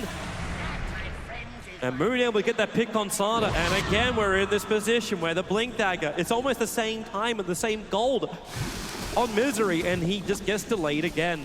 I think this is the type of game with Slaughter where you might want to go for a 4-staff first simply because of the Clockwork. It's an easier build-up, you will lose less gold along the way when you die like this. It's better for your teammates as well. And they have other ways of initiating. It doesn't have to be the Slaughter. They have telekinesis on Rubik, they have the Slark who can just pounce in and immediately use his ultimate and set them up that way. It looks like Slark's going to start with a Shadow Blade too. So that'll be his initiation. Very happy to see that. I can't remember in pro games how often it happens. I think Slark is not a Midas safe lane hero at all. And in my book, you almost always need a mobility item first. Shadow Blade or Blink. And then you can get something like an SNY. He's actually hiding. This is classic Envy stuff. Just thinking ahead. He's hiding his Shadow Blade on the Courier so OG don't know he has it. And now that he clears the wave, he'll be picking it up again. Probably moving over towards those Dire Ancients. Or ETPs to the top lane, which is what's going to happen. Moon hookshots himself in, catches out Puppey again. Brains up at Night there. The Nightmare will buy a little bit of time, but not really enough. Envy has arrived, but he's underneath the Dire Sentry Ward, so they're aware he's there, but will there still be enough? You actually get the double clutch and Sonic Wave! In for Weeha, hitting so hard, but the curse is on the turn Envy. He cannot keep attacking. There's not enough mana for his ulti either. The Weeha still with a double kill. Misery back in for another crunch, and the stolen curse controls Crit, giving Weeha a triple kill, and Pilot Die, one of his own. Now is this time. We saw it time and time again in game 1 of this series, where OG would leave one man standing, this time at Secret, and they'll take the tier 1 tower to boot. Beautiful play by Misery. Without an initiation item, he simply just sprints in, realizes all these key abilities that could stop him from going in have already been expended. He gets a 3-man crush. One of them is in Cold Embrace, but it doesn't matter. He hits the 2 others that he needs to, buys the time for the Queen of Pain to get in a really good position. And Weeha with that Sonic Wave just seals the deal. That was a 4-for-1 exchange, only Puppey dying for the Radiant. I do believe he died, right? I think he died. Or was it clean 4-0? No, I think he died. No, he died. He died. Yeah. And a great steal from the Rubik as well. This is what I was talking about. When Secret start getting their ultimates, they'll have even more in the tank. And maybe an underrated ability in this fight or in this game so far has been the Fate Bolt. Every time Pilot Eye shows up, the OG heroes naturally just congregate together in one spot, and he hits 4 heroes with Fate Bolt. That's a really significant nuke. Yeah. Not just the nuke as well, but making it very difficult for OG to pump out any level of damage. And they don't really have big damage. And in fact, OG, they're going to go for a little bit more of security if they can finish it, of course. He does go the 4-staff here on Slaughter. I like it. You've also got Moon almost completing up. When Roshan dies, he'll practically have the money for his Blade Mail. The S&Y is the build coming out from No-Tail. It's going to take a while before he gets his BKB or even looks to get a big damage-dealing item. Roshan will belong to OG, however. Nothing will stop that, and they put it into the hands of the Gyro. And what does Secret really get in return? They got a little bit of farm out inside the jungle, they had a little bit of pressure at the mid-tier 1 tower, but that's all for this. Yep. They're making a call for bottom. The observers are down now, not for the Dire side, so OG, I'm fully aware of this. Crit just instantly tries to get out of here. Moon's the one being chased, but there's that Blade Mail. The Orchid not going to have enough damage for Weeha to kill him. And in fact, now with that big rotation from Secret to bottom lane, OG try and make the most out of the space in mid. Puppey plans, oh, he's already got the Observer Ward. In fact, Envy just pounces himself in. He's still got his ulti, but he understands that life is the easy commodity for him. He can just disappear, regenerate back up again. The fortification, it all bought time for Misery to rotate over. Can he use his Force-Up? Will he even want to? They've already lost the tier 1 tower. Envy's hunting for an opening, but there's nothing to be gained. He needs more items, I think, before he can make an as confident play as this one. Of course, what he wants to do is try to just jump in and get a couple of attacks off, steal some stats with the Essence Shift, reset and re-go. Currently, Essence Shift is only level 2, so it's only a 30-second steal and can't really carry it through later on. Just a couple more levels on Envy will make a big difference. And I'm curious to see which item build he goes for here. Slark is one of those heroes that has multiple options. Sometimes you see a Scotty, sometimes Hunter Yasha, sometimes straight BKB, sometimes Yasha BKB. Tower is under attack. Behind enemy lines here. There they are. Misery finding one of them. In fact, it's going to be the Moon. Clockwork. He's got hookshot available. Hookshot's up to Weeha. Blinker still out. And that'll allow to escape. And once again, Pardai the perfect controller. Eternal Envy cursed up. Can he get this ulti off? Will they kill him? There goes your ulti and Envy. He just wants to get out. The TP with a cog. Pushes him down. He'll pounce, but he's just in the middle of the entire OG lineup. So Puppy and Envy find themselves pushing up the daisies, as OG will move this momentum now down to the bottom lane and towards that tier 1 tower. Pilot Eye will be doing what he can in the top lane split pushing, but can't really get anything out of this Moon already.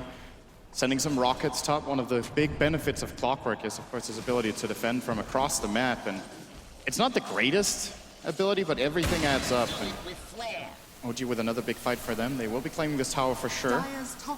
Really good money coming their way too now. With the death of the tower, they'll push a 3k advantage. But Secret, they try and keep it level. So it will be a tier 1 for a tier 1 fly. He could potentially go for the deny here, but already Queen of Pain has taken it. So it will be a tower for a tower. As Moon hookshot 5 seconds. The Secret won't wait around that long. And his Blade Mail is really, really good right now. Secret have so much burst, but the heroes that have that damage have relatively low health. Both the Slark and the Queen of Pain will, to a large extent, just kill themselves off. And if you look over OG's lineup, I think BKB in this game is just such a good item that both Queen of Pain and Slark should consider it as their secondary item. I'm not sure if you really want to do this. Starts on the Orchid and Alchemist and actually blinks away from the hookshot of Moon. That could have gone really, really wrong for him. Actually, there was no Winter's Curse. I think he would have been fine. Crit was pretty much as far away as he could be. Total Envy, pounce down. He can't get the leash over on Crit. But the Arctic will wear off, and Crit's in almost exactly the same position as previous. He built his Dragon Pin again. This time he gets out, though. And they counter with the Observer. Of course, this is one of the benefits of Slark that I think we don't talk about too much, also because we don't see Slark that often. He's very good at finding wards. You just notice that you're losing movement speed, and it means the enemy has wards in the area. And Secret, obviously reading that and placing a sentry close to their tier 2 tower bottom and clearing that up. I'm wondering if that then means OG go for a little bit more defensive wards. Because at this moment, they've only got 2 wards on the field. In fact, one of them just timed out. So they've only got that 1 aggressive ward inside the Radiant jungle. And they may want to have it up on top lane, because Notel, he's coming up behind Weeha. And Misery, well, he was there, but with the Clockwork Rocket, there's no hookshot available, so it's a simple blink away to safety. But now Team Secret understand where the fight's coming. And Total Envy does not want to take it, though. He's forcing at the bottom lane. Crit, with a Spin of Blast, can actually drag the creep wave back and actually kill a fair chunk of it off. Structures are fortified. So it ends up being a tower going the way of OG, but not enough momentum able to be sustained from Secret on that bot lane. But they're waiting for OG to move back. Puppy sitting on the tree line, but Miracle, he TP's in, notices he's there, and then they use the weave. Hits both Wee as well as Puppy, allowing Miracle to blink Concoction stun over to Puppy. He doesn't have the Nightmare timing, not when Dazzle arrives with that heal. So Puppy will end up dropping, and the trap is sprung. And looks like Eternal Envy's choice will be the Scotty. Aegis now expiring for OG. Pretty long respawn, 5 minutes. Secret are gonna like that, of course, as OG has the dire advantage and a good Roshan lineup. It's not like Secret's is bad with amp damage and everything, but just got a feeling with OG, the map control they're getting, that this next Roshan would be theirs. Having these extra few minutes for Secret could make a big difference. I want to point out how much better Weeha is doing in this game than the previous one. I think that's one of the fundamental differences where he can actually start becoming a really important core in this game, building for the Aghanim Scepter just to essentially be able to fight more frequently, defend towers, buy time for the Slark to get big. And Secret making a wise choice now, avoiding the fight against OG. Crit with a fresh Blink Dagger. It's actually sitting on the Courier right now, just north of the Roche Pit, and it's coming down finally, delivering that point booster over to Moon. But with this now, Wyvern can keep a very large distance. from the jumping heroes like Slark, like Slaughter, like Queen of Pain. Get that perfect counter curse. Yeah, Miracle's getting really, really rich this game. As I mentioned, Slark is a pretty good counter pick and they have amp damage, so even if this Alchemist gets really big, Secret will have the tools, but Miracle is getting very far ahead, as he should on the Alchemist this game. And I would imagine we're going to see perhaps an AC next for him. Would be a good choice. Can, of course, try to go more of a combat build with the Sanjin Yasha and just go straight in for a Basher, knowing that he has the Blink. Try for an Abyssal Blade. And it's going to be Shadow Blade, actually. They're going for... They're prepping for top right now. No tail. Well, you can still have your fun on bottom lane, but it's the top lane where the initiation is. 4-star forward to the crush with a Sonic Wave. That Orchid pop, it won't be enough, but we are 6 around just long enough to get the hit. Blinks himself away to safety. And OG, they won't find an opening. Miracle, well, he just sees the end of the puppy TP. But with the Observer Ward down, Secret can make all the right choices to get out of here. And this is what you want to do if you're Secret. It's avoiding these 5-on-5 engagements and just forcing small skirmishes and split pushing. I'm not sure how big of a difference this Slark... Of course he's a difference from the last game compared to an AM. It's definitely not the same game. But the way Secret are playing right now, I feel like they learned a lot from game one. Nice hook shot. Predicts where Envy was going. They had a little bit of extra vision because of the sentry wall that was on the lane. But again, Pylai die. Okay, they'll commit the curse. They want this Rubik down, but Pylai die with stick charges. He'll move into the tree line, Crit blinks himself forward, and Pylai die will Fade Bolt, remove a little bit of the damage, but still ends up dying. Okay, I'm starting to wonder what's going to happen here with OG. They move around, even killing off someone. Okay, Envy, he wants Crit. There's no curse. The Blink actually takes Crit down. Again, Envy walking underneath that sentry ward didn't learn the lesson from the last attack that Crit did. And now, with no ulti, Moon is closing the distance, but not fast enough. Yeah, but get back to the question. How does OG actually kill off the Slark when they catch him out, once he gets bigger? Originally, I was thinking that Ultimate Orb could have been turning into something like a Skadi and give Slark a lot of life early on.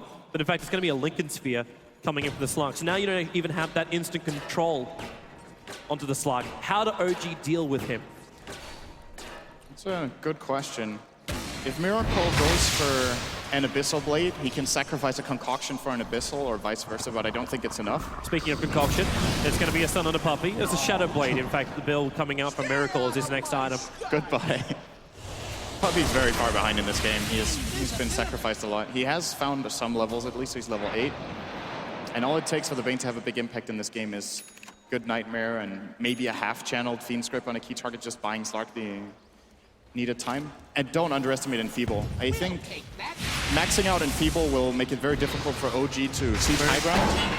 Easy hook shot, pushing Pilot Eye a little bit further back. He's got the pick up over on Crit, but Moon with the Blade Mail up, there's no way he can fight. Pilot Eye sitting in the trees for as long as possible. Supports arrive with Miracle getting the stun over on Misery. He'll go down as well, and Weeha cursed up. Secret, they've committed too much. Envy might be in this fight, but he's not doing enough work. So you get the buyback out from Pilot Eye. They need his control in this engagement, but OG, they've kind of already won. They've burned through the Queen of Pain and Puppy with a Spin of Blast, actually with a Concoction as well. He can't do enough. He'll end up dying. Pylai die. Here's your dieback. 4 heroes down from Team Secret. Eternal Envy just basically cuts his losses, aka the rest of the Secret team. 5,000 gold swing plus a tower. They can get more than this. There's no buybacks apart from the Slander. He respawns in 10 seconds. OG might even be able to take the tier 3 tower. And all of that is just offset by the blink positioning from Weeha. He basically blinks into the enemy team and is in a position where he can't. He was like searching for the Sonic Wave angle and it just didn't exist. And then he got cursed next to the Slark, who just killed off his own teammate. Getting ready to fight. Envy jumping on No-Tail, trying to distract him. Misery is coming in too, but that defensive weed's going to give a lot of armor. And Envy, he can't pounce himself out of here. 17 one-shots might be available. Now he'll get the pounce out. And Slaughter 4-stars himself forward. Gets a son of Miracle, but the damage, the tier 3 tower is down. Rubik's back up in 8 seconds time. Weeha has the Sonic Wave. As that Rocket doesn't get the kill, but they get the Fiend Script. Clockwork, that Fiend Script is up. Concoction arrives from Miracle. Weeha still waiting on this Sonic Wave. Misery forward, gets a big crush, and there's just Sonic Wave taking out the Alchemist. No-Tail control with the amplification. The only thing keeping alive is a Shallow Grave. Have they got a stun? No, they don't, but they'll find the kill on Moon. But actually, well, there's your push forward. Fly will drop as well. And very lucky that No-Tail was able to survive with this. Crit's also on the run out. But Secret, They successfully defended, cost them the buyback on the Rubik previously. And all they lose their tier 3. Yeah, they need this. They're rushing to the Roche pit. OG know it's happening because of that dominated creep, and else they could just read it out of the map movements. But I don't think they have the tools to fight this. Even with a buyback on the Alchemist, they need the clockwork rocket to find the engage timing. Why is this the high creep wave following them in? Aggro, please. We are. Well, I suppose it's easy money for him. But now Roshan taken. The Agency model will be the hands of Envy. That followed them all the way from the bottom lane. I thought these things are meant to lose aggro after a while. And if OG could have found a way of disengaging from that incredible fight they took and the tier 3, they would have almost had this game in the bag. It would have been a 10,000 gold lead. At Roshan, they could have claimed Look at him move with Puppey. They move instantly up. They'll need the Fiend's Grip instantly to stop that Moon Blade Mail. But then again, maybe Envy. He's actually killing himself right now. No pounds away. He's got the Aegis Immortal. Miracle looking for the stun. The concoction flies forward, but Lincoln Sphere will end up stopping that stun from Miracle engaging. The TP out top lane will help at least one survive. But it will not help Crit. He goes down. The Clockwork Rocket getting a little bit more vision over on Envy. How long until Secret also start thinking about buying a gem themselves? Envy keeps fighting underneath sentry wards. But then again, OG are also burning a lot of money buying these sentries. And okay, the gem does come now from OG on the Wyvern. Not from Secret. By the way, building for what should be...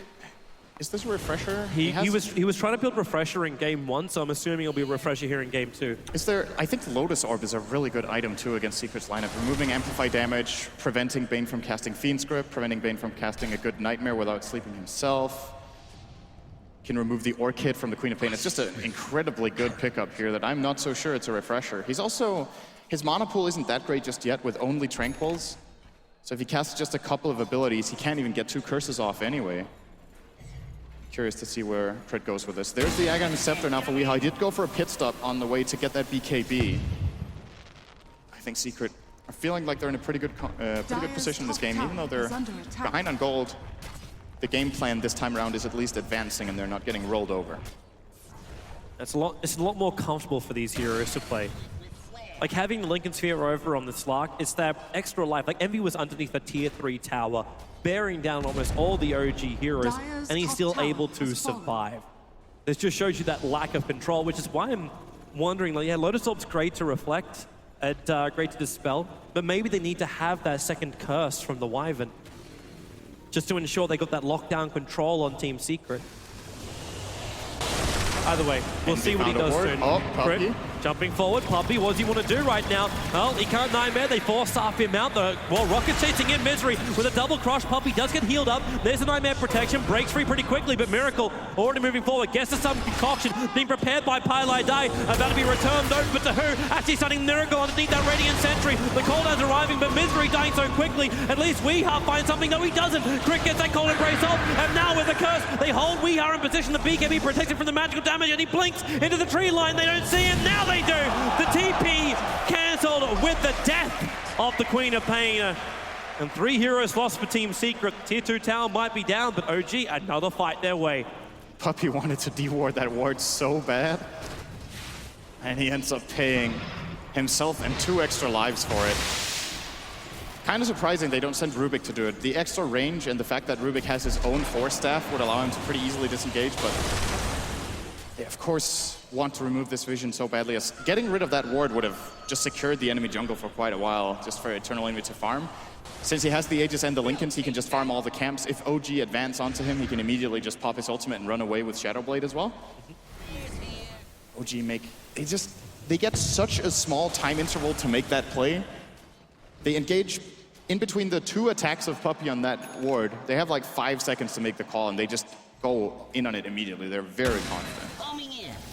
She'll be even more confident. The Assault Cuirass aura now gained by the Alchemist, so OG, their team fight's becoming stronger, not to mention the Aghanim Scepter on the Clockwork. It's never-ending jumps. Speaking of that, Envy initiating onto Notal. The crush will be there as Misery blinks himself forward, but that cold embrace keeps Ajaro alive again. Slug burns through this Lincoln Spirit and pounces down towards the supports of OG, killing a fly with a shallow grave, spoiling the fun. Misery's waiting until the right time. Pylai forced up himself out of these cogs, and there's your crush. The right time is now. The Sonic Wave connects on Crit Fly will end up dying. A double kill for Weehaw. He keeps the battle Miracle going as another telepiece is grabbed. Tries to throw Miracle down to the river. Not going to be enough. This Puppey hookshot it down by Moon. He's actually ticking outside the S-spray. The concoction will ensure the kill. Maybe not. Puppey. Nightmare denies himself in front of OG's lineup, and the battle continues. Miracle awkward for now. This chemical rage going to wear off in just a second, and Envy, the sustain is unbelievable, especially when he's got a secondary life. Miracle on that front line. They got the gem on Weeha. It was stolen from OG, and now it's going to be used to kill off Miracle underneath his own acid spray. Down he goes. 17 seconds on the sideline. No buyback available. Where's that hook? Oh, wow. Burn! The play! The gem take as well. Caesar retreating Weeha and hits it smack straight plumb between the eyes of Weeha. I was about to say that was actually a fight OG should be pretty happy with because they got rid of the Aegis. They saved their gyrocopter. Eternal Envy missing the pounce on the gyro by an inch there means is the difference between life or death for No-Tail. He gets out, and then after getting that gem returned to their base, easily a good fight for OG. And now getting rid of the Aegis should give them a lot more strength going forward. Of course, in the previous fights, they don't really want to focus Envy, knowing that the second life is such a big problem. It's going to be harder really lock him down. Well, it's going to be harder because he's now completing up his full Skadi. Oh, wow. Yeah, that's a big stat gain right here. Yeah. There you go. Like, Envy sustain, even without the Aegis, the Immortal, was still pretty heavy. But OG, they 5-man smoke. They see Puppey. That's an easy hookshot kill. They worry about who else is around, and in fact, Eternal Envy just running his way up mid. He's here for the creep wave, but he might. Oh, if OG can find that range. He moves deeper and deeper to the dire side, and Moon, there's your hookshot up, and Envy instantly starts the Dark Pact. The cogs won't lock him down. Moon could go for a, well, he can't go for the hook yet. The crush, catching out the gyrocopter. Even to a point where now you're starting to enfeeble up the gyro just to restrict his damage, and he still doesn't have a damage-dealing item. OG's DPS is not hitting. So, same with that hook shot. And Secret Immediate smoke. They're coming. They're trying to turn around. They were spotted by a ward, though. They're moving forward. Envy, he sees the clockwork. The cogs come up and pushes Envy back as well as Weeha. With the pounds forward, Envy getting close to hookshot. He'll actually get himself away towards No-Tail with a pickup with Fiend's Grip. Puppey, is there a stun control? The BKBs come with a call out. The Sonic Wave hits hard with Queen of Pain already grabbing one. Puppey, Nightmare in the Alchemist. He's taken out this fight, so is Moon, but with the safety of a TP back to his own fountain. The concoction again being stolen and returned to the gyro. Slug finds the kill in the bash, catching Miracle out. Can he retreat with the wave? No, he cannot. Envy will grab a double kill. No Alchemist for 70 seconds. As Team Secret will push down the mid lane. The ping came out saying, does someone want to grab that T1 tower in the bottom lane too? But really, if they can force a buyback, this is going to be a very costly fight for OG. This Slark Pig is proving to be such a good solution to the way OG want to play the fights. He's an initiator, he has good burst damage on the opening, he deals damage through Cold Embrace with 2 of his abilities, and the way OG win a lot of their fights in the games we've seen so far is just by drawing them out, keeping their heroes alive with Shallow Grave and with heals, and ultimately just draining the enemy team. But you know what? Slark heals faster than your 2 supports do, so Envy is not scared of committing and just going in and out of the fight like that. He just needs 5 seconds in the shadows, coming back in with full health again, dealing so much damage when the fights extend. This gyro buyout, it costs him so much. The fact he's also holding onto a quarterstaff No-Tail, it's like if this is going to be a butterfly for him, at the rate that Envy, with also the amount of money he gets from the fight, if he does get a Monkey King bar, yet what is the gyro, his main defensive factor, isn't there anymore. And there's still so much nuke damage from Team Secret. Queen of Pain could be looking at her own Shiva's guard. Maybe this is also like, would you even go for the Shivas, or would you look towards the Assault Cuirass? Try and counter the aura OG are already adding with both Acid Spray and their own AC. If you go AC, your Slardar will probably get the Shivas later on. Usually you let Slardar get the AC as his item after the BKB, but Misery is still pretty low on farm in this game, sitting below 10k net worth at the 40-minute mark almost. So I think you put the AC onto Weeha just to boost up the damage of Envy. Both items are really good though. Here comes OG. They might be really sad about the timing unless they get the kill. Puppey walking up the lane, but they see a better target. Oh no! The missed hook shot allows Envy to pounce away up the hillside. Roshan's only just spawned up, and in fact, Envy buys a BKB. So OG blow their smoke. They do have another one still in stock, but they'll move over and discover that Roshan is now up. And they'll have to be quick about this. And now they can't curse Envy anymore. It's the only BKB piercing ultimate that it would break a Linken's. Hookshot will of course stun him up, but not remove the Linken. So as long as Envy's in BKB with Linken's Sphere ready, he can feel so confident just going in on any target he wants, knowing there's no counterplay. But wow, that didn't take long. Alchemist is pretty good at roaching. Secret abating. This is one of the most obvious traps. The only thing missing right now is a Techie's Mind Flag. I'm happy we don't see that hero anymore. I am sad. Envy moving forward.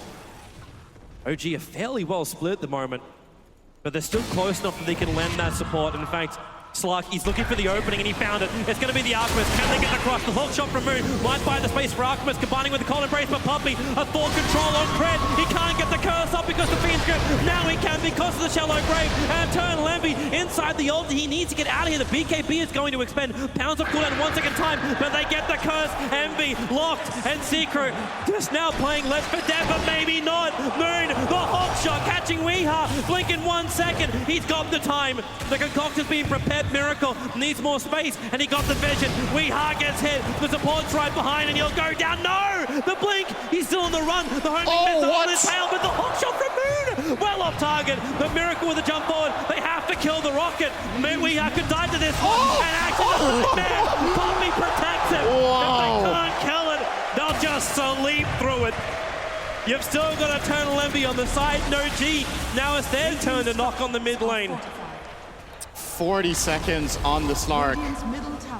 Exposed barracks in the bottom lane since a very long time ago. And OG, they still have the Aegis. They're not scared of forcing this. Weeha does have the Sonic Wave, however. So they enfeeble over on the Jar. You might want to think about enfeebling Miracle. He's doing so much damage at the moment. What's Pilot Eye going to get? Okay, Arctic Burn, not so terrific.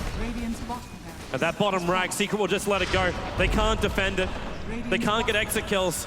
They can just get the amplification and watch where they move out. They have to let it go. Great fight for OG, even if they do miss a couple of the chase kills. And it is actually going to be the refresher orb for the Wyvern. Best second Perseverance has been purchased. So amazing as well. That shallow grave from Fly, it just bought enough time. Secret spent so much to try and kill off that Wyvern, and it just wasn't even successful.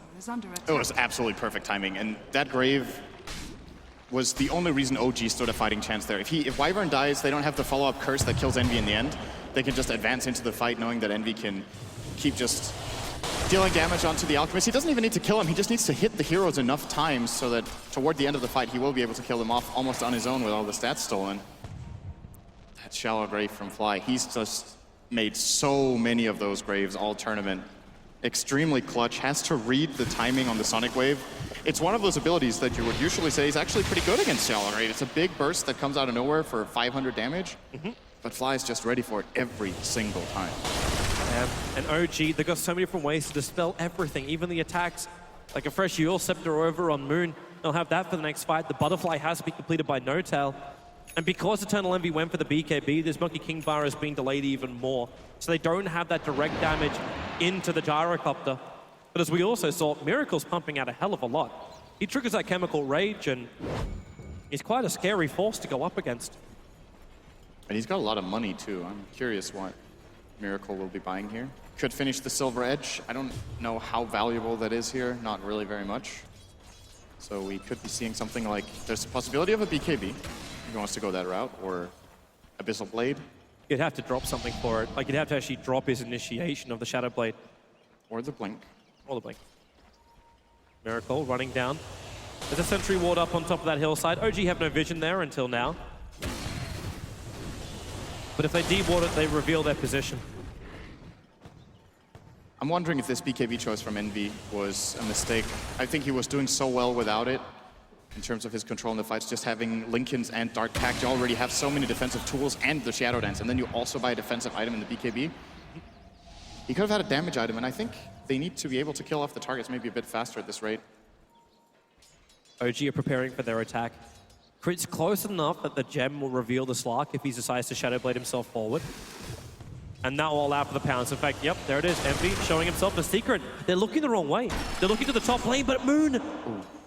He couldn't actually get the hookshot line. That range creep was blocking him. Yeah, he had to wait, but I think Eternal Envy was running top anyway, so it wasn't going to happen. And you could say, oh, that kind of blew the surprise from OG, but Secret knew they were there. Yeah. Secret were avoiding every other place in the map. So they moved up to the top lane. Envy was pushing out the bottom lane a fair way. And now, looks like OG going to rotate themselves down. They can't really achieve anything more on this bottom lane. Maximal Roche respawn by about 5 seconds off. This is 10 minutes and 54. Good news for Secret, which they don't know. It's the farm time. Yep. And what's the critical items they're looking for? Because I'm still looking at a large amount of money over on Weeha. It looks like he is going to be building the Shiva's Guard, but do you take the risk and buy that and sacrifice your buyback? Is the Shiva's going to bring enough to the engagement to warrant it? I don't think so. I think the buyback is more important for now. I'm still a bit surprised he didn't go for the AC, in my opinion. It won't take that long. Like, he's only got another 600 gold, and he's got it. Because then he'll have surplus enough to buy it and have buyback. Yep. Very much reliable gold on him right now with a 2400. OG are starting to flatline here. They spent so much time waiting for Team Secret to arrive. Like, yes, they had a 12,000 advantage. They almost lost all of it in gold. And now it's just starting to flatline around 11k. The experience, there's nothing in between these two teams. And really, when it comes down to the fight, there's not that much that's also separating them. It's all about that initiation. If OG can get a good curse off, and how much space is Eternal Envy able to get away from the curse of crit? Moonshot on Miracle. Prioritizing that over giving Ags to Dazzle. He thinks the 60 attack speed on him will do more. And of course, Clockwork bought his own, so he doesn't need one. The one on Gyro is pretty awful with how this game is being played in general right now. Yeah, I don't think it needs also not good. Like, if we turn it into the split push, maybe then the global cooldown could be useful. But Secret's lineup isn't that good at split pushing that is going to be very valuable. Of course, it does give stats too, so once Miracle is completely maxed out and just swimming in gold, then you could start giving it to No-Tail as well, but it's probably last on the list of gold to be spent here. Okay, how does Team Secret do this? The Observer Ward, if they... Okay, they use Envy again as bait. Moon moves forward, they trigger the Lincoln Sphere already, and the Force Staff actually pushing Envy back down. The Refresher Orb curse is still available for crit. But OG, Miracle's actually going to stun himself up. He's already burnt this Chemical Rage. The Secret don't want to fight this. Yeah, the curse is down, but there's no reason to engage. They're still buying the time. In fact, now Moon moves himself forward. Cogs will push Misery back out, locking Envy in here. But then Moon tries to run out. Misery force-starts forward, but the defensive heal center from Moon buys him the space. Misery has to trigger BKB. Get away from the rest of OG. And Moon was really far ahead of his team there, but that Dual Scepter usage probably just kept him alive. I'm saying that, and his team were coming in. Careful with the run, that gem is still there. Lincoln Spear's going to trigger. Envy still got the ulti available, and well, does he have enough? Moon with the hookshot forward, but Envy just runs himself out with the Shadow Dance going to work. They get the curse over on Weeha, and that Queen of Pain is down. 80 seconds on the sideline, buyback is available. As OG, is this enough of an opening for them? Well, we got flat cannon for Pilot Eye, that's not what he wants. The problem for Weeha in this game of the Queen of Pain is that he needs to time his spells so well to not make them useless. He's coming in. The AoE heal. Concoction, he wants to go on Misery. Okay, no, he does not. Moon's leaving. I thought maybe with the hookshot 4 they could go for something, but looks like OG will not be able to punish that death. They want to control the map until Roche spawns. They don't know the spawn timer is long, but he could start spawning now. They have Ancient stacks for No-Tail to farm here. There's the Basher, now coming up for Miracle. So does he sell the Shadow Blade for this? And just keep the Blink Dagger? Yes, he does. I think it's the right choice as well. He's getting so much money. Having that full Abyssal may not be that far off. Obviously, because he's an Alchemist. And the gold lead is still 10,000. What you need to keep in mind is, of course, Alchemist will always have really high net worth, but his value relative to the gold is not as high as other heroes. And you're saying that, and you've looked at Miracle in this game and how much he's done. When you do get to that super late game scenario, other heroes just tend to take over, such as the Slark. Queen of Pain will buy the Shivas with the buyback, as we talked about. Slark sitting on 4,000. Very curious what we see out of Envy. I think Abyssal Blade has to be the choice here. Really? Or a Butterfly. You don't think the Monkey King bar? Because he's still going to attack directly into that Butterfly of No-Tail. It's actually true. Never mind. Yeah, both the enemy cores do have evasion. It's not just the gyro, but Miracle also with the evasion from the solar crest. Yeah, MKB is probably better than Abyssal in this case. Envy loops around. Okay, yeah, there's some pings. OG are aware of this. The hook shot actually being used by Moon defensively, as well as Cogs really worried that Slark is just stalking them. And they'll move over into the pip. Now, there's just a couple of dead golems that are sitting here. Envy will mop that up, as well as killing off the Soul Ring and TP. A little bit of spring cleaning for the Slark. As OG, are you going to hook shot? Well, he is, but Notel's butt was in the way. Yeah, thankfully. I think Notel is starting to block Moon on purpose just so he doesn't jump 2,000 range away from his team. But of course, Moon can play with so much confidence because of the Yules. I think it's a really intelligent pickup here, just allowing him to buy so much time that he doesn't need a force staff. He's to hook shot in. The 2.5 seconds of self-Yules is enough for his teammates to reach him with Cold Embrace and Grave. 10 seconds till Roshan.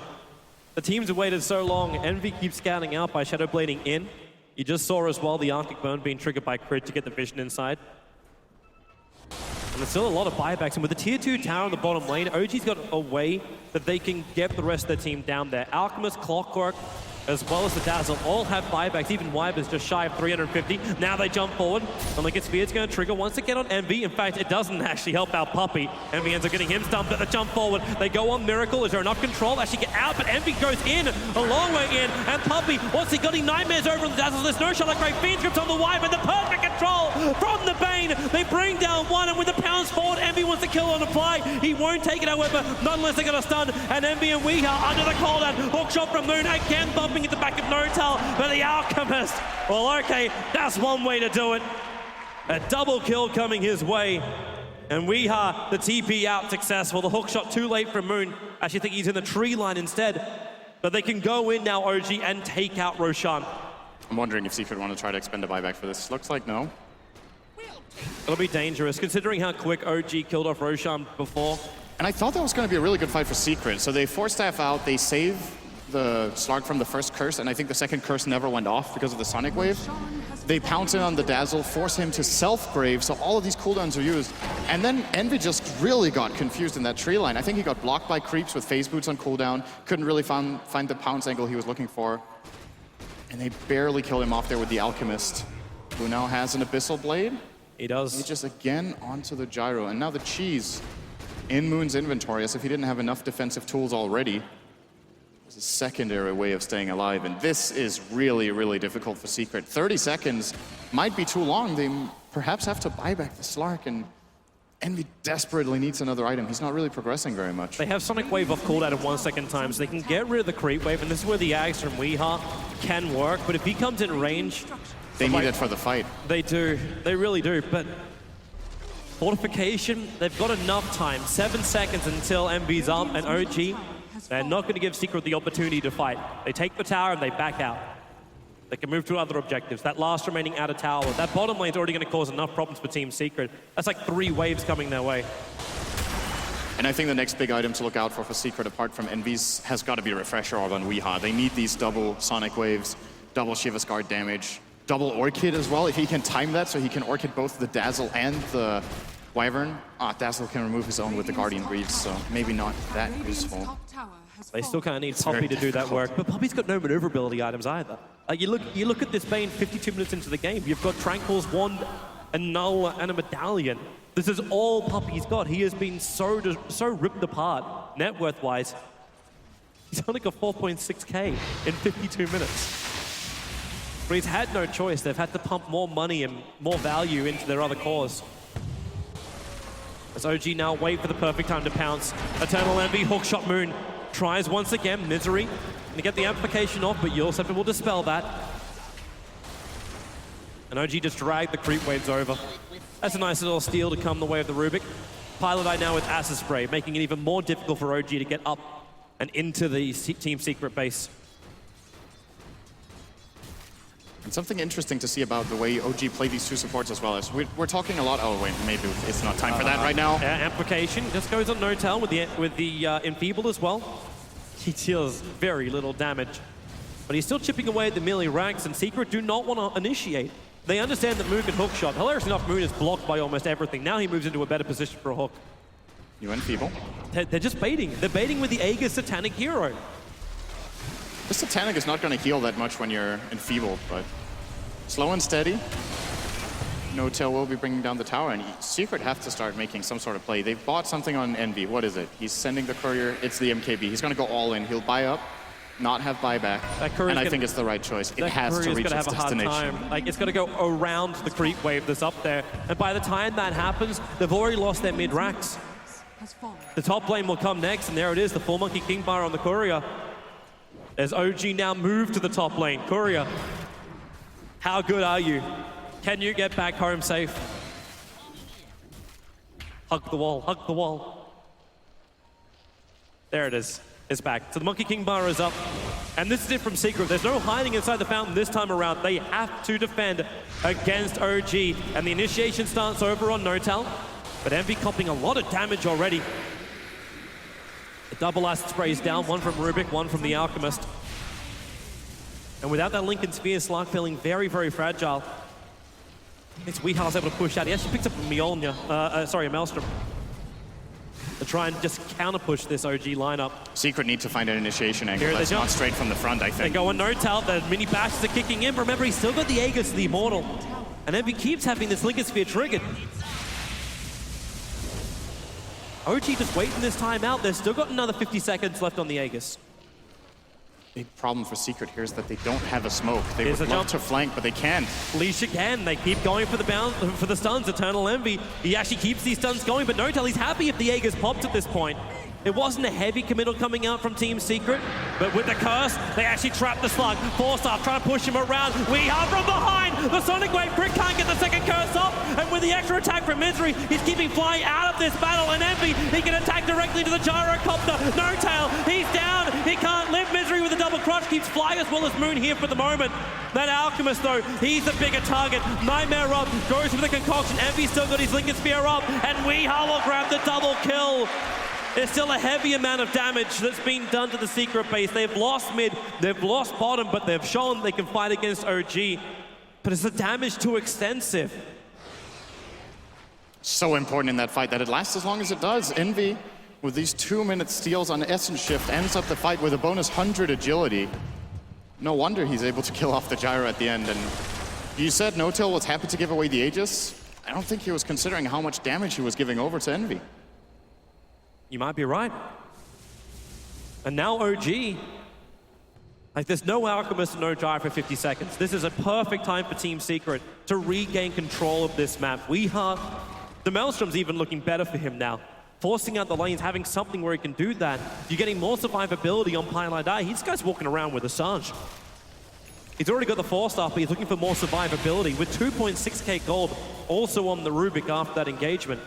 What else are we looking for? Envy, he's up to 2.8k. Slider has his full BKB with extra money, so the buybacks are available with a 20 gold surplus. Finally, Puppy buys a new item. He has a Solar Crest. He has something of real value for Team Secret. That's really good against the Dire lineup. They don't have any MKBs on either core, and this keeps Slark alive. And I want to point out how crazy that fight actually was for Secret. For Eternal Envy to be cool enough to stay there and bait the whole enemy team in. If he dies, it's over. So he has to play it on the edge, but they executed it so that Envy was floating around 20% health, got out of the fight, stole a lot of agility, came back in, and key cooldowns for OG had been used already. Mainly the first Winter's Curse, of course the Shallow Grave as well.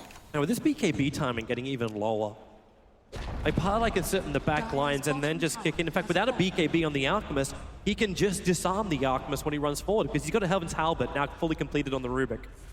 That's a very big item too. Keeps him alive even longer in the fights. He's getting good steals. And we're starting to see the problem as well of a Wyvern going in for the Refresher Orb. There's not a lot of life over on Crit. So the control time that Secret need to kill him off isn't really that much. And they keep putting a lot of effort into making sure that Fly has no influence in these engagements. Twilight Eye, what are you going to get? Acid Spray? Oh, that's a good steal. He doesn't want to drag the Creep Wave up here, though. It's going to reveal his entire team, and the fact the Creep Wave will probably lose aggro now, not getting up the hill. That Monkey King Bar is now going to be done as well for No-Tail. He's got buyback, but he kind of needs the damage. This is a very very important moment. Envy, it feels like he just bought that MKB. He also did. Yes. And he has 4,600 gold to boot after that fight, and the tower he took bottom and the couple of creep waves he found. 480 CS, leading by a big margin in terms of that. He's going to have to get rid of his Shadow Blade if he wants something else. Like, unless he thinks that Silver Red is a good late game item. And in fact, he just buys a straight Moonshot. Doesn't want to give up anything else. Just increase that attack speed. Misery breaks the smoke. He came in. The curse will come out from Crit. But Misery, he's still with the BKB available. The force up from Paradise, dragging him out by a miracle.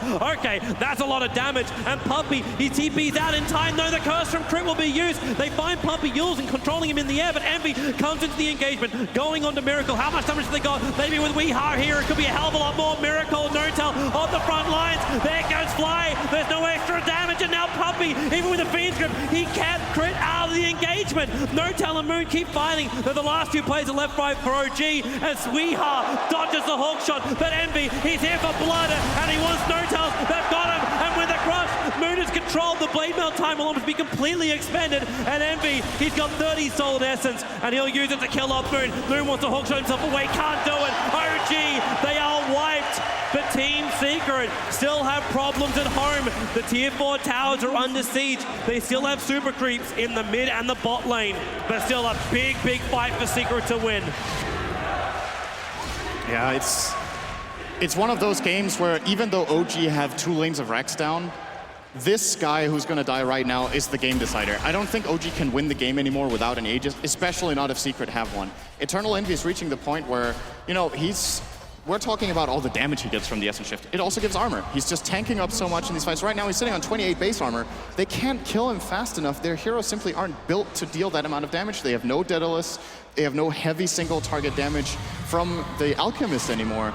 Against all of this armor and, of course, the Solar Crest that Puppey can put on him and the Enfeeble, between all of those things, he can't do it. And this is the reason why Secret make the choice to put the cheese over on the Slug, so he's got that burst heal, and it allows Misery to be even more aggressive. To have that Aegis to the Immortal. OG, now it's the one without buyback, so he needs it. It's true. And so OG, who do you even initiate on? You're having trouble killing off the Slug. Puppey's getting in position where he's able to get his disables off, and these fights are becoming very scrappy for OG. Fly can't really find the back lines. Okay, Envy, that's a walk under a tier 3 tower just saying hardy-doody.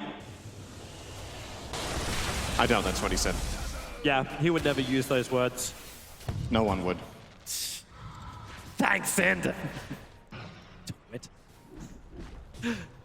Some good wards still available for the Dire, so they're getting information. Hook shot! They found Pylai Die. He's got his own force staff, gets over the cogs, and the rest of the team of OG can't chase us. They've got the concoction prepping, but Miracle can't reach him, and they actually lose their clockwork.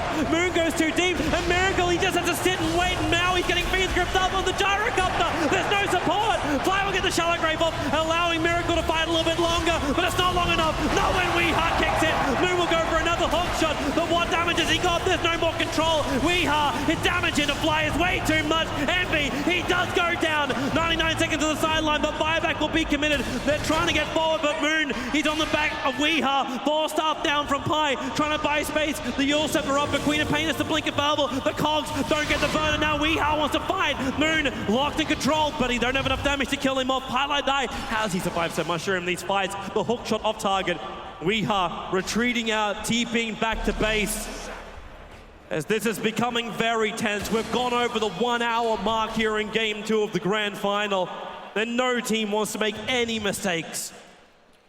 And that was triple buyback from OG. Clockwork, Alchemist, Dazzle. They forced out the one from Envy, which I actually don't think he needed to use. They were in a position where they disengaged, but in those kind of fights, like in this late game, you go with your gut instinct. Yeah. You have to immediately. You don't have time to think. He had a feeling the fight was going to extend and that he would get back in. And maybe the buyback prevented OG from actually chasing down extra kills. But now, this next fight is the game if it happens within the next 5 minutes. How long have we got? There's no Aegis and no cheese, though. So OG actually did get a pretty good trade out of that after all. Not using the refresher on Wyvern either. They have all their tools available again. They do. And they could, then again, can they force it? And do they need to force it? There's still 2 lanes of Raxes up. Is this almost the time where you look towards the BTs? Get Alchemist in with that and just push out the side lanes. You lose the game if you get mega creeps and your cores die for OG. Then Secret will run down mid and just skip the barracks, go straight for tier 4s and throne. 2 minutes is more than enough after a long team fight with a billion agility on your Slark. That's true. So you got to be very careful. I don't think brute force is the way to go. I think OG, as much as it is probably pretty scary at this point, they have to play map control for another up to 10 minutes and get that Roshan. Secret seem to have got an edge over the last couple of fights. It's like they've figured out how to find the right assault angles into the fights. And Slark has got enough items that it works. I'm wondering if this is now going to be Moon's way of like giving his team another chance. If he can complete up a Bloodstone, trigger it during the fight, and then just give that extra life back to OG. I don't feel ever completed. He's just got the Soul Booster at the moment. And Envy, oh, this is not where you want to go with the Shadow Blade's going to come underneath the Observer and Sentry Ward. They can see him clearly. Lincoln's Field Trigger, he gets the BKB off as well as the oldie, attacking into Clockwork, gets the bash. The hookshot won't get him out of here, but Miracle catching Weeha, and with the curse, 2 minutes on the sideline. Buyback is available. The Pilot Eyes on the run, the homing missile chasing him, but Miracle just knocked all over him. The buyback comes out from Weeha now. He needs to stop this momentum on the bottom lane before OG can reach it, but he's so scared to come out. And this time around, the positional advantage was for OG. Weeha couldn't find an angle. He blinked into the middle of the OG team and just got killed by Alchemist, getting absolutely nothing off.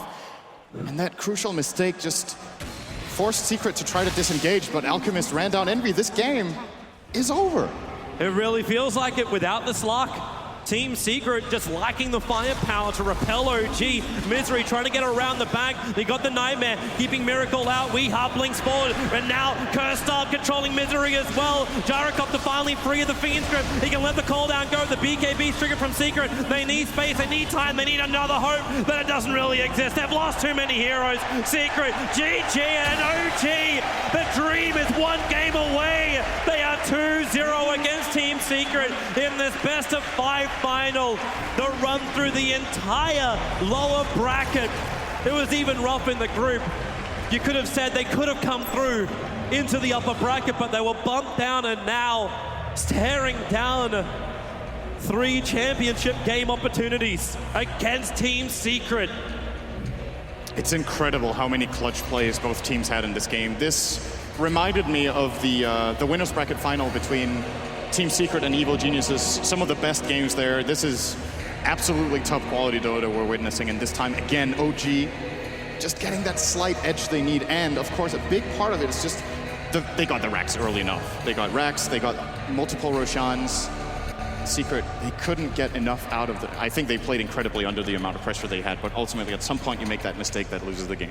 It does, and it did. Moon doing some work, the whole of OG working hard, and they are so close they could smell it. Secret are the ones that still stand in their way. Let's go to the panel to see if the dream is real. Will it be a whitewash?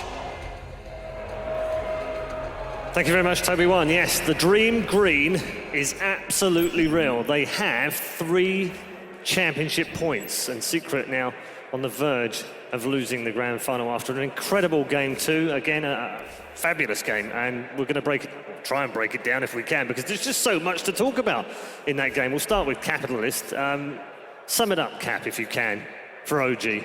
I think once again, OG, if we actually went back to the pre-interview where No-Tail was talking about how this patch fits their style, you could see it in this game. Once again, they established an early lead via the Alchemist that is such a popular pick in this meta. Wasn't always straightforward, Jacob. There was an opportunity every now and again that Secret seemed to somehow, and I still don't understand how, but somehow they carved out opportunities which almost got them back into the game. Like Sindre said, it had so many similarities to the game against Evil Geniuses yesterday, game 1, where it would go back and forth. Suddenly, Secret would actually win a team fight up, despite the fact that it would constantly be OG putting on the pressure. So some of that tied into the fact that OG didn't do target calling the way they would do in some of these team fights. But when they did do these team fights correctly, it was absolutely amazing to watch. You could see how for 20 minutes, the only way they had to actually, like the way Secret could actually beat OG was if Poppy would Nightmare the Dazzle to then Fiend's Grip the Winter Wyvern. This is late game we're talking about. They have to put all the emphasis on taking out the supports just because of how big of a role the Winter Wyvern Ultimate played in those. The supports just synergize with each other so well. We saw the Dazzle, like Grave, Winter Wyvern at like half HP, then immediately a Sonic Wave comes out and they end up getting the save, turning around with the Cold Embrace and the Winter's Curse. I think that we said that Crit was probably MVP for some of the earlier series, but this game he played phenomenal. I think this is probably the best Winter Wyvern performance that I've seen. On top of that, the OG supports managed to get a lot of farm. Like every single game too. They had the Greaves on the Dazzle, so they didn't even have the option of orchiding him in the late game. And whereas you see Puppy like maybe 40-minute Solar Crest was the first item that he had. It's not just Crit though. The real unsung heroes also fly with the Shallow Graves and the constant healing. Moon Meander on the gyro, not on the gyro, on the Clockwork. Absolutely amazing play by them. I was going to ask you, Jacob, actually, you've been quite critical of the Clockwork play throughout the whole tournament. It's not been the most successful, but this time around it worked like a treat. I mean, Moon makes everything work today. He does. Everything he touches turns to gold. As we go back towards the start of the game, again, as you rightly pointed out, Jacob, they started well OG again, but it was relatively even. Secret, taking their odd kill, picking up as they wanted to throughout the game, and there was no real sense that they were going to lose the game until kind of like the mid-game, and then it just got out of hand again for OG. This is where the real momentum gain is for OG, and this fight actually decides the rest of the game in a sense, because they get a lot of gold out of this first and foremost. It's the first real team fight where they almost wipe the entirety of the team, and then they go in, break base, take down the tower. They force buybacks, and this takes so much momentum away from Team Secret. Even though Team Secret gets the rebound kills after OG overextends inside the base, it's really that fight that is detrimental to Secret for the rest of the game. You've mentioned previously, Ben, Miracle's play on the Alchemist, how flexible he is. How did you rate his game? Again, he transitioned so smoothly from the early game beast that is their front line that scouts out vision for everyone, that is like kind of the force that Secret needs to break through before they get to the support. And then the late game, we just see him crush Envy at the rune to kind of seal the game for them. Like he transitions always so smoothly. He knows when to pick up scepters for his teammates. He knows when he needs Abyssal. He always has buyback. He has like the blink initiations too. Winter Wyvern getting Refresher Orb as his first real item outside of the Blink Dagger. I mean, again, we keep talking about how great OG is at itemizing, but this game just proves it. Even in the late game, they know exactly what to do. I think that we can definitely agree that these two supports for OG going into this tournament, they were some of the biggest boosts to OG as a team, but they were definitely oftentimes the standout players. But at this tournament as a whole, I did not expect to have the words come out of my mouth that OG actually have the best support duo here in this tournament. I think they actually beat out every other team. Fenrir suffered, usually you look towards that team. FY Fenrir is the duo that's best at the support game. You have legendary supports in both Puppy as well as Pylai Dai, but it's actually Crit and Fly who have done the most work all tournament long. I think props go to Eternal Envy though on the Slark. We haven't seen Slark that much in this tournament, but he bought a lot of space even though he was relatively underfarmed. He had a Shadow Blade, he kind of drew them around the map a lot, and in the mid-fight, he just like kind of went into the middle of all of them and forced them to blow a lot of spells on them. He even got a Lincoln Sphere to try and counter the Winter's Curse, but that proved to be... I mean, talk about space. Moon Meander as well on this Clockwork. There's a lot of hookshot that he misses, but he keeps on shooting them out because he has this Aghanim Scepter. He takes so many chances and sets up so many important kills for them throughout the game after he got the Aghanim Scepter. Very close. That was one of those critical misses, but here's the beautiful play by Puppy. The defensive sleep that comes in with the rocket. Showing just such high-level support play, because just moments earlier we had seen Fly with the clutch Shallow Grave save. This is when it looks like OG might actually lose the game. They gave up an Aegis on the Gyrocopter for not really that much, and the Force Staff usage by both teams were really, really nice. We saw a Force Staff on the Winter's Curse. There's not buyback on the Slark though. This is where I thought OG was winning, and then they don't have enough damage output to actually kill the Slark in the Winter Wyvern Ultimate, so the fight turns around entirely. Had they killed the Slark there, the game would have been over.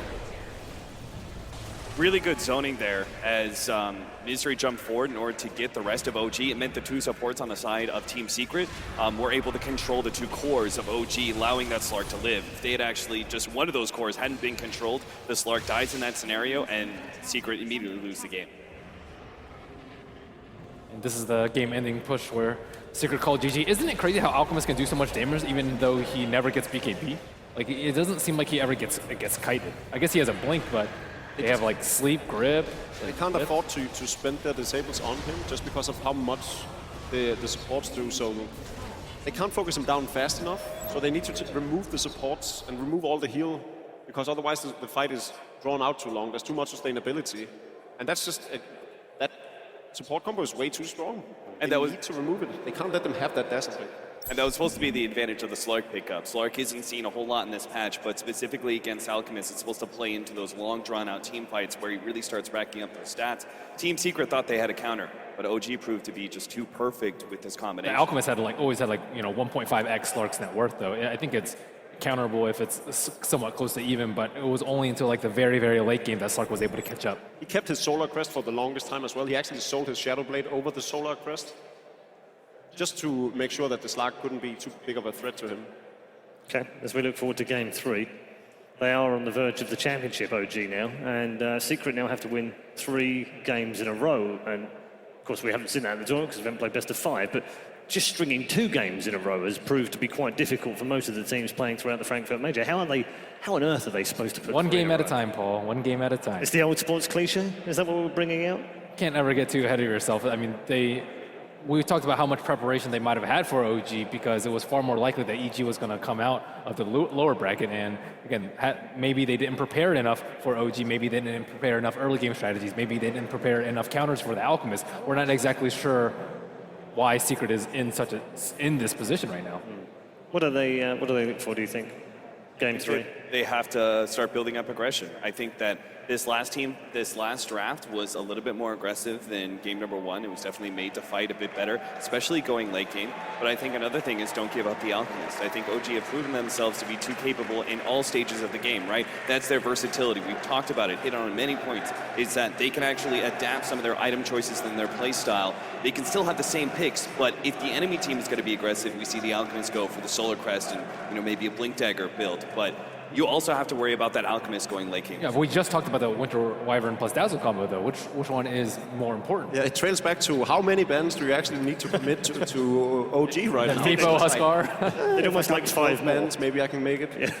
There's just too much in the arsenal right now. I retract previous statements about OG being too easily figured out. No-Tail was right. They're very versatile.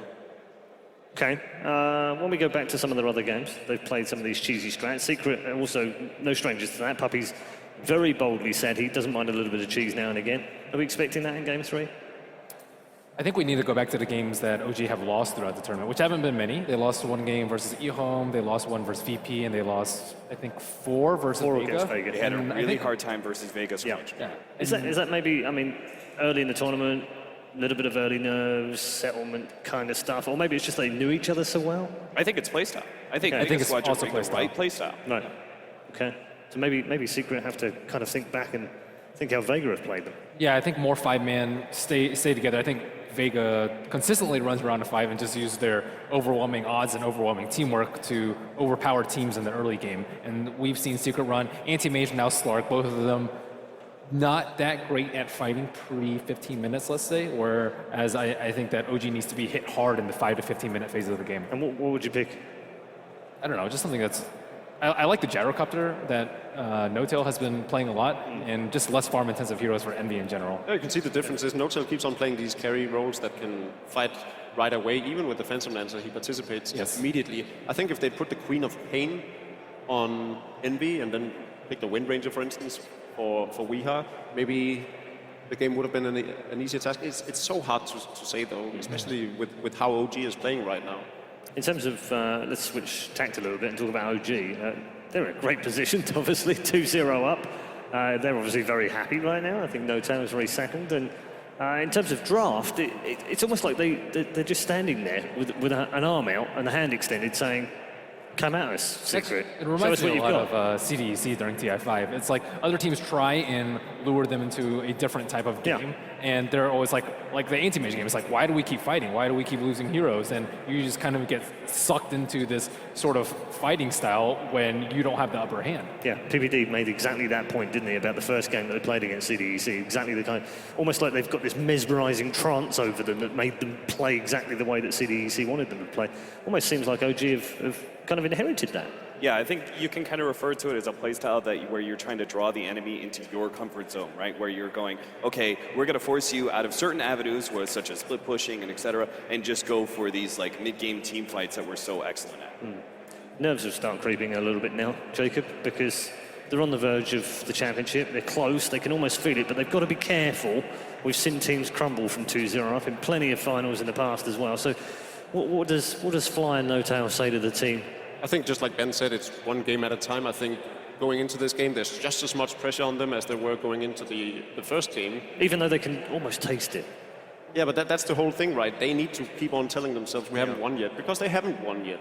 There's still potentially another 3 games for them to play. So they need to just calm down, learn from what they've learned so far in these games. I also think they've learned so much from the losses they've had throughout the tournament. They've probably realized by now that Darkseer is actually not, even though Moonmeander plays an amazing Darkseer, it's actually not one of the most suitable heroes for their playstyle. Yeah, it's an interesting one. I think that you just have to remember this is the big thing about these big tournaments, really drawn out. They develop their own metas. If you go back in time in history and just look at, look what almost happened to Alliance. They established the meta, Na'Vi almost beat them out of it. Look what happened to CDEC. They established a meta, and EG managed to figure it out and actually counter them in the grand finals. That can still happen, right? This is, again, what Team Secret are capable of doing. Once they figure you out, once Puppy has figured out that one draft that will work against OG, you could actually see them crumble and lose the last 3 games. So they really have to just not give up and be like, oh, we've got this in the bag, 2-0. There's no way. I got the recipe for him. It's Chen, Puppy. Just take the Chen. Push them. Arguably, they have anything that we've had so far, I think, anyway. Anything else, Ben? Arguably, they haven't given OG their strongest hand, though, which is the Wisp. So that's...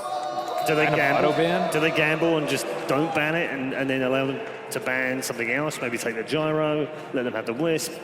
That's the thing. I don't or think is it Wisp just too their risky? strongest card. I think that's the misinterpretation.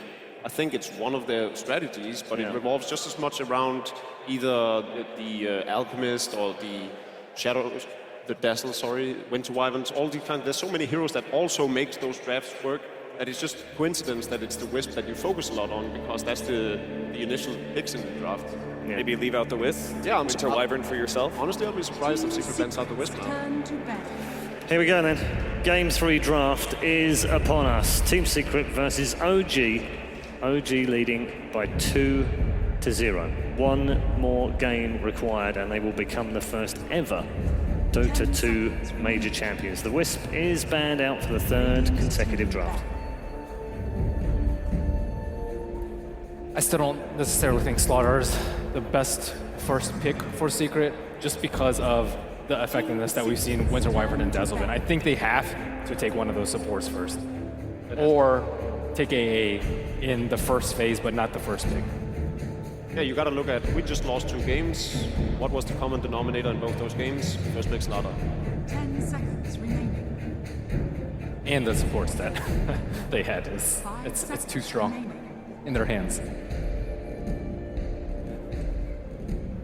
I would really like to see Team Secret actually establish more dominance by 10 minutes. So I keep pointing out the Night Stalker, but I think there are plenty of other heroes that could actually establish that kind of early tempo that Team Secret are kind of giving up to OG in both Game 1 and Game 2. So the Tusk is actually left in the pool too, so they can maybe pick that up very early on. So we see Slardar, Shadow Fiend, Dazzle, I suppose. What's different about this draft that they chose to ban away the Wind Ranger? Because Winter Wyvern's banned. That's okay, yeah, you're right. Good call. That's actually a really good read by OG, though. Yeah, Fly's really got the drafting down right now. It's on fire. So yeah, last time OG banned Doom and SF, and Secret banned Tusk and Wisp. So they already eliminated the 2 big components of their draft, the Dazzle and the Wyvern. Yeah, and one of the problems, of course, with those first 4 bans is that you leave SF and Miracle. But as we've seen, like that might not be the best tool for them too, because EG already beat them out very convincingly with the Shadow Fiend in the mid. Yeah, and maybe that's Puppy's thinking. Maybe he's thinking we can ban in such a way that we give them SF, knowing that we've got something. At the same time, you have to realize that OG probably have adapted to like, oh, we could have done things differently that game, even with that particular draft. So it's a risk either way. Yeah. Still, they give away the Tusk too, which we thought was a very big problem. In there are the so early many series. levels of thinking right now. 5 seconds remaining. Brinkmanship will continue. So what other heroes are there? Bane is overlapped by Dazzle, so I don't think they'll go with that. And they're not going to go with the Slaughter again. Yeah, maybe Undying for Pi? I was thinking Undying. It's a hero that, wants to fight early on. One of the best ones at fighting early on. They could go Ember actually for Envy. That has been the strongest card of their arsenal so far. Alternatively, possibly later on in the draft, definitely not right now, but a Bounty Hunter. I think Ember Spirit is probably the so they stick with the Slaughter pickup. They could go for it, but Slaughter again. Slaughter was very useful in the latter half of the game. I would say for the continual chase, his stun is on such a low cooldown. I definitely saw its use for Secret in game number 2, but I like how they didn't pick it up first. This is the big difference between game 1, 2, and 3. Is Slaughter was the very first overall pick for Secret. Yeah, getting the Dazzle, or removing the Dazzle from OG, and at the same time getting the support hero you've been the most successful with throughout the tournament, seems like a great opener. If they're going to ban away the Phantom Lancer and perhaps Undying, that will leave Gyrocopter out in the pool unless OG ban it. They could have a Gyro against the Slardar, which is quite favorable because Slardar can't really challenge Gyrocopter sometimes just in lane. And you would have this very early momentum-based lineup with the Tusk and Gyro establishing quick control, and then the SF creating space for him on the Radiant side to build up to that core position. It is very likely they'll ban out the Gyro. 3 wins on No Tail today on the Gyrocopter. They banned out the Phantom Lance already. They're taking away all the carries that he's been playing throughout the day. You're okay with them leaving out? Like to just have 2 aggressive supports just completely zone out the Brood until 6, 7, 8 minutes, and after that they have the Slaughter with Amp to deal with them. So that's not high on my list of picks for OG. I think they can just play standard. They've proven in game number 1 and game number 2 they don't need something strange like that. They've actually stayed away from pretty much all of the strange today through 5 games. A lot of their other strange is limited by the fact that Miracle's hero has already been determined with the SF. So they ban out the Ember, which makes more sense. Team Secret. Immediately go with a Bane follow-up. This draft, back to following the meta almost in its entirety. 5 of the most popular heroes.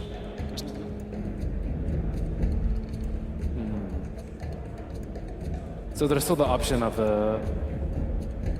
how do they want to deal with the Shadow Fiend? Shadow Fiend's not a hero we saw so much. It was seen in the last series. It was handled very easily by a TA plus Lich. We have seen Lina plus Quap with a Spirit Breaker. We've seen Bounty Hunters able to deal with them. But this is a Radiant Shadow Fiend, mind you. They have to have a hero that can aggressively ward their jungle, take their stacks, kill the Shadow Fiend, limit his soul count.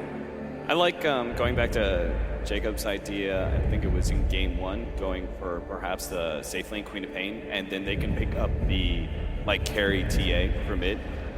Dire side, you have Ancients. You still have an early tempo controller in the Queen of Pain to start aggressively moving in and shutting down the SF's jungle. Yeah, it wasn't coincidence that EG completely demolished them in their game 1. I think TA is a great way of dealing with OG, and the Queen of Pain, obviously. If you need to pick a carry that can fight early on. Same way we saw Sumail on Doombringer really play a big role in their win as well. And then, again, the Bounty Hunter, I really think it's key. We've got the AA now. Darkseer still in there, and Dying still in there. Doesn't a Queen of Pain pick invite a Meepo from OG? Sure, you'd have to 4th pick it and ban it out. 5. 5 seconds remaining. But that's unfortunately not the scenario that OG can go for. Reserve time. So we're unsure as to whether the Tusk is played by Crit or by Moon. Still very open-ended on those. Do they want to pick up No Tail or another core?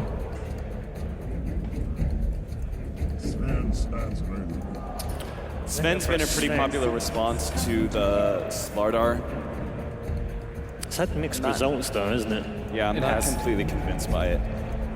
Sometimes it's looked like the perfect counter, and others It just lacks the mobility. They often just get kited until war cry's over, or just drop a crush on him, watch him run around. Is it because they expected a meeple pick from Secret?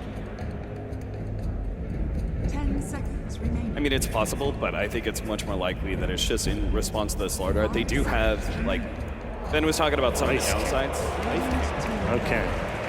Heroes like Tusk and Bane are strong supports to be able to have around a Sven because it helps out with his mobility and locks down the enemy a bit more.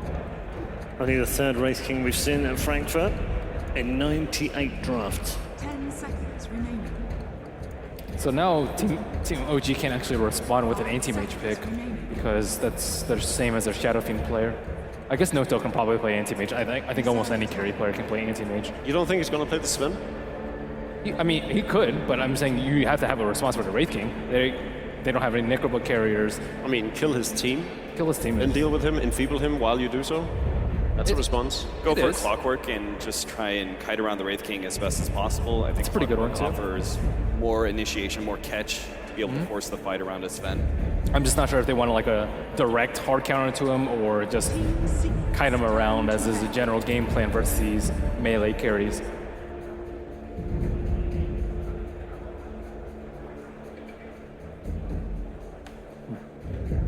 Invoker banned out. It's actually pretty good versus Wraith King as well, although OG will take it out of the equation.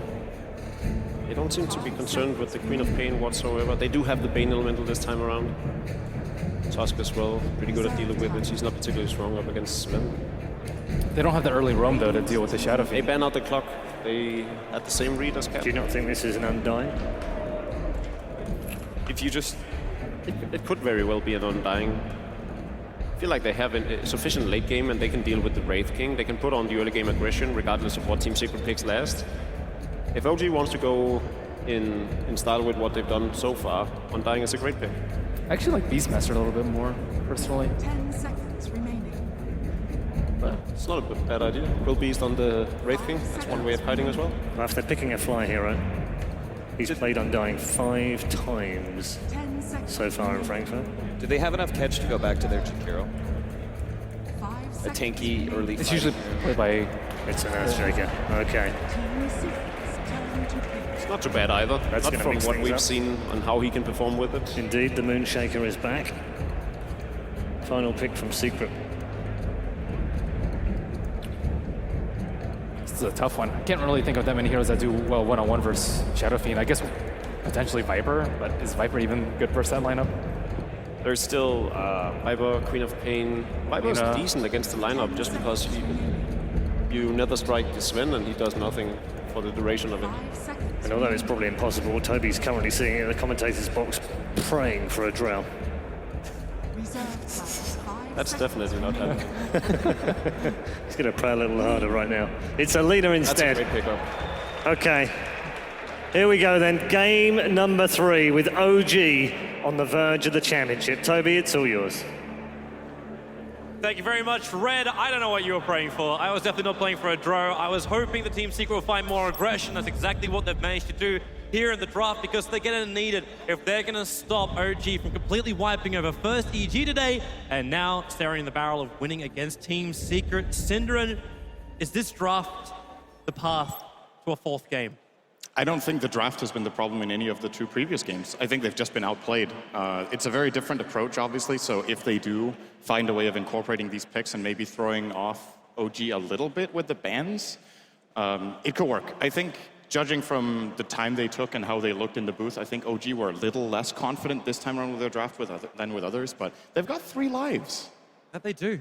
They can do anything they want to. They can be a little bit more experimental. It takes the pressure off you during the team fights as well. Whereas, like, if this doesn't really go our way, so be it. But if it does, then we're the champions. We win 3-0 over Team Secret. We do what no one would believe OG would be capable of doing. But let's get into it and see how it goes as we will start Game 3 of this best of 5 Team Secret versus OG. the original game. Yeah, they get a hero they haven't had for quite a few games, apart from they had one game against EG where they had the Shadow Fiend and lost. But it has become a very big ban against OG. They will, of course, be getting that Miracle Shadow Fiend. And that's the #1 thing for me to look out for in this game is, can Secret counter it out? They mentioned it on the panel. Not a hero you want to give free reign to. At the same time, if they counter it out too hard and use so many resources, then all of a sudden, you're going to have a Moon Meander Shaker. And we've seen what that can do. You're seeing how fast Secret are coming in. Even if they don't like attack and stop the SF from taking the sacks, they're hoping they can get enough little hidden wards they can stop it. So Puppey blocks the first and the biggest of the pulls on the Radiant creep side. And they put one Observer ward down to also block the pull area. And this is Secret with a Weeha Lina to go to that mid lane. And they run a dual off lane with Eternal Envy as well as Puppey. A very difficult lane to kill off.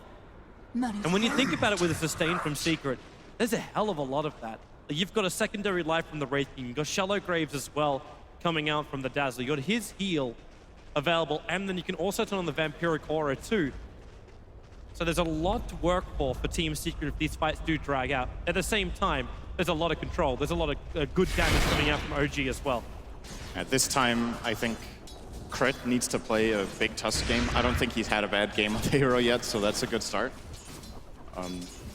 But they're without their two classic defensive heroes in the Dazzle and the Wyvern that very clearly were targeted out by Puppey here. And that might be why OG didn't seem so confident after all. They were forced into something like a Sven, and we haven't really seen them play much. Highlight die, don't think you want to walk up this hill. Moon's there waiting with a fissure. Pardai will now walk back down again. There's only the Brain Sap damage, and Weeha with the Light Strike Array could try and turn this. In fact, Puppey already TPing off the bottom lane. OG getting as aggressive as they can on this Earthshaker, and Pardai's coming back again. He's coming for round 2.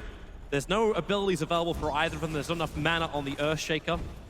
Let's just play Trilane mid. I mean... Please no. Why not? Just please no. Well, it looks like right now it kind of is a Trilane mid. Both Puppey and Pilot Eye standing behind Weeha. Bane is with Miracle, but now the rotation from Moon Meander will be coming out. And Secret don't actually have a ward around that Riverside. And Misery.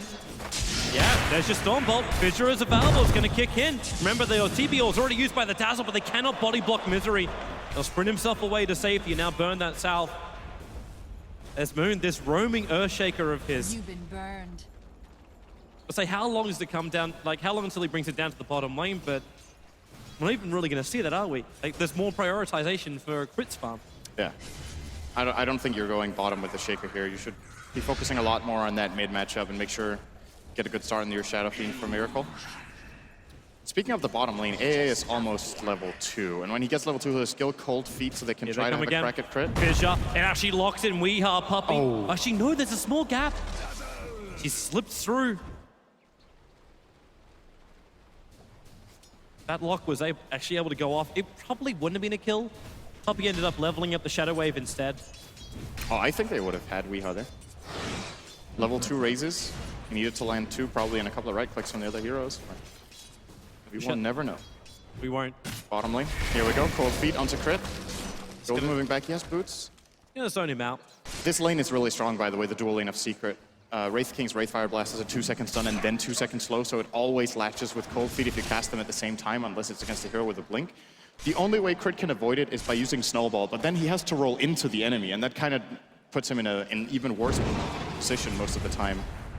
So he has to be very cautious down here. You can see Secret are looking for that exact play, but Crit with the boots stays back. Oh, there we go. They got him. There's your stun. Cold Feet as well. Snowball now being used. Oh, he did too early. And now the Cold Feet is going to kick in. He could have actually waited a little bit longer. Is the damage enough with a secondary blast from Envy? There it is. Team Secret will claim the first blood on this off lane, capitalizing on the mistake of Crit. Snowball does not purge the Cold Feet. It still runs while he's in the ball, so he has to wait a little bit longer so that he's, during the invulnerability phase, while it's running. Of course, it's a delicate timing, because if he stays inside the Snowball for 2 seconds, he rolls even further down the lane. Well, top that was lane. definitely avoidable for Crit. Stormbolt, Moon, he does actually have a stun of his own. Misery, going to use the Crush. He's got support around the corner, so Puppey's ready to defend Misery, and now the Fissure will go.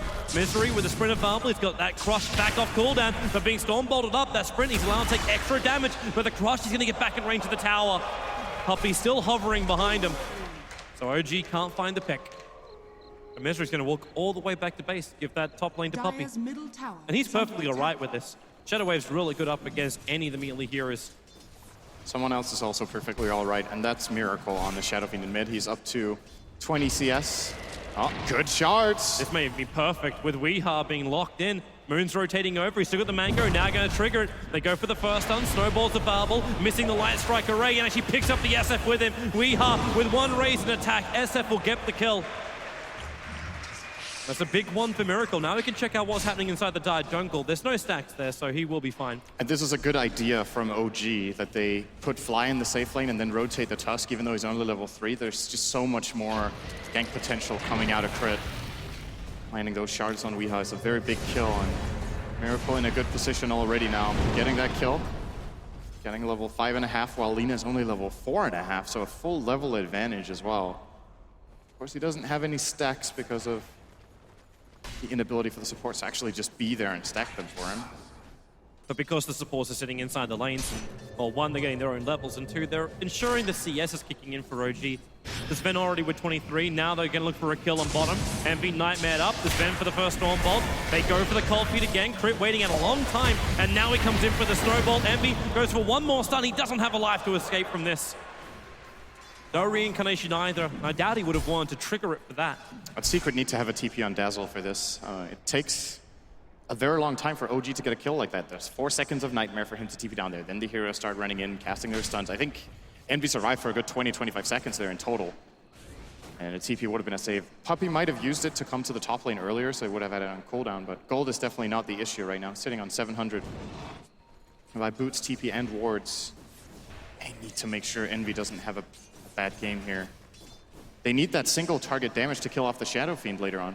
Radiant's middle tower is under attack. And that's why Envy rotates. Get him into the jungle, get him farming. Misery's almost level 6, so his time for rotation will be coming soon too. They also need to get Pylai Die with a couple of levels. Rotation is one thing, but they need to get the Ice Blast up and running. So when Weeha is ready to attack with Laguna Blade, they can ensure a quick kill, and that's what they're looking for now. Fly, holding back behind the tower, Envy. They could go for the stun on the Bane, there's not a lot of mana. It's also a very bad position for them to engage in.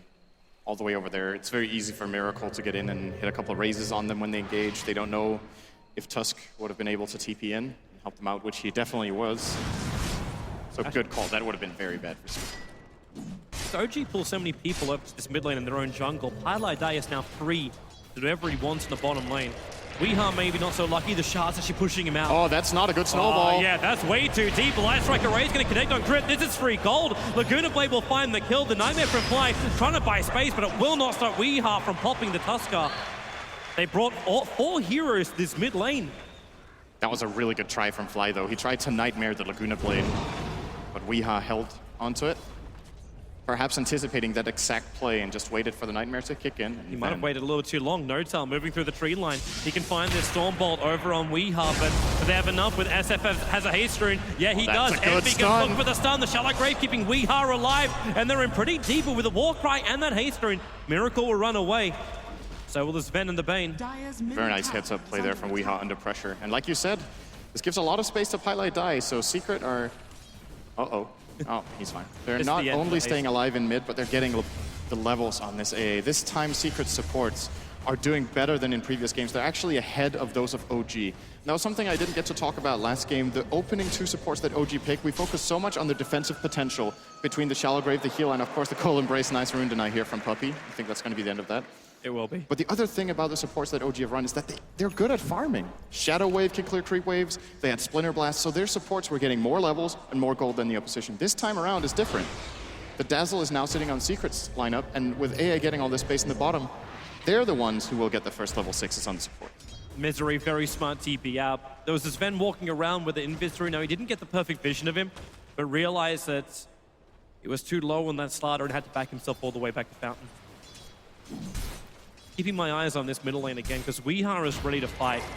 So, of course, is the Tuskar as well as the SF, but we are with Laguna Blade. OG have to give that respect. It's too easy just to get a quick pop. And Pylai Die, again, by himself on bottom lane. Nothing stopping him from farming up.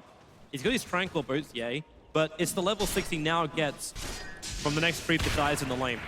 When you start bringing Ice Blast to the fights, especially when he can be this far away from where the engagement is going to be, that's going to be a very big radius. And OG is dangerous fighting underneath a place where you have no regeneration. And they have a hard time killing Envy. I really like this Wraith King pick because, first of all, he can survive the Requiem and then play through it, which has been the story of OG a lot of the time when they pick Shadow Fiend. Miracle just kills the enemy carry and the fight is almost over, but Envy can survive it. They have very little mana burn, as the panel pointed out. Only the Fiend Script mana drain, which isn't that significant.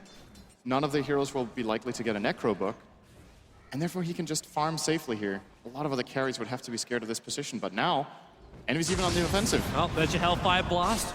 Going to work on No-Tail, but it's just keeping him away for now. I was watching to see if that ultimate will come from Pylai, but he's it still doesn't. free farming. Puppey, hello Fly. Misery and Puppey just walking under the cover of smoke. They catch out the Bane next to the side shop. And the Slanner ensures the kill.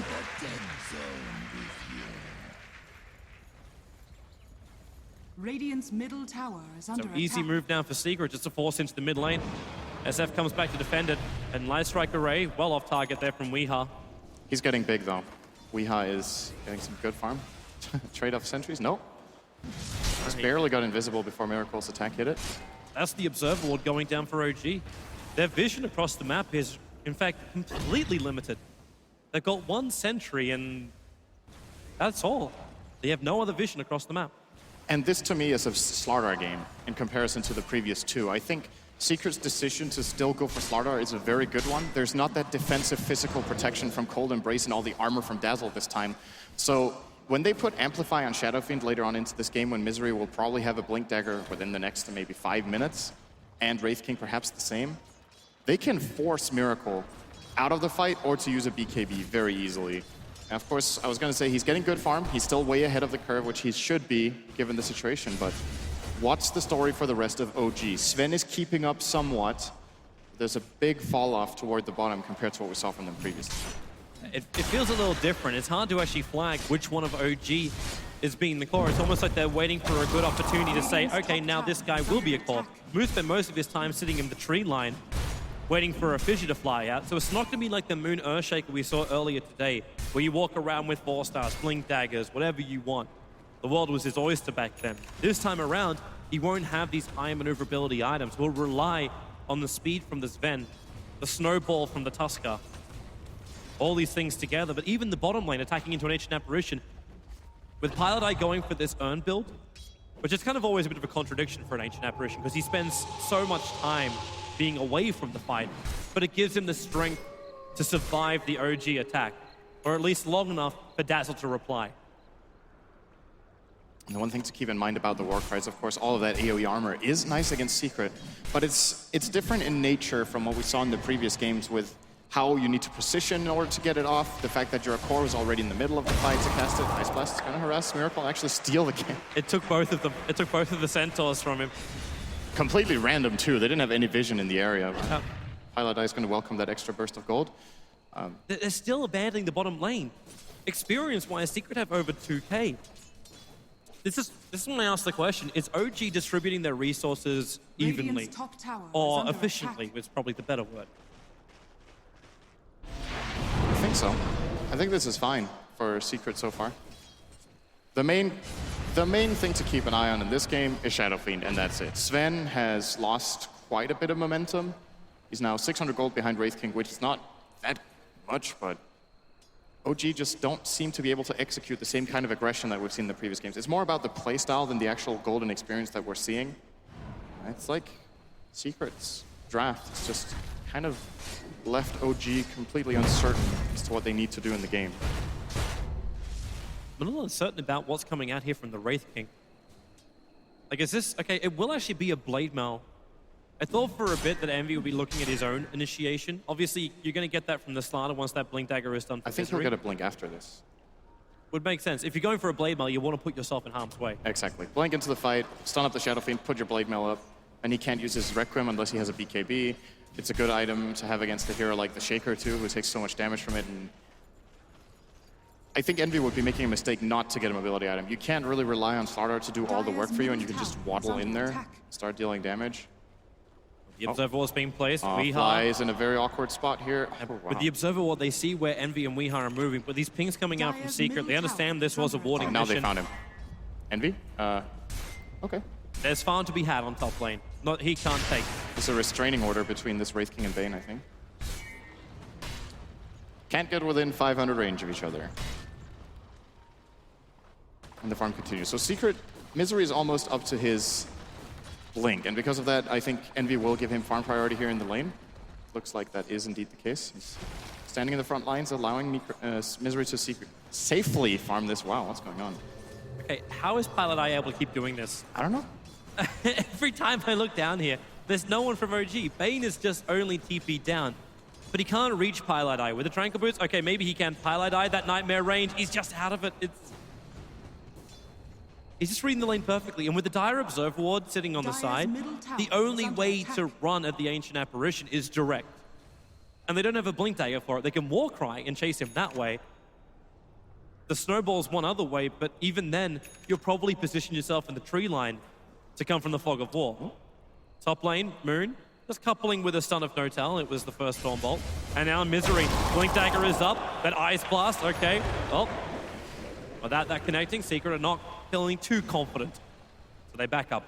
But I think this is the first time OG have been slowed down this much. I think that's the main thing to look at here. Even in the game against Evil Geniuses where they tried the same, it didn't feel like the slowdown was as significant, and that's because of the Alchemist pick they had in that game, keeping them ahead on the net worth.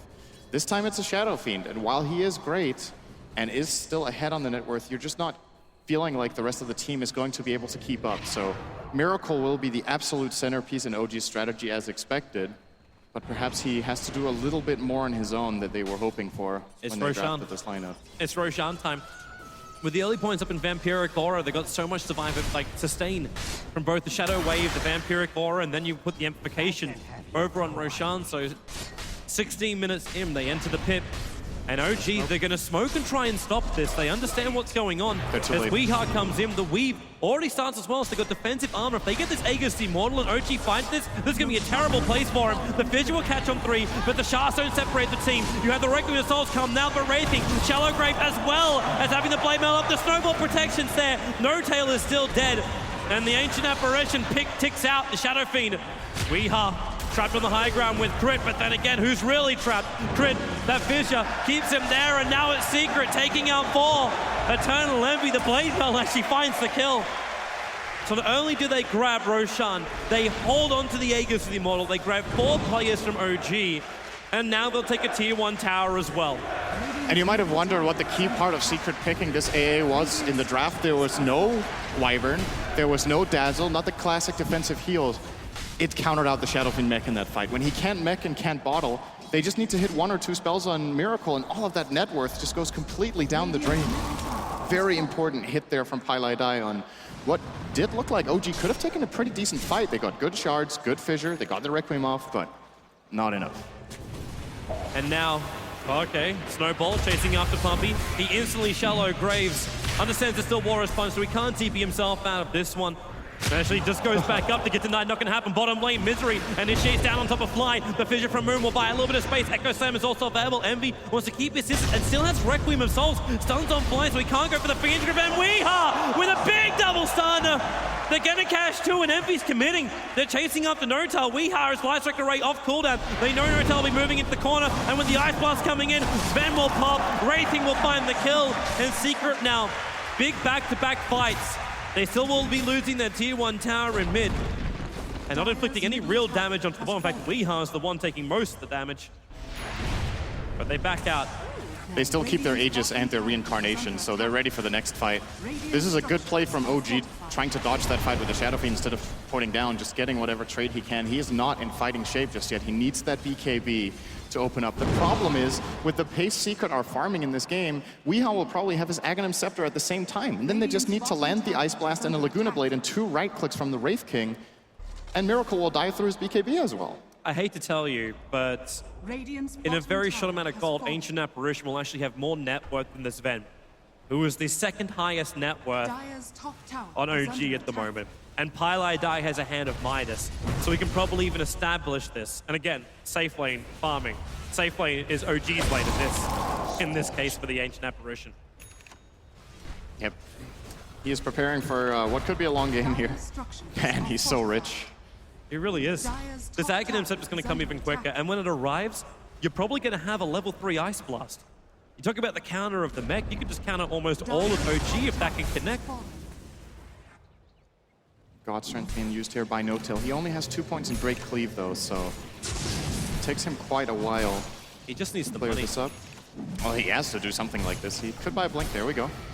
OG are looking for the aggression, but it's difficult for them to engage. Even if there's no Aegis on the Dire side. Actually, wait a second. Weehawk went for the Soul Booster instead of the Aghanim Scepter. That's pretty surprising to me. Well, if you feel you're far enough ahead, going for the Bloodstone isn't a bad build. It's a good item for sure. It's just, I thought that was the direct game plan here for Secret, was just stay ahead of the loop on Shadow Fiend step by step. So he has no real point of strength. It's either that or Secret are thinking more towards that mid-game timing. I know we've hit the 20-minute mark now, but Misery soon will have his survivability item, BKB of his own maybe. And when you have that big AA Aghanims, their timing's gonna be pretty sweet around the 30-minute mark. Envy is close to a Radiance as well. Did not go from ability item just yet. I still think it's on the menu at some point for him. But Radiance, much better farming, higher damage output, of course, with the Mortal Strike. The damage you can actually do with such a raw damage item is exceptionally high. We'll be claiming this tower. Is there any trade-off for OG in sight? Doesn't look like it. Ice Blast. They really don't want to. The Aegis is going to time out in about 45 seconds. The Ice Blast will stop Miracle, as well as No-Tail, from forcing the bottom lane. Yeah, that being level 2 already is actually a very big deal. The impact damage is so much higher. And in fact, Envy comes in, looks for the stun over on Sven. Can't blink in time, No-Tail. And now they start removing his armor too. The stun will connect over on the Wraith King. And Misery, he can't get in range for the amplification. So now the blink from No-Tail into the trees and far, far away. Close call. But Secret do defend their towers. It's a 1 tower for no tower trade. They've also managed to place a good aggressive Observer Ward in that top lane before they took Envy, that tower. Yeah. He's looking for some help. Yeah, would be nice if Misery he can could catch sprint. up, but he can't. No, Misery can do it. He TP'd into the tier 2 tower, so... Good. Okay, Noon. He sees it coming thanks to the vision from the creep wave and just fishes away. He's just on the edge with that fissure. But it connects, that's what matters. But the farm will continue. And Secret with a pretty comfortable 5,000 golden experience lead right now. Finally seems like they found some sort of solution, at least in this one game, to the early aggression from OG, who, in contrast to previous games, have we seen them have 4 kills at minute 22 before? I don't think so. Not really. The Bane of Fly hasn't really been able to find any openings. Moonmeander still no Blink Dagger. We've seen in previous games he's had it around like minute 15. All just slowed down so much. Crit is actually closer to the Blink than Moon is. He has it in 10 gold. And what a bad time to get it too. It's great that he gets it, but you just finished the 4-star over on the Slider. So you blink initiate. If it is the Slider, he just 4-stars himself at it. For someone else, there's a lot of saving mechanisms arriving for Team Secret. Look at Envy, he might need one. He just finished the Radiance. So he's flying out the courier at the moment. They don't want to engage on him. They knew he was there. They're pinging him out. He's standing there farming the wave, and they're not going. Because they're like, okay, he's out on his own. There's 5 heroes missing. If we commit, it takes too long. Okay, Secret are coming. Immediate counterplay. They're going to have to commit. And this is also Secret walking underneath the Radiant Observer Ward. So either OG flag the fact that Secret is smoking, or they just work out and go, okay. Or they die. Yeah, or basically. they die. That's it. They're there. That's the only 2 options. Crit's on the top lane. He's going to blink himself and TP out, so... Nice escape here from OG. Yep. They're going to lose no one. Even with the 4-star on Envy, he cannot reach No-Tail. Of course, they do see him because of that lane ward they have. Actually now being pinged out by OG. That might have been Envy. Could also be the ward. No kill found. And the farming will commence. So still, we're staying at that 5,000 status quo. I'm looking toward Roshan as the next point of contention, which, if it goes similarly to the last fight, then Secret will be claiming it very quickly. Of course, now they should have level 2 amplified. They do. And way higher damage on Envy, so it will be a faster Roshan kill. And Secret, in the meantime, while they wait for Roshan, they're looking to take out these outer towers. So the tier 2 tower will drop on top. OG will not fight this. They're not really in any position to do so. They get a smoke again in 20 seconds time, and they've still got another one sitting in the inventory of Fly. So they got a chance there, but Secret are forcing OG to come at them. They're coming towards this top lane. You get a Mask of Madness purchase now on No-Tail. There'll be no buyback for him in this fight. In Secret, they really just want to keep attacking.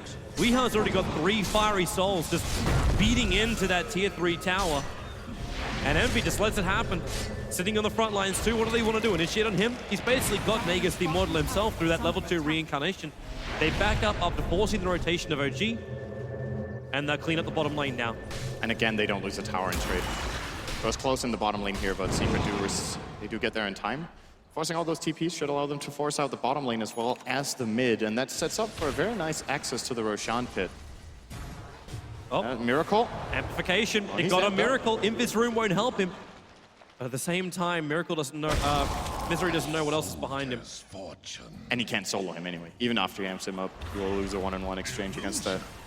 You basically need Pilot Eye's ulti to connect. That's not enough even. He just BKBs and kills you in 5 hits when you have sprint on. Use a couple of raises or Requiem as well. So he can't really challenge him, which is fine for Secret. They don't need to kill, they need to control the map and get Roche and play from there. Now it's gonna spawn. No-Tail. This ward spots another hero here. That Observer ward for the Dire is, for the Radiant side is working perfectly. You're seeing all of Secret moving. Look how close it is to being sentry too. You actually need to move the camera in a specific angle to see that it's outside the range. It's extremely close to being inside the vision of that Radiant sentry, but... And this is why Secret will probably be scratching their heads, wondering why do they keep backing up when we move in like this? At exactly the right time as well. But why worry about it? Just force the lane. You've taken the tier 2 tower on top. If your next objective is going to be Roshan, oh, okay, he is already up. The amplification's going to work. And the rest of Secret will as well. And OG, they're back at the tier 2 tower. They're going to smoke up, but really, how much time do they have when you get the crit and Roshan? In fact, Secret are getting out of here. I don't think they can finish it before OG will arrive. There's a ping top from Puppy. He's like, okay, we're pushing their top lane. Does he blind blink? Oh, they got the Observe Ward. They see Eternal Envy farming. Weeha, okay. They see the Observe Ward too. Actually, do they have detection? No, they do not. Envy, no care. Walk into the pit and use Envy as bait. The smoke, oh, they found one. They found Misery down the river. The Snowball's gonna follow after him, but Fly controlled the river, so it's a 1-for-1.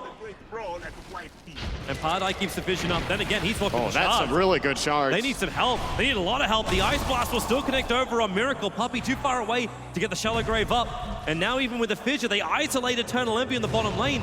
The TPs are coming in, and Sven with Weeha arriving, gonna Laguna blade him down. It's not enough damage, knocked out of 99 life. The Radiance Burner's doing the work, but not enough of it. You also have to keep in the SF out, but with a Snowball forward, now they wind up for the ultimate. Lina Weeha just pops instantly, and Eternal Envy wants to keep fighting, but it's only reincarnation they'll end up burning. So Moon ticking out in the tree line. Envy knows he should be able to claim it. The 6-tap's keeping Moon alive a little bit longer. Stormball keeping Misery out. The Shallow Grave now has to be committed by Puppy. Moon will die into the tree lines to Puppy from that Shadow Wave as Envy isolated by the shards. The perfect positioning from Crit. We don't expect much less from him, and he gets the distance. Man, how much a Blink Dagger would do on Eternal Envy right now. He's gotta be going for that as his next item. I think they would have cleaned up that fight if he had any way of chasing them. But OG are just playing so well around these ice shards, keeping, I think Crit single-handedly kept 2 or 3 heroes alive there. OG have to come back, but they don't have Requiem. They don't have the BKB on the SF, and Envy, it's like he's using Roshan again as bait. But with the shards flying in, he backs out, and they let it go. For now. In fact, actually, yeah, okay, yeah, Secret, they're gonna smoke. And they draw the line to wrap around, so they'll come in through the mid lane. That's where Moon's currently sitting. No Echo Slam available for him, but when Sven moves forward like this, the Yulsep stars from Weeha. Misery with a crush, keeping Sven out to fight the Ice Blast. Moon's gonna pop to that one. A quick 2 kills coming the way of Team Secret. This will make the big opening they were searching for to take out Roshan. It's definitely free now. Manta style completed on the Shadow theme, gives him a chance to break out or dodge something like a Lina stun or the Wraith King stun. Still a very difficult play for him. Plenty of problems right now. With this Blink Dagger on Envy and an Aegis on Weeha, I think Secret will be looking to maybe siege top lanes. As the panel pointed out, this is kind of how it's working out. They just don't have tools for this Wraith King. He's not scared of anything. Envy will just go in the front lines consistently. In order to kill him, they have to commit so many key cooldowns. And while they do it, they lose half their health on a couple of heroes to just Radiance and Blade Mail. And they keep dodging it. Like every single time. Envy just... Like he's walking amongst OG as one of them, but... OG just don't want him there. When Envy actually gets close enough now with the Blink Dagger to do the damage, OG will have no other choice but to attack into him. But if they commit their abilities for this, like you're gonna burn Reincarnation and have nothing left. That's their problem. And there goes your tier 2 tower. So is Team Secret maybe not having to siege the top lane. They take out the bottom. Rotate to the top as Eternal Envy. Yeah, what do you want to do, OG? Misery could even farm up in the mid lane now. Increase his items. You're 300 gold away from the Aghanim Scepter on Weeha. The Ancient Apparition has the point booster, but still another 1,500 gold for Ancient Apparition to complete up his Aghanim Scepter. But the sweet timing is there from Secret, and they've got such a huge advantage. 7.5k gold over 5k experience. All the major items are there, and OG, how do they get back into this game? They need No-Tail to get big and start getting some big crits. They have so many stuns and so much control, but they can't commit it on Envy. They can't commit it on the hero with the Aegis, and they're playing into Shallow Grave. So Secret, with the defensive tools they have, it's so difficult for OG to engage fights. They need some sort of massive cleave crit to get ahead in the fight. But they don't even and have No-Tail he is very far behind on farm now. He's going for the BKB. He has to do that. That's his first item, so he can do something. And then after that, we're looking at damage items. This is one of the problems that Sven has and why he hasn't been picked very much. He's very kiteable. He's so item dependent and takes a very long time to get his items on. The big plus of him is the Warcry, but as long as OG don't dish out the damage to bring anyone down while they have the positive armor, it doesn't really matter. Secret don't mind having a long fight. They get stronger when it progresses. It might not matter as well once his Assault Cuirass is completed over on the Wraith King. Tower is under attack. Then they're going to repair a lot of what Sven does. This tier 2 tower is kind of done for. Weeha's just beaten it down, and OG are not going to fight into this. They are still not ready. Even if you look for Moon to initiate, it's a level 1 Echo Slam. The damage just isn't there from the Earthshaker. You'll jump on Team Secret, but even your Ancient Apparition has over 1k life. The Dazzle's walking around with a full Solar Crest. You're even having the trouble of SF inflicting damage into a hero because there's no Monkey King bar. The Solar Crest can be used defensively. They finally do claim a tower now, though, OG, so they got the bottom tier 1. It took them very long to get it. The last hit goes on Crit, who looks like he's building into Lotus Orb, being able to remove Amplify damage, reflect the Sven stun, or the Wraith King stun rather. It's kind of nice. Nice blast. Let's try and stop the push.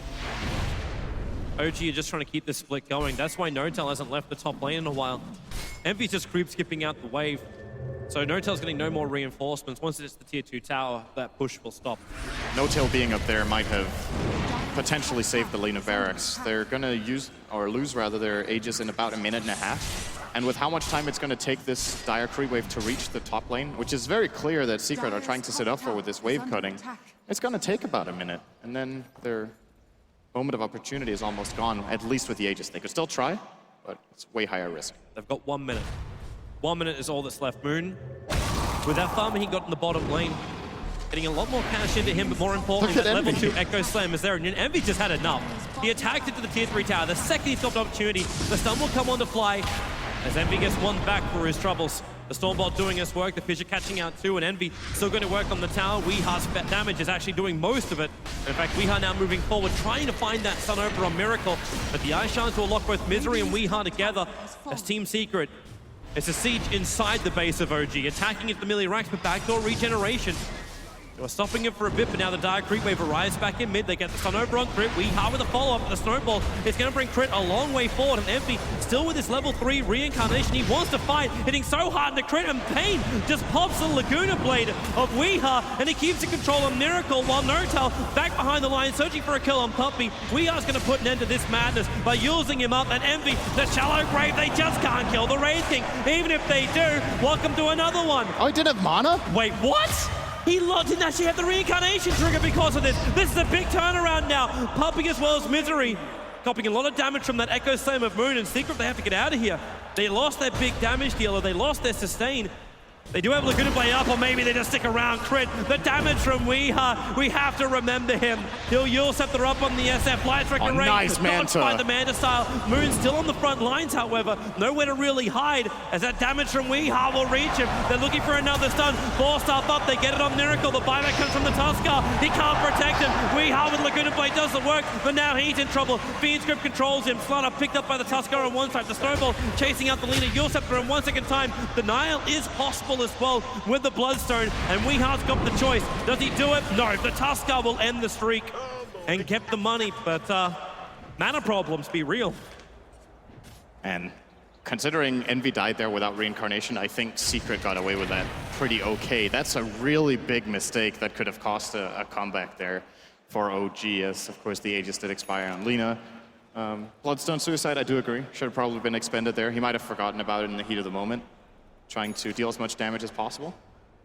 You only end up getting the tier 3 tower. If Envy had reincarnation there, that's Lena Rax, 100% sure. Yep. There's no counterplay for OG. They used everything they had. They have nowhere to get out to. We haven't even seen really the effect of the slow that comes with reincarnation. Would allow Team Secret to get another big positional advantage. How did he run out of mana, though? There's no Necro Book. They didn't grip him, right? They gripped the Lina later in the fight. So it was 100% just his... Wraithfire Blast and Blade Mail charges, that's it. Must have used too much. Maybe failed a Tread Switch or something like that. Possible. Got a little bit too eager throwing out all the stuns, which Envy played a great fight until that point. Yeah. And that's him being aggressive is what he needs to do. Maybe that's when the duration of the fight isn't so great for Eternal Envy. One stun after the other. No one bought Arcane Boots. Maybe Puppy will consider that. It is, of course, a risky run when you don't have a wand or a soul ring in your inventory. But at the end of the day, you just need to keep an eye on it yourself. It's a mistake he won't make again this game. Yeah.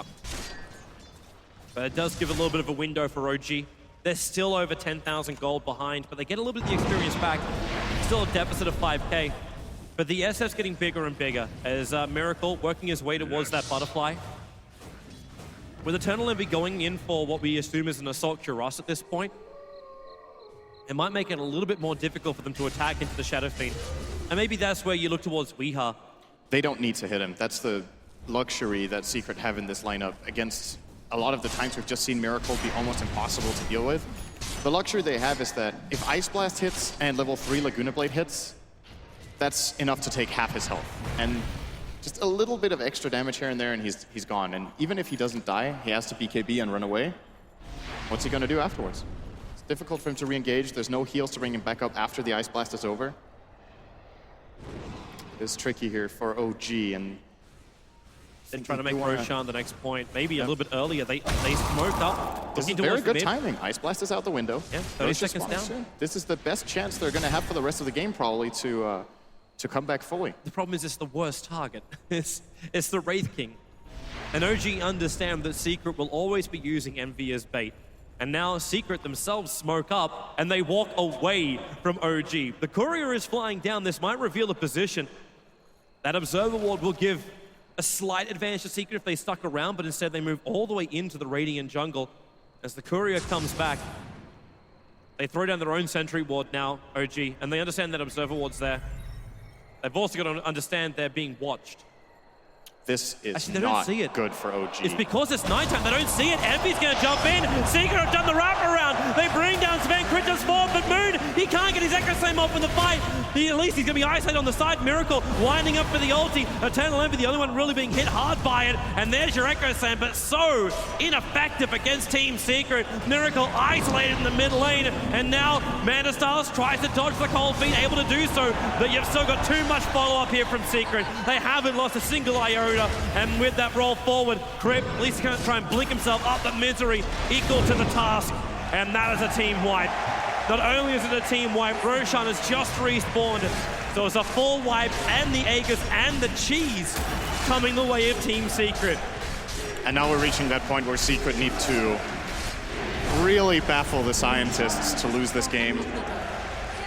It's basically as simple as go top, send Envy in front, have him hit the barracks, force OG to initiate into you. You have Graves to save him, you have Cheese, Aegis on the Lina. You just need to draw cooldowns from OG, hit a couple of key spells, and they should be taking the Rex, and actually 2 lanes and the game. Envy's already here. Already blows this stun. Watch his mana. 280 at the moment. They Nightmare. He only needs 160 to get that ulti off, and Weehan now going to arrive. The Fiend's Grip over on the Wraith King with the Light Strike Array. Instantly cancel. They like Kuda blade down the Sven with the crutch as well. I don't know if OG feel like they can defend this. In fact, they don't. GG! Team Secret will force us into a fourth game and avoid the whitewash of OG here at the Frankfurt Major Final. And now I am extremely curious about the next draft because, what was it? Secret in this game chose Dire. So, and OG chose first pick, correct? Correct. Yeah, they went for... Sorry, OG chose second pick. OG chose second pick, yeah. Yes. How are they going to adjust to the changes? Because this game was totally different from the last 4 they've played. It really was. It's a very good question. Luckily, we've got a whole bunch of people who are qualified to answer it, Synderen, and that is our panelists. So over to you, Red. Thoughts? Thank you very much, Toby. Yes, plenty of thoughts on the desk to come. Of course, we're going to break it down. Our third game goes the way of Team Secret that keep the championship hopes alive. And they just need the small matter of 2 more games. But let's recap Game 3. Jacob, very impressive from Secret to step back up after being under so much pressure. I think Poppy has found the recipe for success, right? Taking No Tail out of his comfort zone with the current hero pool that he has. The Sven just wasn't at all enough. It seemed as if they crumbled much like, I mean, every enemy they've played up against throughout the tournament when they get their early game aggression. That's the same that Poppy just applied to them with their strategy. Okay. I believe... I think the Wraith King actually needs some discussion too. So we had 2 discrepancy in the Wraith King. Cap said that the Wraith King is very, very good versus OG's style. You want to expand on that? I think that OG's playstyle, they're a team that is actually, they develop their own playstyle and they hope to be able to force the enemy into that kind of playstyle, and that's where they're most effective. But once they get outside of their zone of comfort, I think they actually start falling apart a lot more. And I think that certain heroes like the Wraith King, taking the Dazzle away from them, are actually very effective because OG are so good at this kind of skirmish playstyle where they take one hero, have a numbers advantage. There's no taking a numbers advantage when you pop a Wraith King. Yeah, maybe they've found the key to unlock OG. Especially because when they finally commit on trying to kill the Wraith King, the 5-second Shallow Grave comes out, you know he's still got Reincarnation up and running.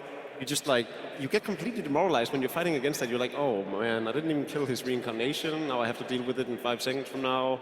And by then, the Lina, Weeha's Lina needs some credit as well. Just dishes out so much damage, constantly positioning himself right to get off everything several times throughout a fight. Just too much for OG to handle. They also strengthened their safe lane a lot and delayed Moon's Blink Dagger to much later than we've normally seen.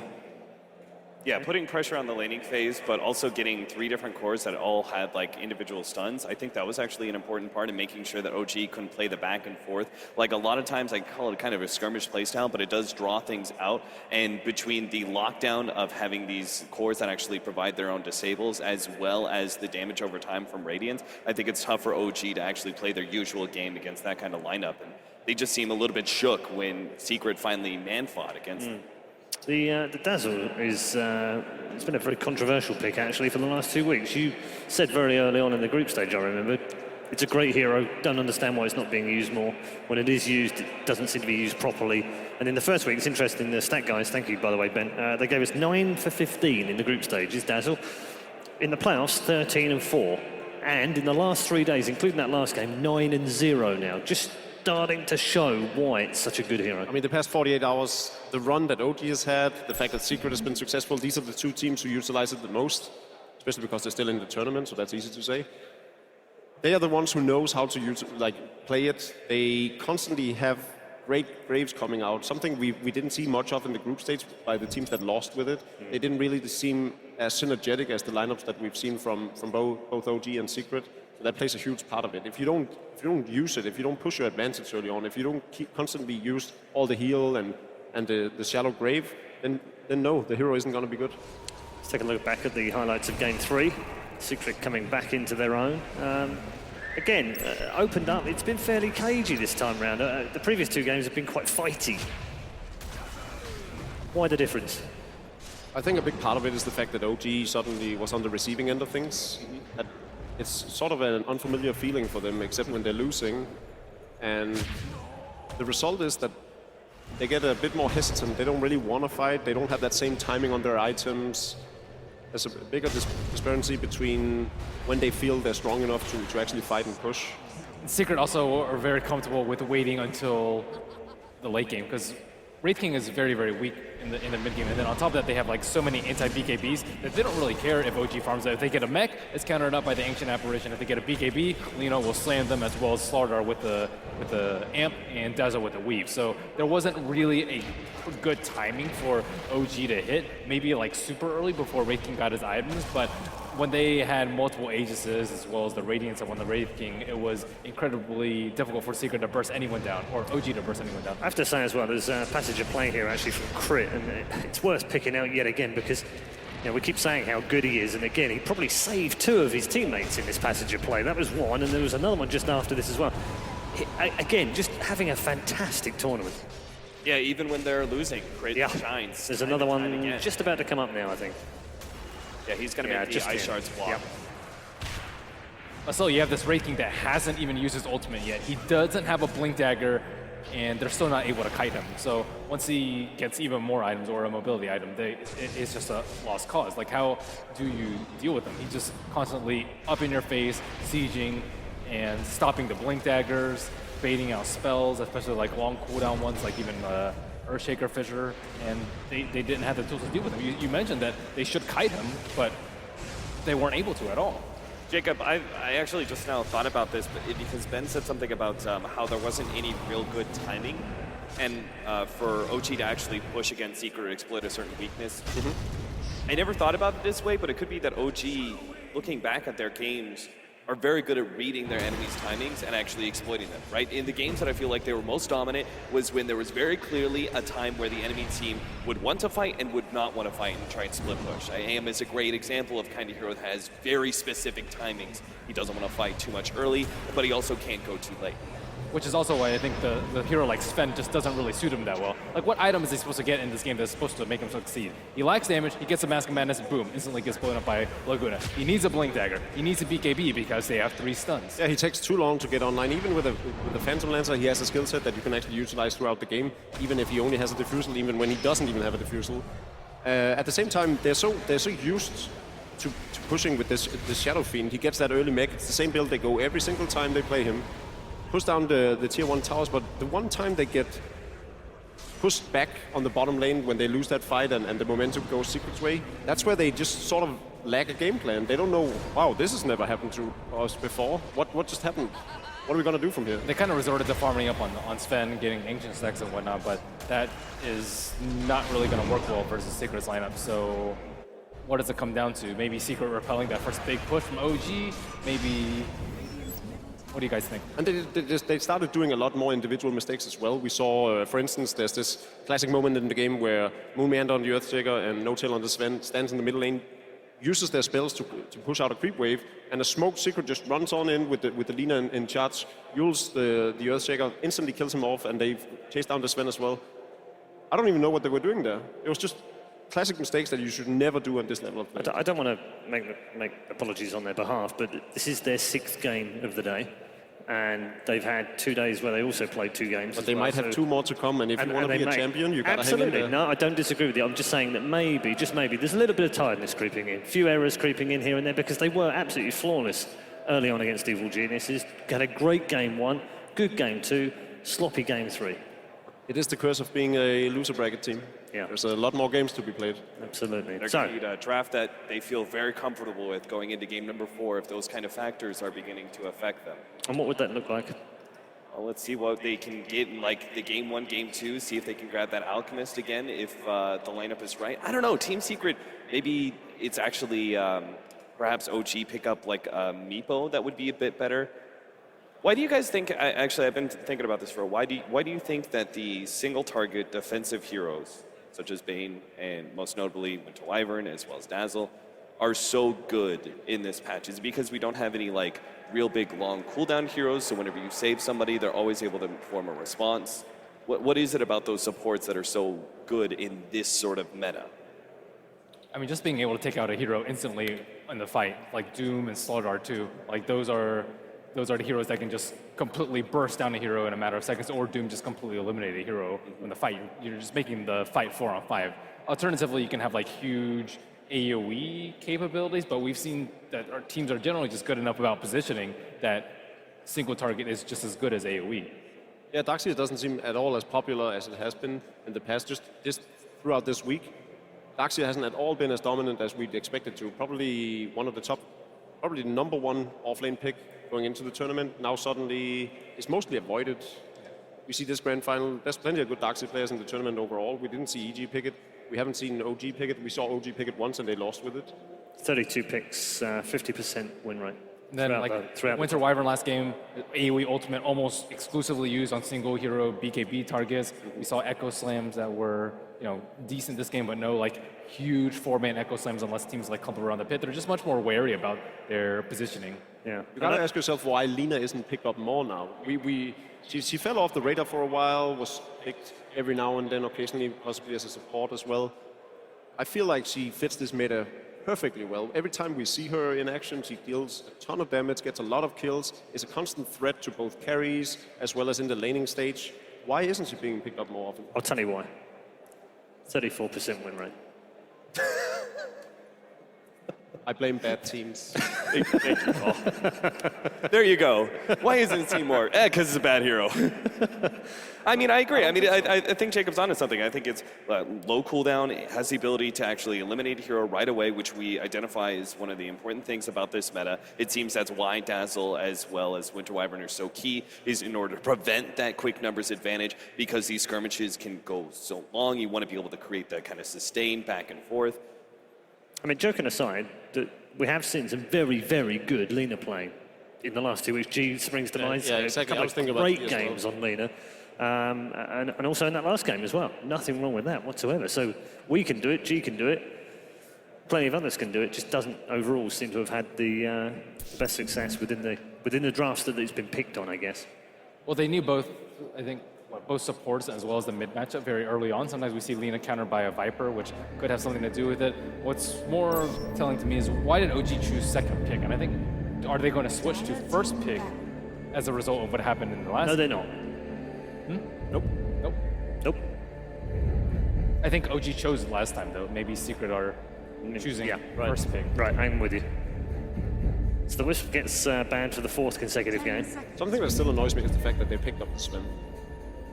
I just... it hasn't been wholly effective, has it? If you were scared of mixed bag. Just pick it yourself.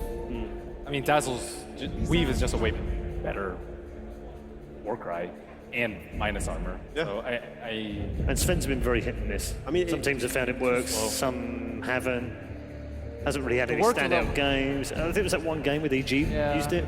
That was worked, a 60-minute game. Yeah, and then they used it again, and it didn't work. Initially, you sort of think to yourself, yeah, it's one of those carries that can fight very early on and fit into OG's playstyle. But then when you actually look at the game and all the games that we've seen Sven being played in, that's just not the case. He needs a lot of items for him to actually be useful, for him to actually dish out enough damage. He's not mobile enough. He doesn't have the same kind of damage output and the threat level of a Gyrocopter early on. He isn't mobile as a Phantom Lancer. It's just... And he can actually be focused on quite easily, unlike a Wraith King, which we saw last game. So therefore, when we go into strategy, when it comes to the first bans and picks, I think the mistake that, would you agree that the mistake from last game was the fact that the Winter Wyvern was banned away by Team Secret, and then OG gave them like the first pick Dazzle, and they didn't take the Slaughter themselves. They actually let them have the Slaughter. If you don't have the Dazzle and you don't have the Winter Wyvern, you don't have a response to Slaughter, in which case you go for a response like Sven, which we don't really deem appropriate enough. Yeah, I much prefer a Juggernaut. 10 seconds remaining. Yep, AG have done that in the past. So we've got many different bans this time round. Wyvern, Wisp, steady bans from Secret, but 2 completely different bans from OG. We got Shadow Fiend, we got Tusk, we got Slaughter. The whole... But if you look at the heroes that are left, Slardar, Doom, like I think Dazzle was the best first pick to go for there, even though it kind of sucks giving up Doom. I think Dazzle is the appropriate response. I think Dazzle was fine. Yeah, Dazzle is fine. Yeah. No, I agree. With how the bans went, this is exactly why Dazzle is good. You just banned out 3 of the most favorable support heroes aside from the Bane Elemental, and you immediately get the Dazzle, the one hero that OG has really succeeded with.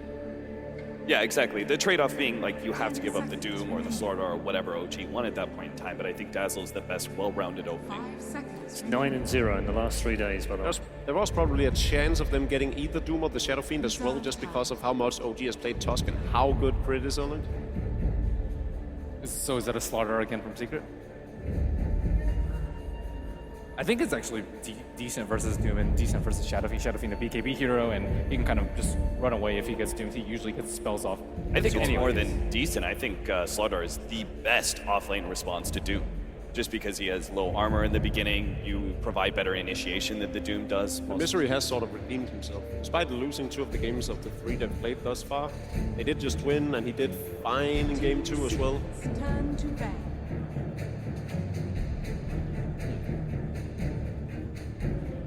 Is it reasonable to assume that Secret are thinking already about going for a Wraith King again versus this Doom? from Yeah, OG? I think so. Yeah, I think so. So OG ban it, bait it out so they can pick an anti-mage. Which one? Any of the above? I don't think so. I don't think they're going for this anti-mage pick up when they already have So the Shadow do they ban out the Wraith King?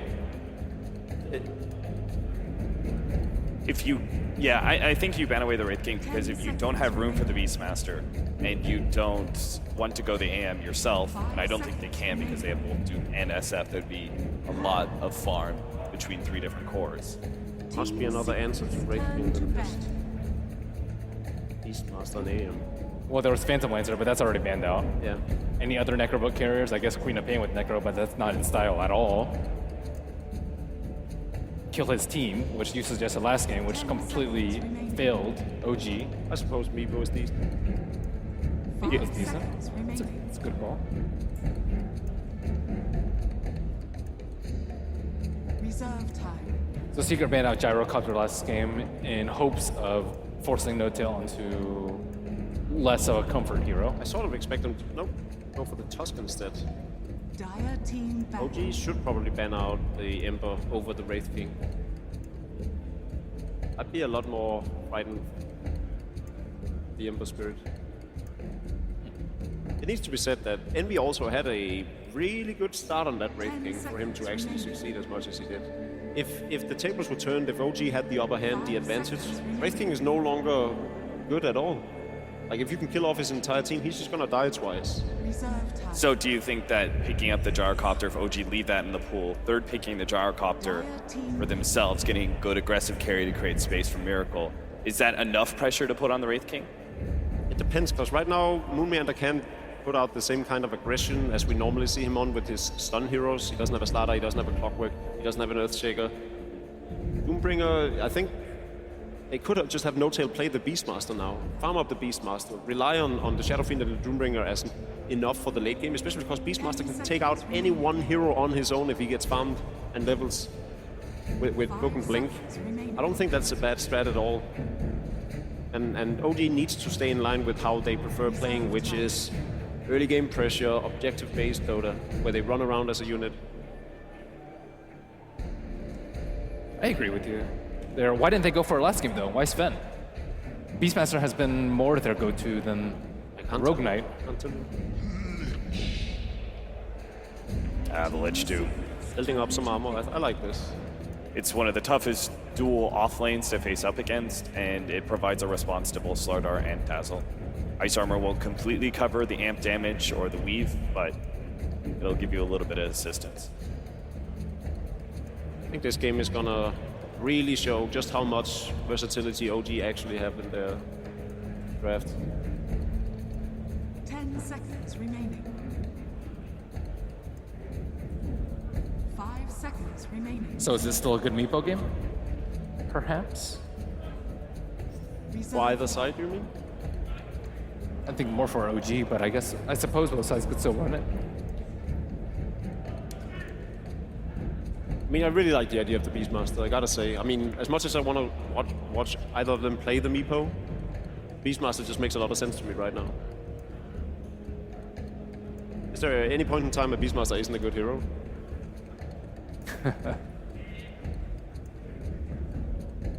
What about for Moon? We saw Clockwork banned out last game. His Earthshaker, I don't think it was the best setup for him, because he's like a very bursty hero, which is exactly what Wraith King is very good against. Do you think there's a hero that he can have more of an impact on? You don't think he's playing the Doom? I hate it whenever we see these one-position Doombringers. I don't, even though some of them have won, including Team Secret with Eternal Envy a few times, I don't think it's the strongest. If you get Lich, that almost, for me, it all but assures that you're running dual off. Yeah. And then Moonmeander is playing it. I think if you go the carry Doom, you don't grab Lich. Though, no, you've got an SF mid as well. He doesn't. Crit Rubik makes a lot of sense. A great Bane hero. Counter to Bane hero, I should say. Secret's approach to Shadow Fiend and Doom, good anti-BKB heroes in particular, with the Bane and the Slar. Meepo still not half bad? Yeah, Meepo's still not half bad. I think they have good ways of protecting. Just gonna pull the trigger on it. 5 seconds remaining. Maybe confirming NV0 before they go for it, though. It's a Juggernaut. Dire team back. Okay. Still think Meepo is fine. Juggernaut actually is a great responding hero to Doom. If you have your healing ward out, whether for an ally or you already have it preemptively out for yourself, it's actually an accurate response to the damage over time of Doom. Is Juggernaut good versus Meepo, though? I think it works both ways, because we've seen the super farm-heavy Juggernauts with Battle Fury, and I actually think that's pretty good versus him. Yeah, if they go to standard build, the drum, or the old standard build, which is just drums S and Y, it's not good at all. But I think the Battle Fury one is very, very good.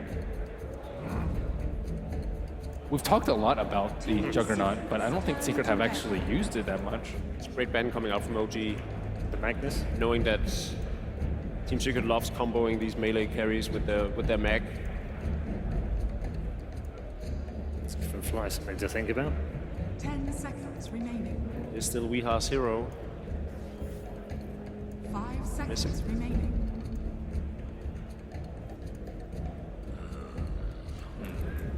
Good call on the rightfully Beastmaster ban.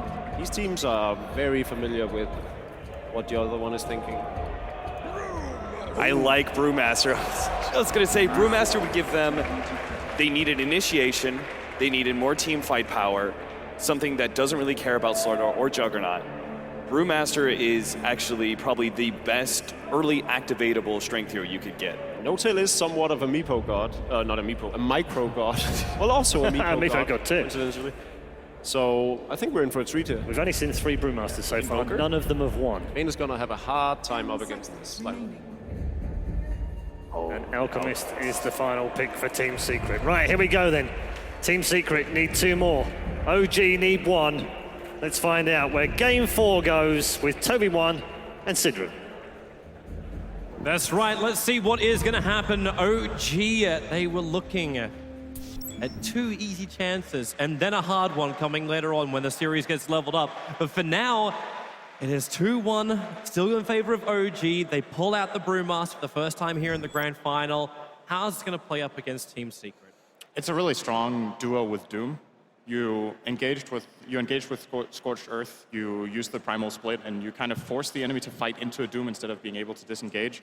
They also have the strong laning with the Lich, together with the Doom. So I like this draft from OG a lot, considering that a lot of their primary tools were taken away. I still think if this is heroes they're comfortable with, they have a good draft against what Secret have this time around. Of course, the concern I'd look at for OG's draft is just going to take a little bit of time to come online. But with the Lich, the laning phase can look a lot stronger, and we're going to get ourselves into the game right now as we will start game number 4. It isn't a 3-0. It is going to be going potentially the whole distance. How far? We'll find out right now. OG, we'll see if their laning combo can work. If the Doombringer, the hero of this current meta, even if he has dropped off a little bit during this tournament, becomes even stronger and kicks in the SF. It was the dream picks for OG. The Team Secret also messing around. For the first time, we won't see a team from the Dire side try and take over the Radiant jungle. Instead, it's a top rune area. Yeah, Secret want to secure this rune for their Alchemist, of course. And I was thinking about the reason behind the Alchemist pick. It's not a hero Weehaw plays that often, but he does play it on occasion. And the thing is, when you're playing against this kind of Brewmaster, the enemy team will be looking to take these team fights, and Acid Spray is great against it for defending your towers, buying time. You have a really good carrot to give Aghanim Scepter to in this game. The Juggernaut can benefit from that hell of a lot in his item build. And of course, should the game go long enough, I don't think OG have what it takes to win. They have a Shadow Fiend carry, basically. Doom does not scale as well as other heroes going into the super late game. Brewmaster is known to fall off. He has great control, but you start being able to kill off the Brewling, so Misery here. Yeah, he's trying to contest that rune. He's going to get it, too. Yep, and this will slow down the Bottle of Miracle. It may cost him his life, however, as the Razors are connecting too, and the third one's there from Miracle, and it's going to connect. The Fast Blood goes to OG, and kind of makes up for the cost of losing the Bounty Rune. Absolutely. He was trying to take away some lane presence from Miracle there, but instead, he ends up giving him a little less experience, but more gold. Crit and Fly are starting in this mid lane, so they're going to babysit Miracle in the early stages.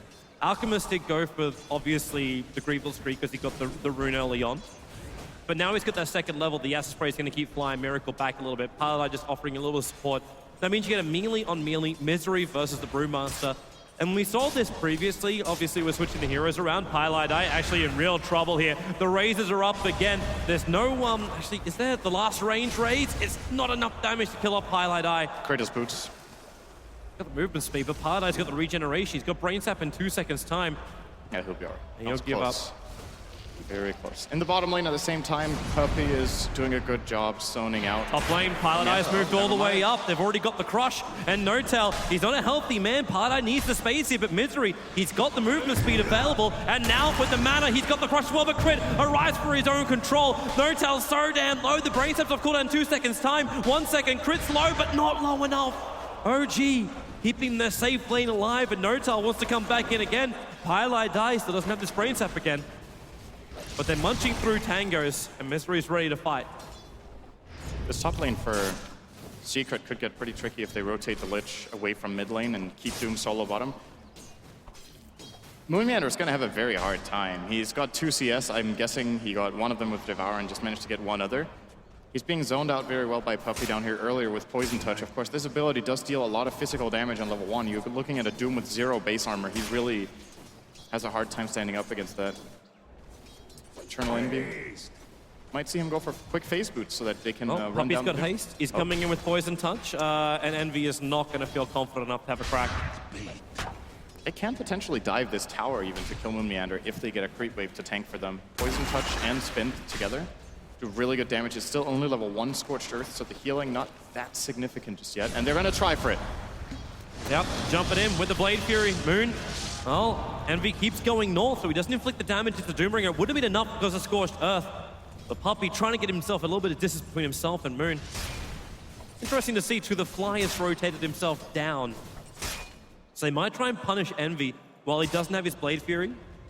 They have no killing potential whatsoever without Scorched Earth. True. Okay, maybe if he's up this far and stays with the entire creep wave. Level 1 Frost Blast. Doom. Should be okay. No auras available. In fact, now Envy, he just TPs. He just gets the hell out. They've got no stuns, so they can't stop him. And Puppey will just control the wave in the meantime. Very safe play here from Envy, but the rotation from Fly, very useful as well. Like securing some CS here from Moonmeander, forcing the TP out. He also counter-warded on the way to at the bottom rune, so Weehaw doesn't know for sure. Well, he does still have a ward at the top rune, actually, so they're going to be okay, knowing at least one of the runes. This top lane's going to be really careful now. Like, one, okay, yeah, Paradise's pulling over, but he's got Nightmare. Well, he doesn't have a lot of levels, he's only level 2, so that nuke from Brain Sap isn't really a lot of damage. You've still got the Enabler. So you're able to get Slater into a good position to attack. That's why the Ruby kind of has to stay here. And it looks like Weehaw is playing Alchemist differently from what we've seen from mainly, or well, only from Miracle here in the previous series. And I believe, did they have it in one game of the finals? Well, regardless, Miracle goes for 1 point concoction early. We're seeing Weehaw running the full greed build. No point concoction, 302 build, focusing on the economy. Getting big early. Maybe a hint that he's going Radiance. Opening on top, as Pylite die, well, he's not going to Nightmare for this just yet. And in fact, potentially could have. Then he doesn't have mana for Sap. True, and he needed both. Hello. Alchemist getting brought down by the Shadow Fiend. How'd that happen? It shouldn't. But he catches him just before the Alchemist hits level 6, so there was no ulti available for the regeneration. And level 3 raises bring down the Alch. That's such a big kill. That's probably the biggest kill you could get right now for OG. Not only do they kill the Alch, but it's a solo kill for Miracle. So big benefits here. Doom now level 5 in the offlane too. I think OG are getting quite a lot out of this compared to what I thought they would with the start that Moon Meander had. But just that little bit of lich rotation makes a big difference. He's now stacking as well, so there's a quad camp available. They're about to go again. Crit coming in from the side. He needs to actually run directly in from behind the tower in order to catch Weeha. Oh, Nightmare. Yeah, actually locking Miracle in position. Weeha's in no position to fight. And with Crit hanging around him, they knew they couldn't get like a guaranteed follow-up stun. They just can't kill him without a point concoction. Yeah, there is no follow-up stun. Moon Meander and Envy gonna exchange abilities. So be careful. This Scorch does halfway through his duration. Probably gets some good damage in. The Poison Touch isn't really slowing down Moon enough, and Eternal Envy, not level 6 just yet. But Misery moving in from the side, even an extra crit arriving from Eternal Envy. But speaking of crit, now he's there, throwing back Envy, stunning up Misery. But they've still got that speed. The advantage going into crit. They'll let the Faith Bolt go, but with the spin as well as the crush. You pick off the Rubik, but you keep the Doombringer alive. And you also force 4 heroes from Secret to move over to take this. And now, well, Nightmare on Miracle and move forward. It's the Doombringer who's now Nightmare up, and Pylai Die. Well, Envy, he's still not level 6 yet. In fact, Miracle with the raises. Pylai Die down to 38. Miracle once more. One attack would do it. He's got the speed. 315 versus 355, and Pylai Die will drop. Misery's going to try and punish this, however. Moon back into the engagement. He's got the Scorched Earth up. Looks like Envy as well as Puppey, they don't want a bar of this. Envy would love to be level 6 right now. He's still struggling to find the experience he needed to perform a very important kill there. No, Misery's not going to let Fly have this. No, he's trying to go for the D-ward, and with Weeha hanging around, this is easy money. And I'm giving it over to Pylai Die with his attack. Now they can protect their ward as well if they want to send. Oh, well, instant revenge granted for OG. Miracle finding yet another kill. Support for support trade-off. And also this pressure coming into the area where Alchemist really wants to farm. And we're seeing the build from Weeha being only a Sage's Mask, so I think this is a straight Radiance. Else he could have stopped for a Soul Ring on the way or maybe gone for a Medallion. Fred. Gonna get lifted. He's here. Pick him up, throw him down. The Raze is #1. Needs to pop that Chemical Rage. It was 1 second off cooldown. Now they go for the Brewmaster. All he's in here. Weeha Puppey needs to Shallow Grave him, not in time. The Razes from Miracle are able to connect. Misery was taken out of the fight for so long. The Brewlings, they've only got another 4 seconds left in them, but maybe enough time as Envy also dies to the Doombringer. Now Brewmaster, No-Tail back into his normal form. The Nightmare will keep him here for now, but there's really no follow-up to that. It was down in bottom lane where Moon was able to get that kill on Envy, back behind the tier 1 tower. Yeah, with all the rotations coming into mid to try to save the Alchemist, they have nothing left to protect Envy with, and it's a simple kill for Moon by using Doom.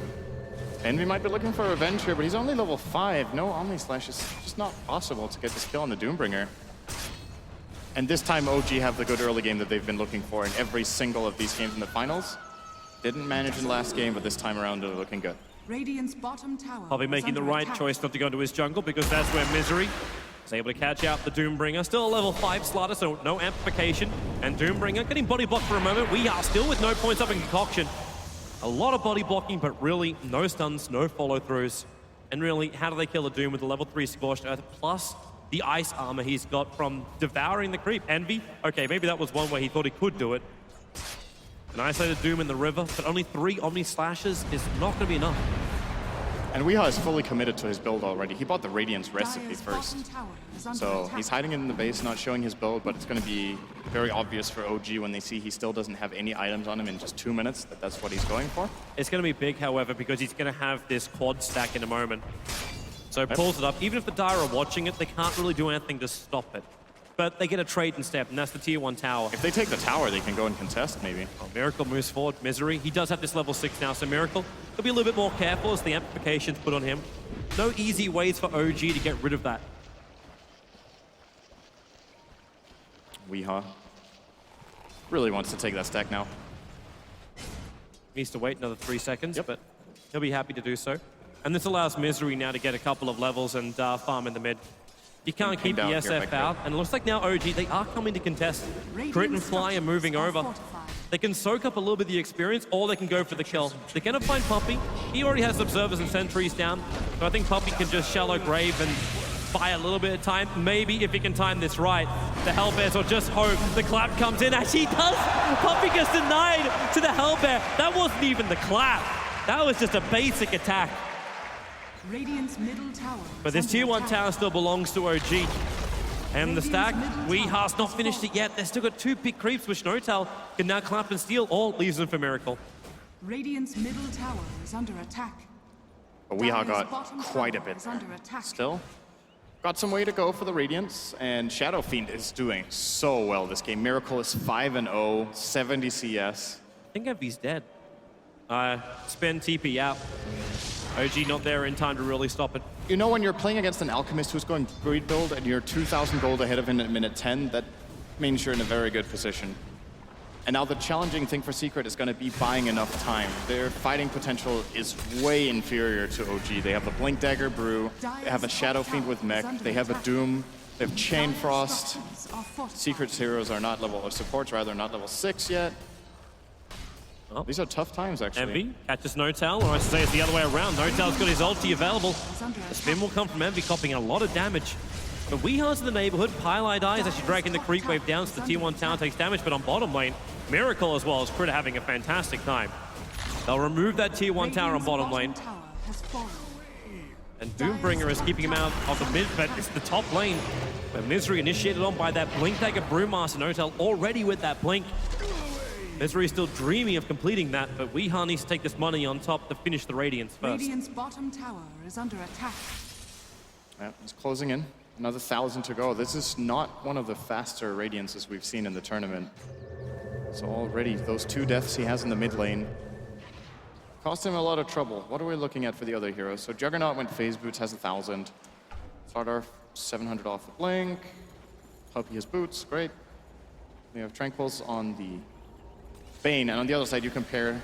Actually, the supports are fairly even in net worth, surprising to me. This is a Roche move from Secret. This is so bold, actually. They have a level 1 healing ward. They can break through the shield of Roshan, then put the amplification up, but now the smoke breaks, so Moon in the neighborhood, but it's nighttime. He doesn't see anything. So he'll move down for the 12-minute rune, realize it's missing, and now in fact checks Roshan. Secret making the right choice to bail out. Secret making the not game-losing play. By not going into the pit there. That would have been an absolute disaster. The TP already came in from Brew with Blink Clap ready. And now OG are doing it. Yep. They will take a little while to do it, but they do have level 1 aura at least on the Shadow Fiend, so -3 armor. And what do they really lose here? Absolutely nothing. I don't think Secret can do anything about it. They've gone for a really greedy last pick in the Alchemist. They have to buy him time. He doesn't contribute very much to the Roche pit fight just now. They got to play the waiting game and try not to lose too many towers to this Aegis that will be going OG's way. It's still taking a while to finish it. And Paradise going to drag the creep wave down. This will try and just be the tier 1. Well, Weeha, yeah, back into the Ancients. All right, so finally it's done. Miracle, I think, got bashed up 8 times while they try to take that Roshan. But he gets the Aegis Immortal as a reward. Weeha really needs to get every single creep here before leaving, but he can't. There's not enough life. Puppy will give him some. But he's still sitting at 3.5k net worth. 3.5k gold in the bank. 300 short of finishing his Radiance. Envy is running through a ward. Oh, this is a really bad position for him to be in. Fortunately, Doom is not in the neighborhood. Brewmaster, however, just jumps. Doesn't want to go for the clamp, and, well, what's some of you really got that's going to cancel that TP? Doom, but he's not there. True. The one hero who could do it is not around, and I think Envy knew it. He saw him on the defensive observer ward they have inside their own jungle. Using it as much as possible to his advantage, but this is still just a game plan that is progressing for OG. Misery wanted to contest the rune, not happening. Hey, just back it up, man. 200 gold for Radiance. The Weeha counter continues. It's not an insurmountable lead for Secret, though. They're 2,500, almost 3,000 gold behind. But with the Radiance coming out soon, they'll be able to climb that mountain. 200 gold to go. Moon's playing mind games right now. He's got an illusion next to his real hero, so it just looks like they're two illusions that move to the front lines.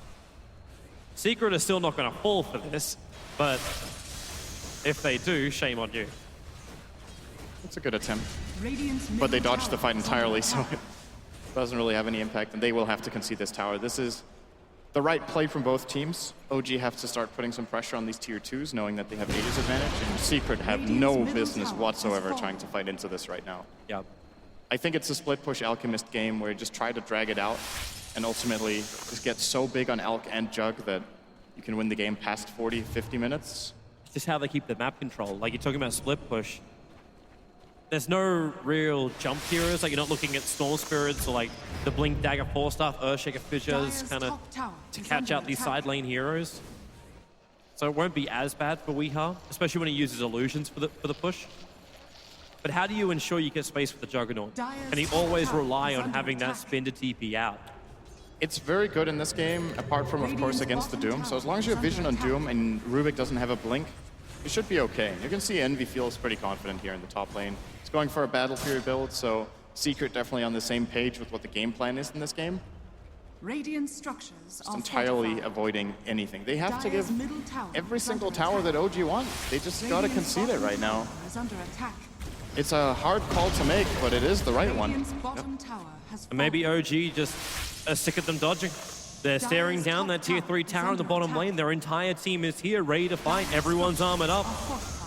And there goes the Radiant Creep Wave. Misery starts the amplification, blinks away before the Brewmaster gets the clap with the Acid Spray down, and the Weave also removing the armor.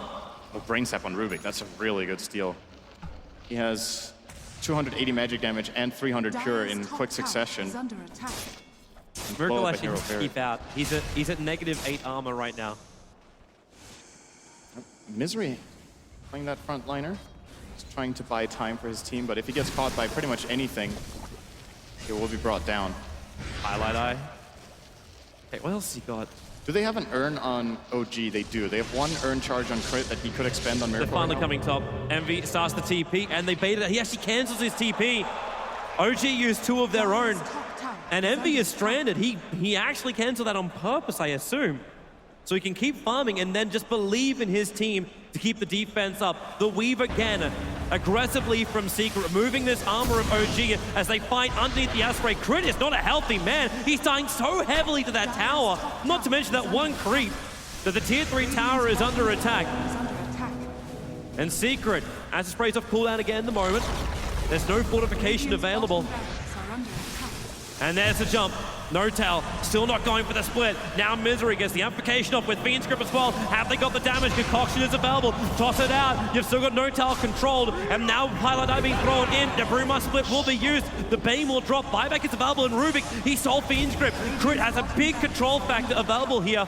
And that bottom melee, it is going to drop in favor of OG with the Brewmaster only squaring off. Again, another good weave coming out from Puppey. But with the Storm Brewing taking Slant around the picture, they can't really chase this. They need that stun, but look at Envy with the Invis rune. It's a level 2 Omni Slash. The armor is still down for 2 seconds or 3 seconds of that Okay, yeah, he's not. No. While Envy is confident, the Agassi model will time out. The Weave has run out as well. He just wants one person. Moon's in the neighborhood. He can't kill him. He's not even shot. close. Misery's here. Oh, with Blink help, forward yeah, okay. With the crush into the Omni Slash. And Moon, well, they get the Scorched Earth off. They got the amplification with the spin. Envy can't keep up. He doesn't have the movement speed. No Tell will move over. They doom over on the Slanter. So no more crushes. And Envy actually leaves Misery high and dry. He'll actually die to the Doom here. Nothing will stop that. But they tried to give it a crack, and it failed. Even with Amplify, they can't bring him down. And that's because Moon Meander has the ice armor and the plate mail. Just so much physical armor, even against all this Amplify minus, it just takes away the plate mail. He's still tanky enough to survive through that. I think also quite a few stick charges there to keep him alive. And Envy? Miracle's done a lot of damage to him already, and that spin's on cooldown. Crit doesn't have the high maneuverability. He doesn't have that Blink Dagger yet, even though he's pretty damn close. And Envy just wants to run out of here. Pops the healing ward. Miracle keeps the chase going. That healing ward in front of Envy, they don't have anything to work with. With the weave, they get the vision. It's the Fiend Strip. Paradise doing it from Fog of War. No Brewmaster all this. Not gonna stop N0tail from jumping in. The spin damage. Miracle will drop. And now N0tail isolated, sandwiched into Team Secret. Even Nightmare over on Crit. Doom will arrive, but he's got no ulti. Envy will look for a little bit more. What have they got left? Crit takes the spin. So at least to be able to avoid the stun from Weeha. Concoction in 1 second time. The damage, he actually aggroes the Ancients, but Alchemist, Weeha times the last attack. Misery Blink Dagger, 1 second. Blink up the Crush will do the work for a Concoction follow-up here from Weeha. Giving him the extra bash onto Moon with a Brain Sap. That Scorched Earth, it's not available. Moon, this time he won't have the movement speed. Crush back off cooldown, and the Shiva's Guard delivered in, but it does not protect enough. Weeha will take a triple kill on this Alchemist, and potentially fueling the split push that is Team Secret's Alchemist. That is such a huge swing for Team Secret. 4 kills for nothing. They've already lost Barracks, so they were plenty of gold behind, which means in turn they claim just as much back, and Miracle there. Understand why he wants to go for that kill, and Envy knows how much it can do, but you're running into absolutely zero vision in a bad tree area, and your Brewmaster didn't have Split ready to protect you with. That is a very big loss. That's a Battle Fury over on Envy. It's the Alchemist closing in on, I'm guessing he's going to buy a Yasha right now after the travels. This is Secret's game plan. This is all they needed. That one fight and 5 minutes of farm, and they won't care about the lost Barracks. OG's coming to fight. They feel like Secret might be weak. At least they got their big abilities back up again. Every ulti available for OG. Misery's in the neighborhood. And the smoke's gonna break, and he jumps up, and the split, it's used over on the Ancients. Paradise the only hero who's in range, the Brewmaster split being committed. If Paradise survives, it's looking at him just run. The Storm Brawling will finally send him up in the air, but you've only got 3 seconds left for the Brewmaster, and they commit the Requiem, Pilot die. Okay, he lasted a very long time, especially with that ability to Brain Sap. Puppey will die to Moon.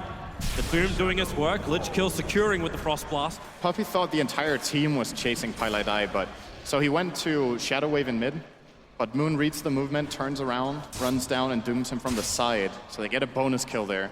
And now OG take the stack. That's a big Ancient stack as well. That is really, really huge, actually. The problem is, where do they go after this? Like, they're not really great Ancient clearers, so they're taking a very long time to do this. In fact, burning every Urn charge they have. They may have commit the mech too. While Envy farming up with that Juggernaut in the top lane, Misery and Weeha are waiting for the defense at bottom. And Fly, he's the man coming down for this. He doesn't have vision over in the tree line, and now Weeha shows himself. They bring another hero. Shadow. But they're probably not expecting Misery in the trees. They're still going to win that fight 2-on-2. They might win a 3-on-2 as Moon's rotating over. He's still walking around with his Frost Armor creep. Waiting for the Pack Wolf Aura to arrive. But while all this is going on, Juggernaut's still farming up the dire jungle. Roshan stands for OG, but they do this also with Brewmaster split down, and Requiem also down. Envy's absolutely getting stuff, and this is a game where Juggernaut can really get to shine when we get past that 30-minute mark and he has a damage item. Because it's very clear that OG kind of only has one sieging strategy, which is to clump up all 5 heroes in the lane, go in, commit the brew split, and if Envy can find any sort of angle on the backline with Omni Slash, he can take out 1 or 2 supports. That's very, very big, but for now, it is going to be another Roshan for OG. They'll probably look to take the top tier 1 and tier 2 towers for free with this. Secret aren't letting them have it right now, pushing as much as they can, buying time, which is the name of this game. There are also 5 men on this top, so if Misery can find the opening, they jump and they keep the numbers advantage in favor of Team Secret.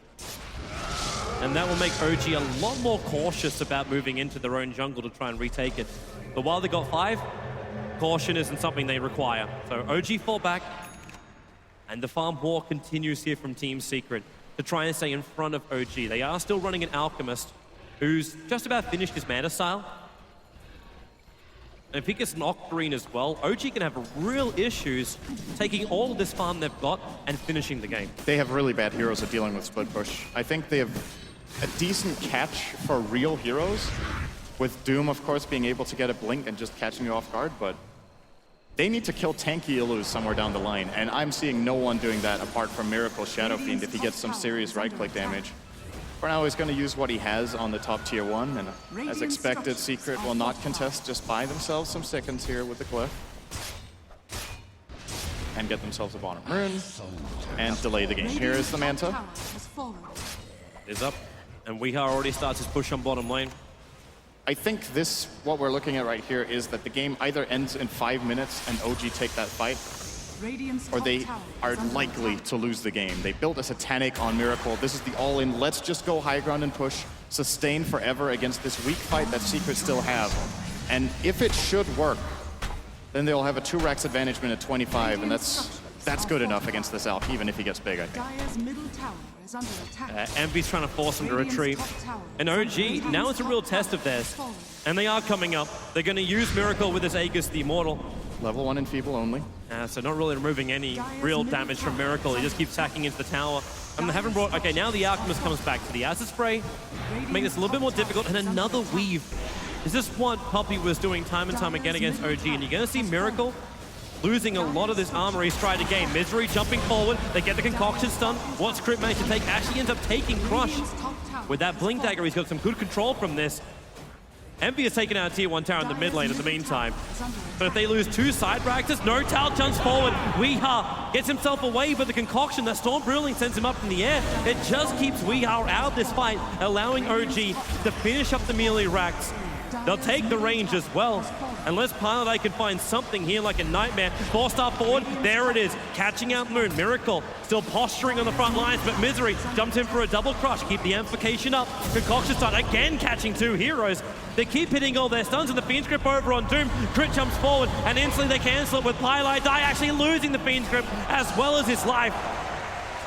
OG getting some good stuff. They don't really need to commit for much more, but while they've still got this Aegis of the Immortal, the confidence is there, but they don't have the Brew ulti. And these Alchemist illusions are actually causing a couple of problems for them on the back lines. Very difficult to get those Blink Daggers off. You want confidence from Envy? Look at his positioning. He's running up the top lane, even though OG just left here, and his TP is on cooldown. Yep, OG. 1.5 lanes of racks. There's only the ranged barracks in that bottom lane. They can deal with the split push. That's not, the problem isn't that they can't keep the waves out, because Manta, Octarine, Alchemist is incredibly good for that. I'm just worried they don't get enough farm before it's over. There's so much gold coming OG's way when they get a free lane of racks like that, that even should the Alchemist get very big. Is it worth the Alchemist actually bypassing this and moving into something else like the Assault Cuirass? Understanding that OG will be attacking a lot sooner. Well, let's see how this fight goes first, then he can start itemizing. Maybe. This is the potential end of the entire tournament. If OG pull this off, they do telekinesis and illusion, but they just want to bring it down. But they do. The split Misery jumps forward. You've only got another 45 seconds left of this Aegis the Immortal. Envy also added a decent amount of pressure towards the top lane, but OG won't care about that. The bottom lane's pushing in a lot for OG. That's a creep wave and a half. But this is where the fight comes for Team Secret. And they find the opening. Miracle still dropping low. That Aegis Immortal. Watch the timing. There's still another 20 seconds until it's lost. And Miracle down to 95 life. Still surviving. With the Crimson Guard and the heals kicking in. The Doom. Okay. That wasn't the play. Fly, Lich, ult is going to fly out, bouncing around. Misery copying a lot of damage from this. Shallow Grave has to be used to keep him alive, and the Fiend's Grip Crit is still holding on to it. They'll bring down the Slaughter. Buyback is available at the moment, and they also take Weeha up into the air. 3 seconds, 2 seconds until Chemical Rage back off cooldown. Slaughter needs to find the space. Weeha just gets blown up by Miracle. The Fiend's Grip, this time it controls Moon. Misery with a double crush, but Envy, not enough damage from the spin as well as the Omni Slash. Moon is dropping down quickly, and Weeha, he gets the stun. OG, now they can start losing heroes. The Team Secret, they had to use so many buybacks. Wasn't that only Misery? It was the Slaughter as well as Weeha. Oh yeah, that's right. They bought back the Alcazar. That's the bigger one. That is a really big problem for them. Miracle, the 4-star up. Slaughter's already used his crush. You'll see No Tal. There is no split, and Weeha wants to go for the Concoction, still on cooldown for now. They're chasing after the bigger one. They're chasing after the SF with the Crush available. The Concoction still not there, and he just turns the Satanic as well. Smek on Misery on the run. Crit, he's got Crush available, but with a Blink Dagger on cooldown, he can't do anything at the moment. In fact, all they can do is kill off Weeha. This could be a dieback right now. Alchemist TPing out. How much damage have they got? They get the stun. Weeha can't escape. Miracle will finally die, but no Alchemist, no Juggernaut. This is a dream moment for OG. They're gonna get another kill as well into Pile I Die. The bottom lane is pushing. The top lane will soon push. And it is almost a full minute where Secret will have to fight with only 2 heroes, potentially 3 with the buyback by the Bane, but that won't be enough.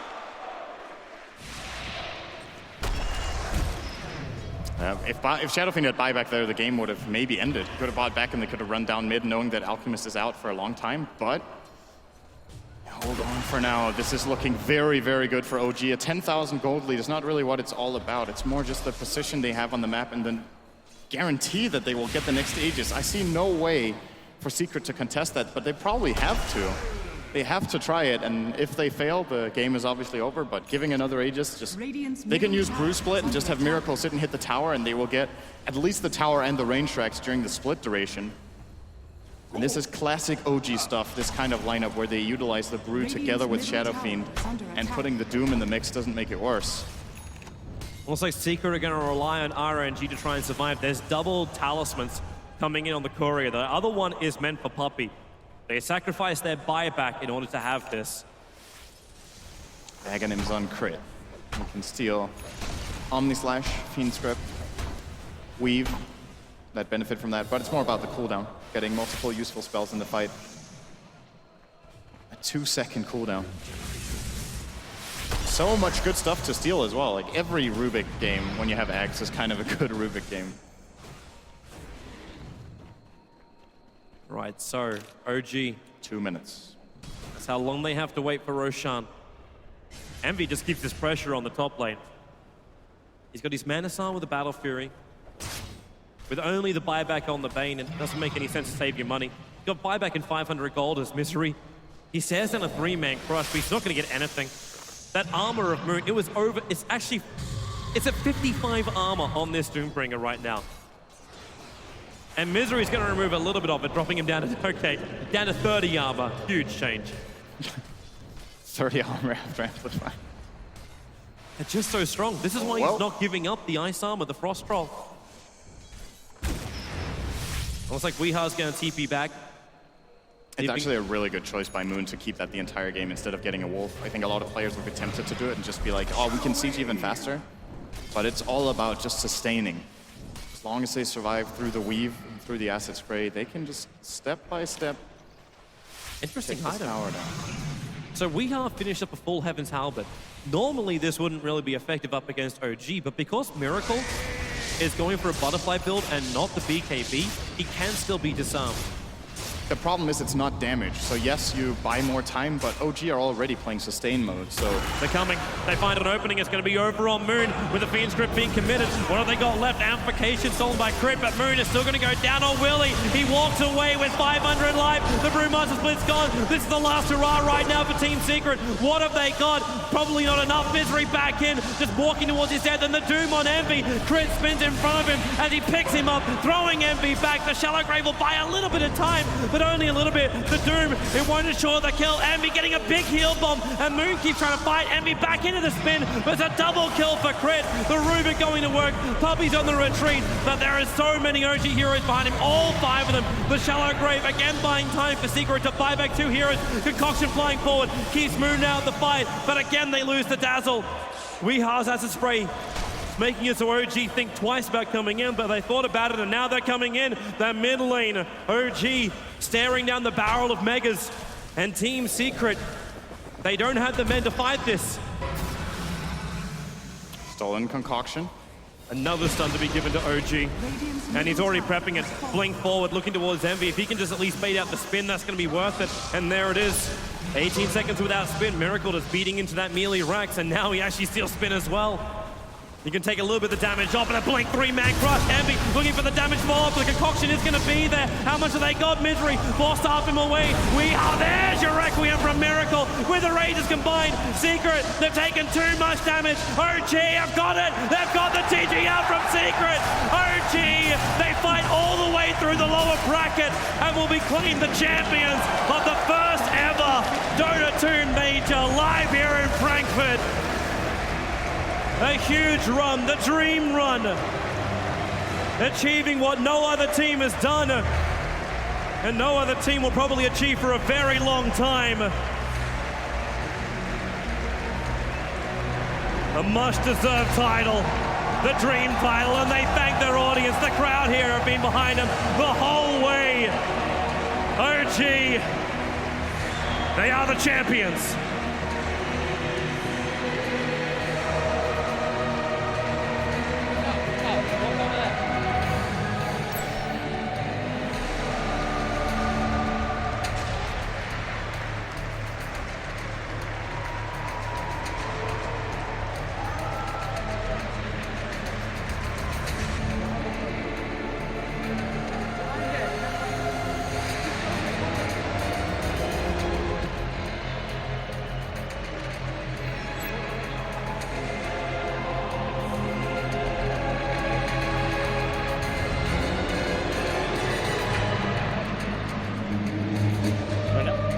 Ladies and gentlemen,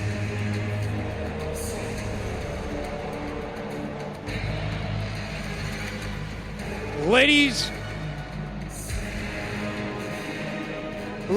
and gentlemen, your Dota 2 champions, Team OG!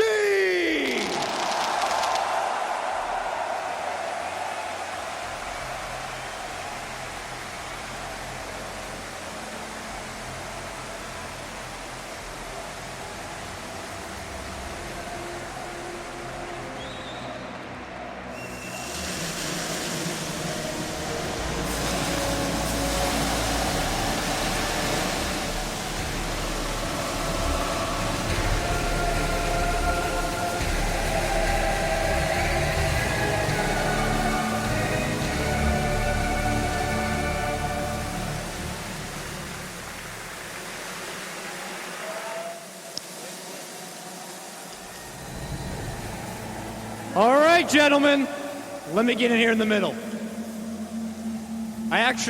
Before I talk to Captain Tal of OG, I have one question for one gentleman I have not yet spoken to yet.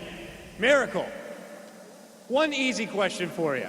What sounds better, 8,000 matchmaking points or $1.1 million, my man? I guess everybody knows the answer.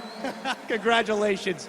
Tal, I gotta ask you, how was your grand final experience, and what is it like to be able to take down such huge titans like Team Secret? It was so amazing. Secret played really good, and I don't know, they're such a good team, and I'm really proud that we could beat him. It feels so damn good, I don't know, man. Now you obviously have tons of supporters here live and people watching from home. What do you got to say to all of them? Thanks to all the fans who came out here and support us or cheer for us. You made this all happen. It's so amazing. We come out, we're winning, and everyone's cheering OG. There's nothing better than that. All right, guys, one last thing. What's next for Team OG? See you all at the Shanghai Major. Congratulations again, your champions, Team OG!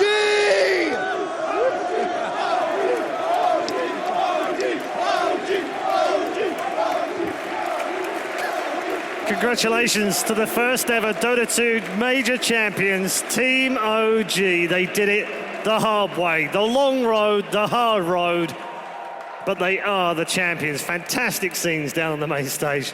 Fans have been absolutely brilliant for the last few days, and they have screamed their lungs out for Team OG. They will deserve every moment of that fame and fortune down there on the main stage. Jacob, a happy Dane right now. Oh yeah, definitely. I mean, I bet for OG, Misery was on the other team, so it's with mixed emotions, but the majority Danish team won. Okay.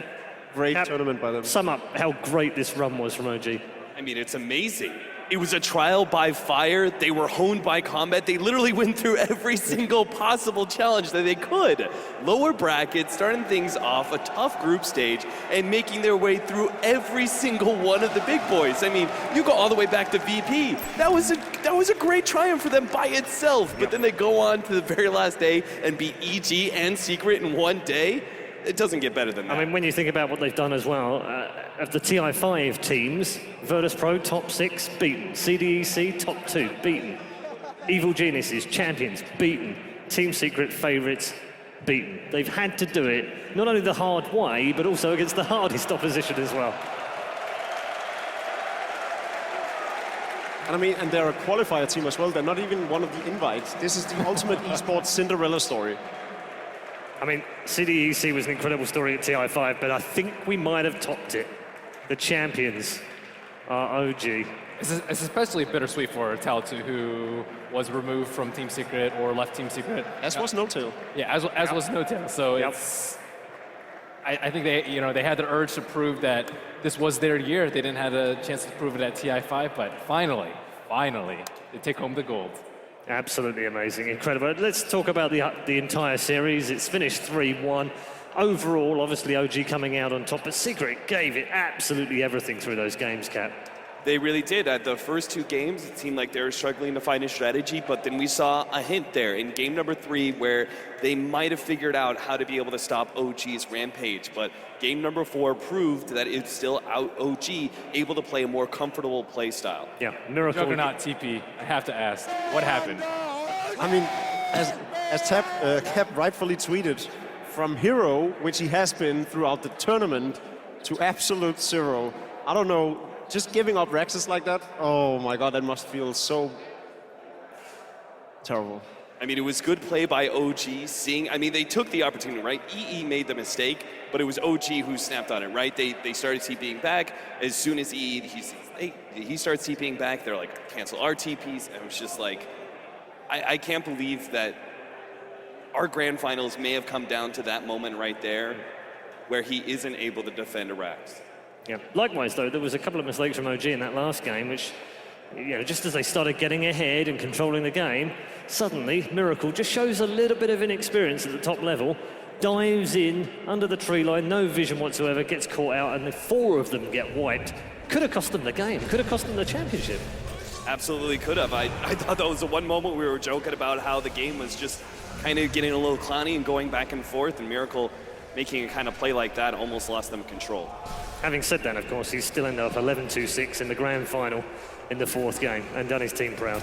What was funny about that moment was that Envy first makes this huge TP mistake play, then goes in, uses Blade Fury on the middle wave despite all of OG assembling around him.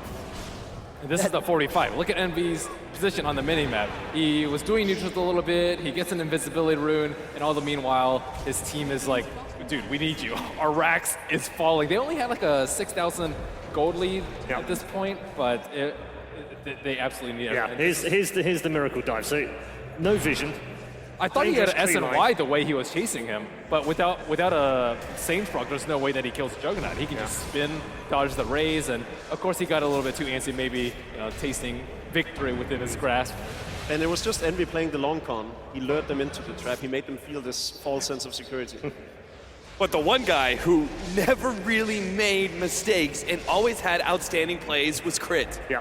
Crit was the solid rock of this whole entire series. In fact, the whole entire run by OG was marked by Crit performing to the utmost level of support. I thought the Brewmaster pick was pretty brilliant too. It's been theory crafted as a counter to Slardar. If he initiates on you, you usually don't die before you get a split off because you avoid the first big hit after the amp. And on top of that, you can just cyclone him midair and likewise just take him down. And another great hero against the Bane as well. I think, as Cap rightfully said, Crit definitely a standout player throughout the tournament. I think it's so hard to if you had to name an MVP between Crit, Moonmeander, and of course Fly's captainship. An amazing run by OG. We'll talk about MVPs in a minute, just before the end of the game. Objective-based Dota 2 has been the subject of many discussions this week and last week, for that matter. And it came good for OG in that 4th game. They focused on everything they needed to do. And the Alchemist goes forward to this, I don't want to say outdated build, but less useful build that we've seen throughout the whole tournament. And it just does not do well when the opponent pushes your high ground super early. Yeah. Or like taking down Roshan, which OG were able to do multiple times. In contrast to the way that Misery's been playing Alchemist in a varied amount of ways throughout the whole tournament. Wait, Miracle, yeah. With the early Soul Crest. Yeah. It was, they also had just so much pressure coming out from the Doom Lich in the safe lane, and this is the final fight with Team Secret. There we are. So, GG. Game over. OG take all the marbles home. That's it. Done and dusted. Are you surprised, honestly? Super surprised. I bet on them yesterday. sort of also because I'm Danish, there was a bit of bias involved. Maybe I didn't actually believe as much as I've done in a lot of other teams. I was completely sure EG would beat them today. I bet against them for the first time. They demolished EG, and I was like, all right, I can't bet against them anymore. I just simply can't. Even if I had a feeling that Secret was probably the better team, they just came out and proved me wrong. And why am I not surprised that Jacob's correct predictions aren't actually based on any analytical abilities? Jesus. Just, I like Danes. That is also a correct analysis. Okay, we're going to talk about MVPs now. There's a very long list of teams and players and moments of brilliance all the way through, but let me just throw a few at you. CTY, Eternal Envy, Miracle, Moon, No Tail, Crit, Super, Samael, G, Old Chicken have all had fantastic moments throughout this entire tournament. I want you to all just give me one name that stands out and tell me why. Capitalist. I mean, I already said my name, Crit, through and through. I think that he was performing the most solid. He was always playing at 90 to 100% of his capabilities. Okay. I'm completely on board with Cap as well. It's great. I don't want to be boring or anything, but he's just been the most standout to me. He's a newcomer to the scene. Well, newcomer in a sense. He's played a mid position before for much less successful Danish teams, but the way he's just broken into the international scene and how he's played in this tournament, definitely my MVP. Mine's going to be not on that list. It would be Fly, actually. Ah, okay. Captain. Yep. I mean, I did put 4 of the 5 OG players on that list, so it makes sense that we. Yeah, I mean, he bonded them all together. He had this amazing draft. I also think like he bounced back miraculously from his finish at TI5 and still had the thirst, the urge, and he, took what he thought was the best possible team and went through the qualifiers and just, as you said, trial by fire. Yeah, okay. And final memories and moments, because there have been so many. Again, I wrote a few down. Moon's Earth Shaker stands out. Game 1 EG versus Secret. Samael's Timbersaw. Crit, obviously, on the Wyvern. I think Ben quite rightly gave him best ever game on a Winter Wyvern that he's ever seen. What's your favourite memory that you're going to take away from Frankfurt? I want to go back to the early on in the tournament with Unknown beating Newbie. I think that was an amazing story. Yep. I think that actually gives us something else to talk about outside of the obvious winners. But we have this international community that's trying to make it Southeast Asia, South America. This is their opportunity to show themselves in an international tournament. I think they had very promising results, and I'm looking forward to seeing more of them in the future. I think it was, we had the 2 8,000 MMR players in mid. I think it shows that the new players do have a place. People are like, oh, you have to have played for 10 years, you have to have experience and whatnot. But this young blood is really where it's at, and whereas the Chinese scene was kind of lacking, and Miracle delivered some top-tier performances. Okay, Jacob, last words? I'm sort of agreeing with Ben on that, but at the same time, we saw that at TI. We've seen it with Samael, we've seen it with CDC. For me, one game stands out, EG against Secret. It doesn't even include OG, but that game was definitely the game of the year for me. Yeah. An amazing game, double Rapion on Eternal Envy, whom I rightfully feel was a very integral part of why Secret was successful in this tournament, even if his juggernaut in this last game threw. Okay. After almost 100 games over the last 10 days, the Frankfurt Major, the first ever in Dota 2 history, has come to an end. OG are $1 million better off and have become the first ever champions of the major championships. And while a hole will be left over the winter that will be difficult to fill, the major championships do continue in Shanghai in March, something to look forward to in the long winter nights. For OG, though, they'll enjoy the glory of the championship a while longer, and then after a short time, get back to the practice room, preparing to defend their title in Shanghai. Now, thanks to all of the commentators, our expert panelists, the extraordinary work by the observers and the stats guys, and to all of the people behind the scenes who have made the Frankfurt Major so special. Thank you to ESL and to Valve for once again allowing Dota 2 to shine brightly in the competitive world of professional esports. After such a brilliant set of matches, it's time to pack the booths away, send the players home, and say goodbye to Frankfurt. Thank you for coming to the Festhalle, and thank you to everyone around the world for tuning in. We'll see you again in the next major in 2016 in Shanghai. Until then, auf Wiedersehen.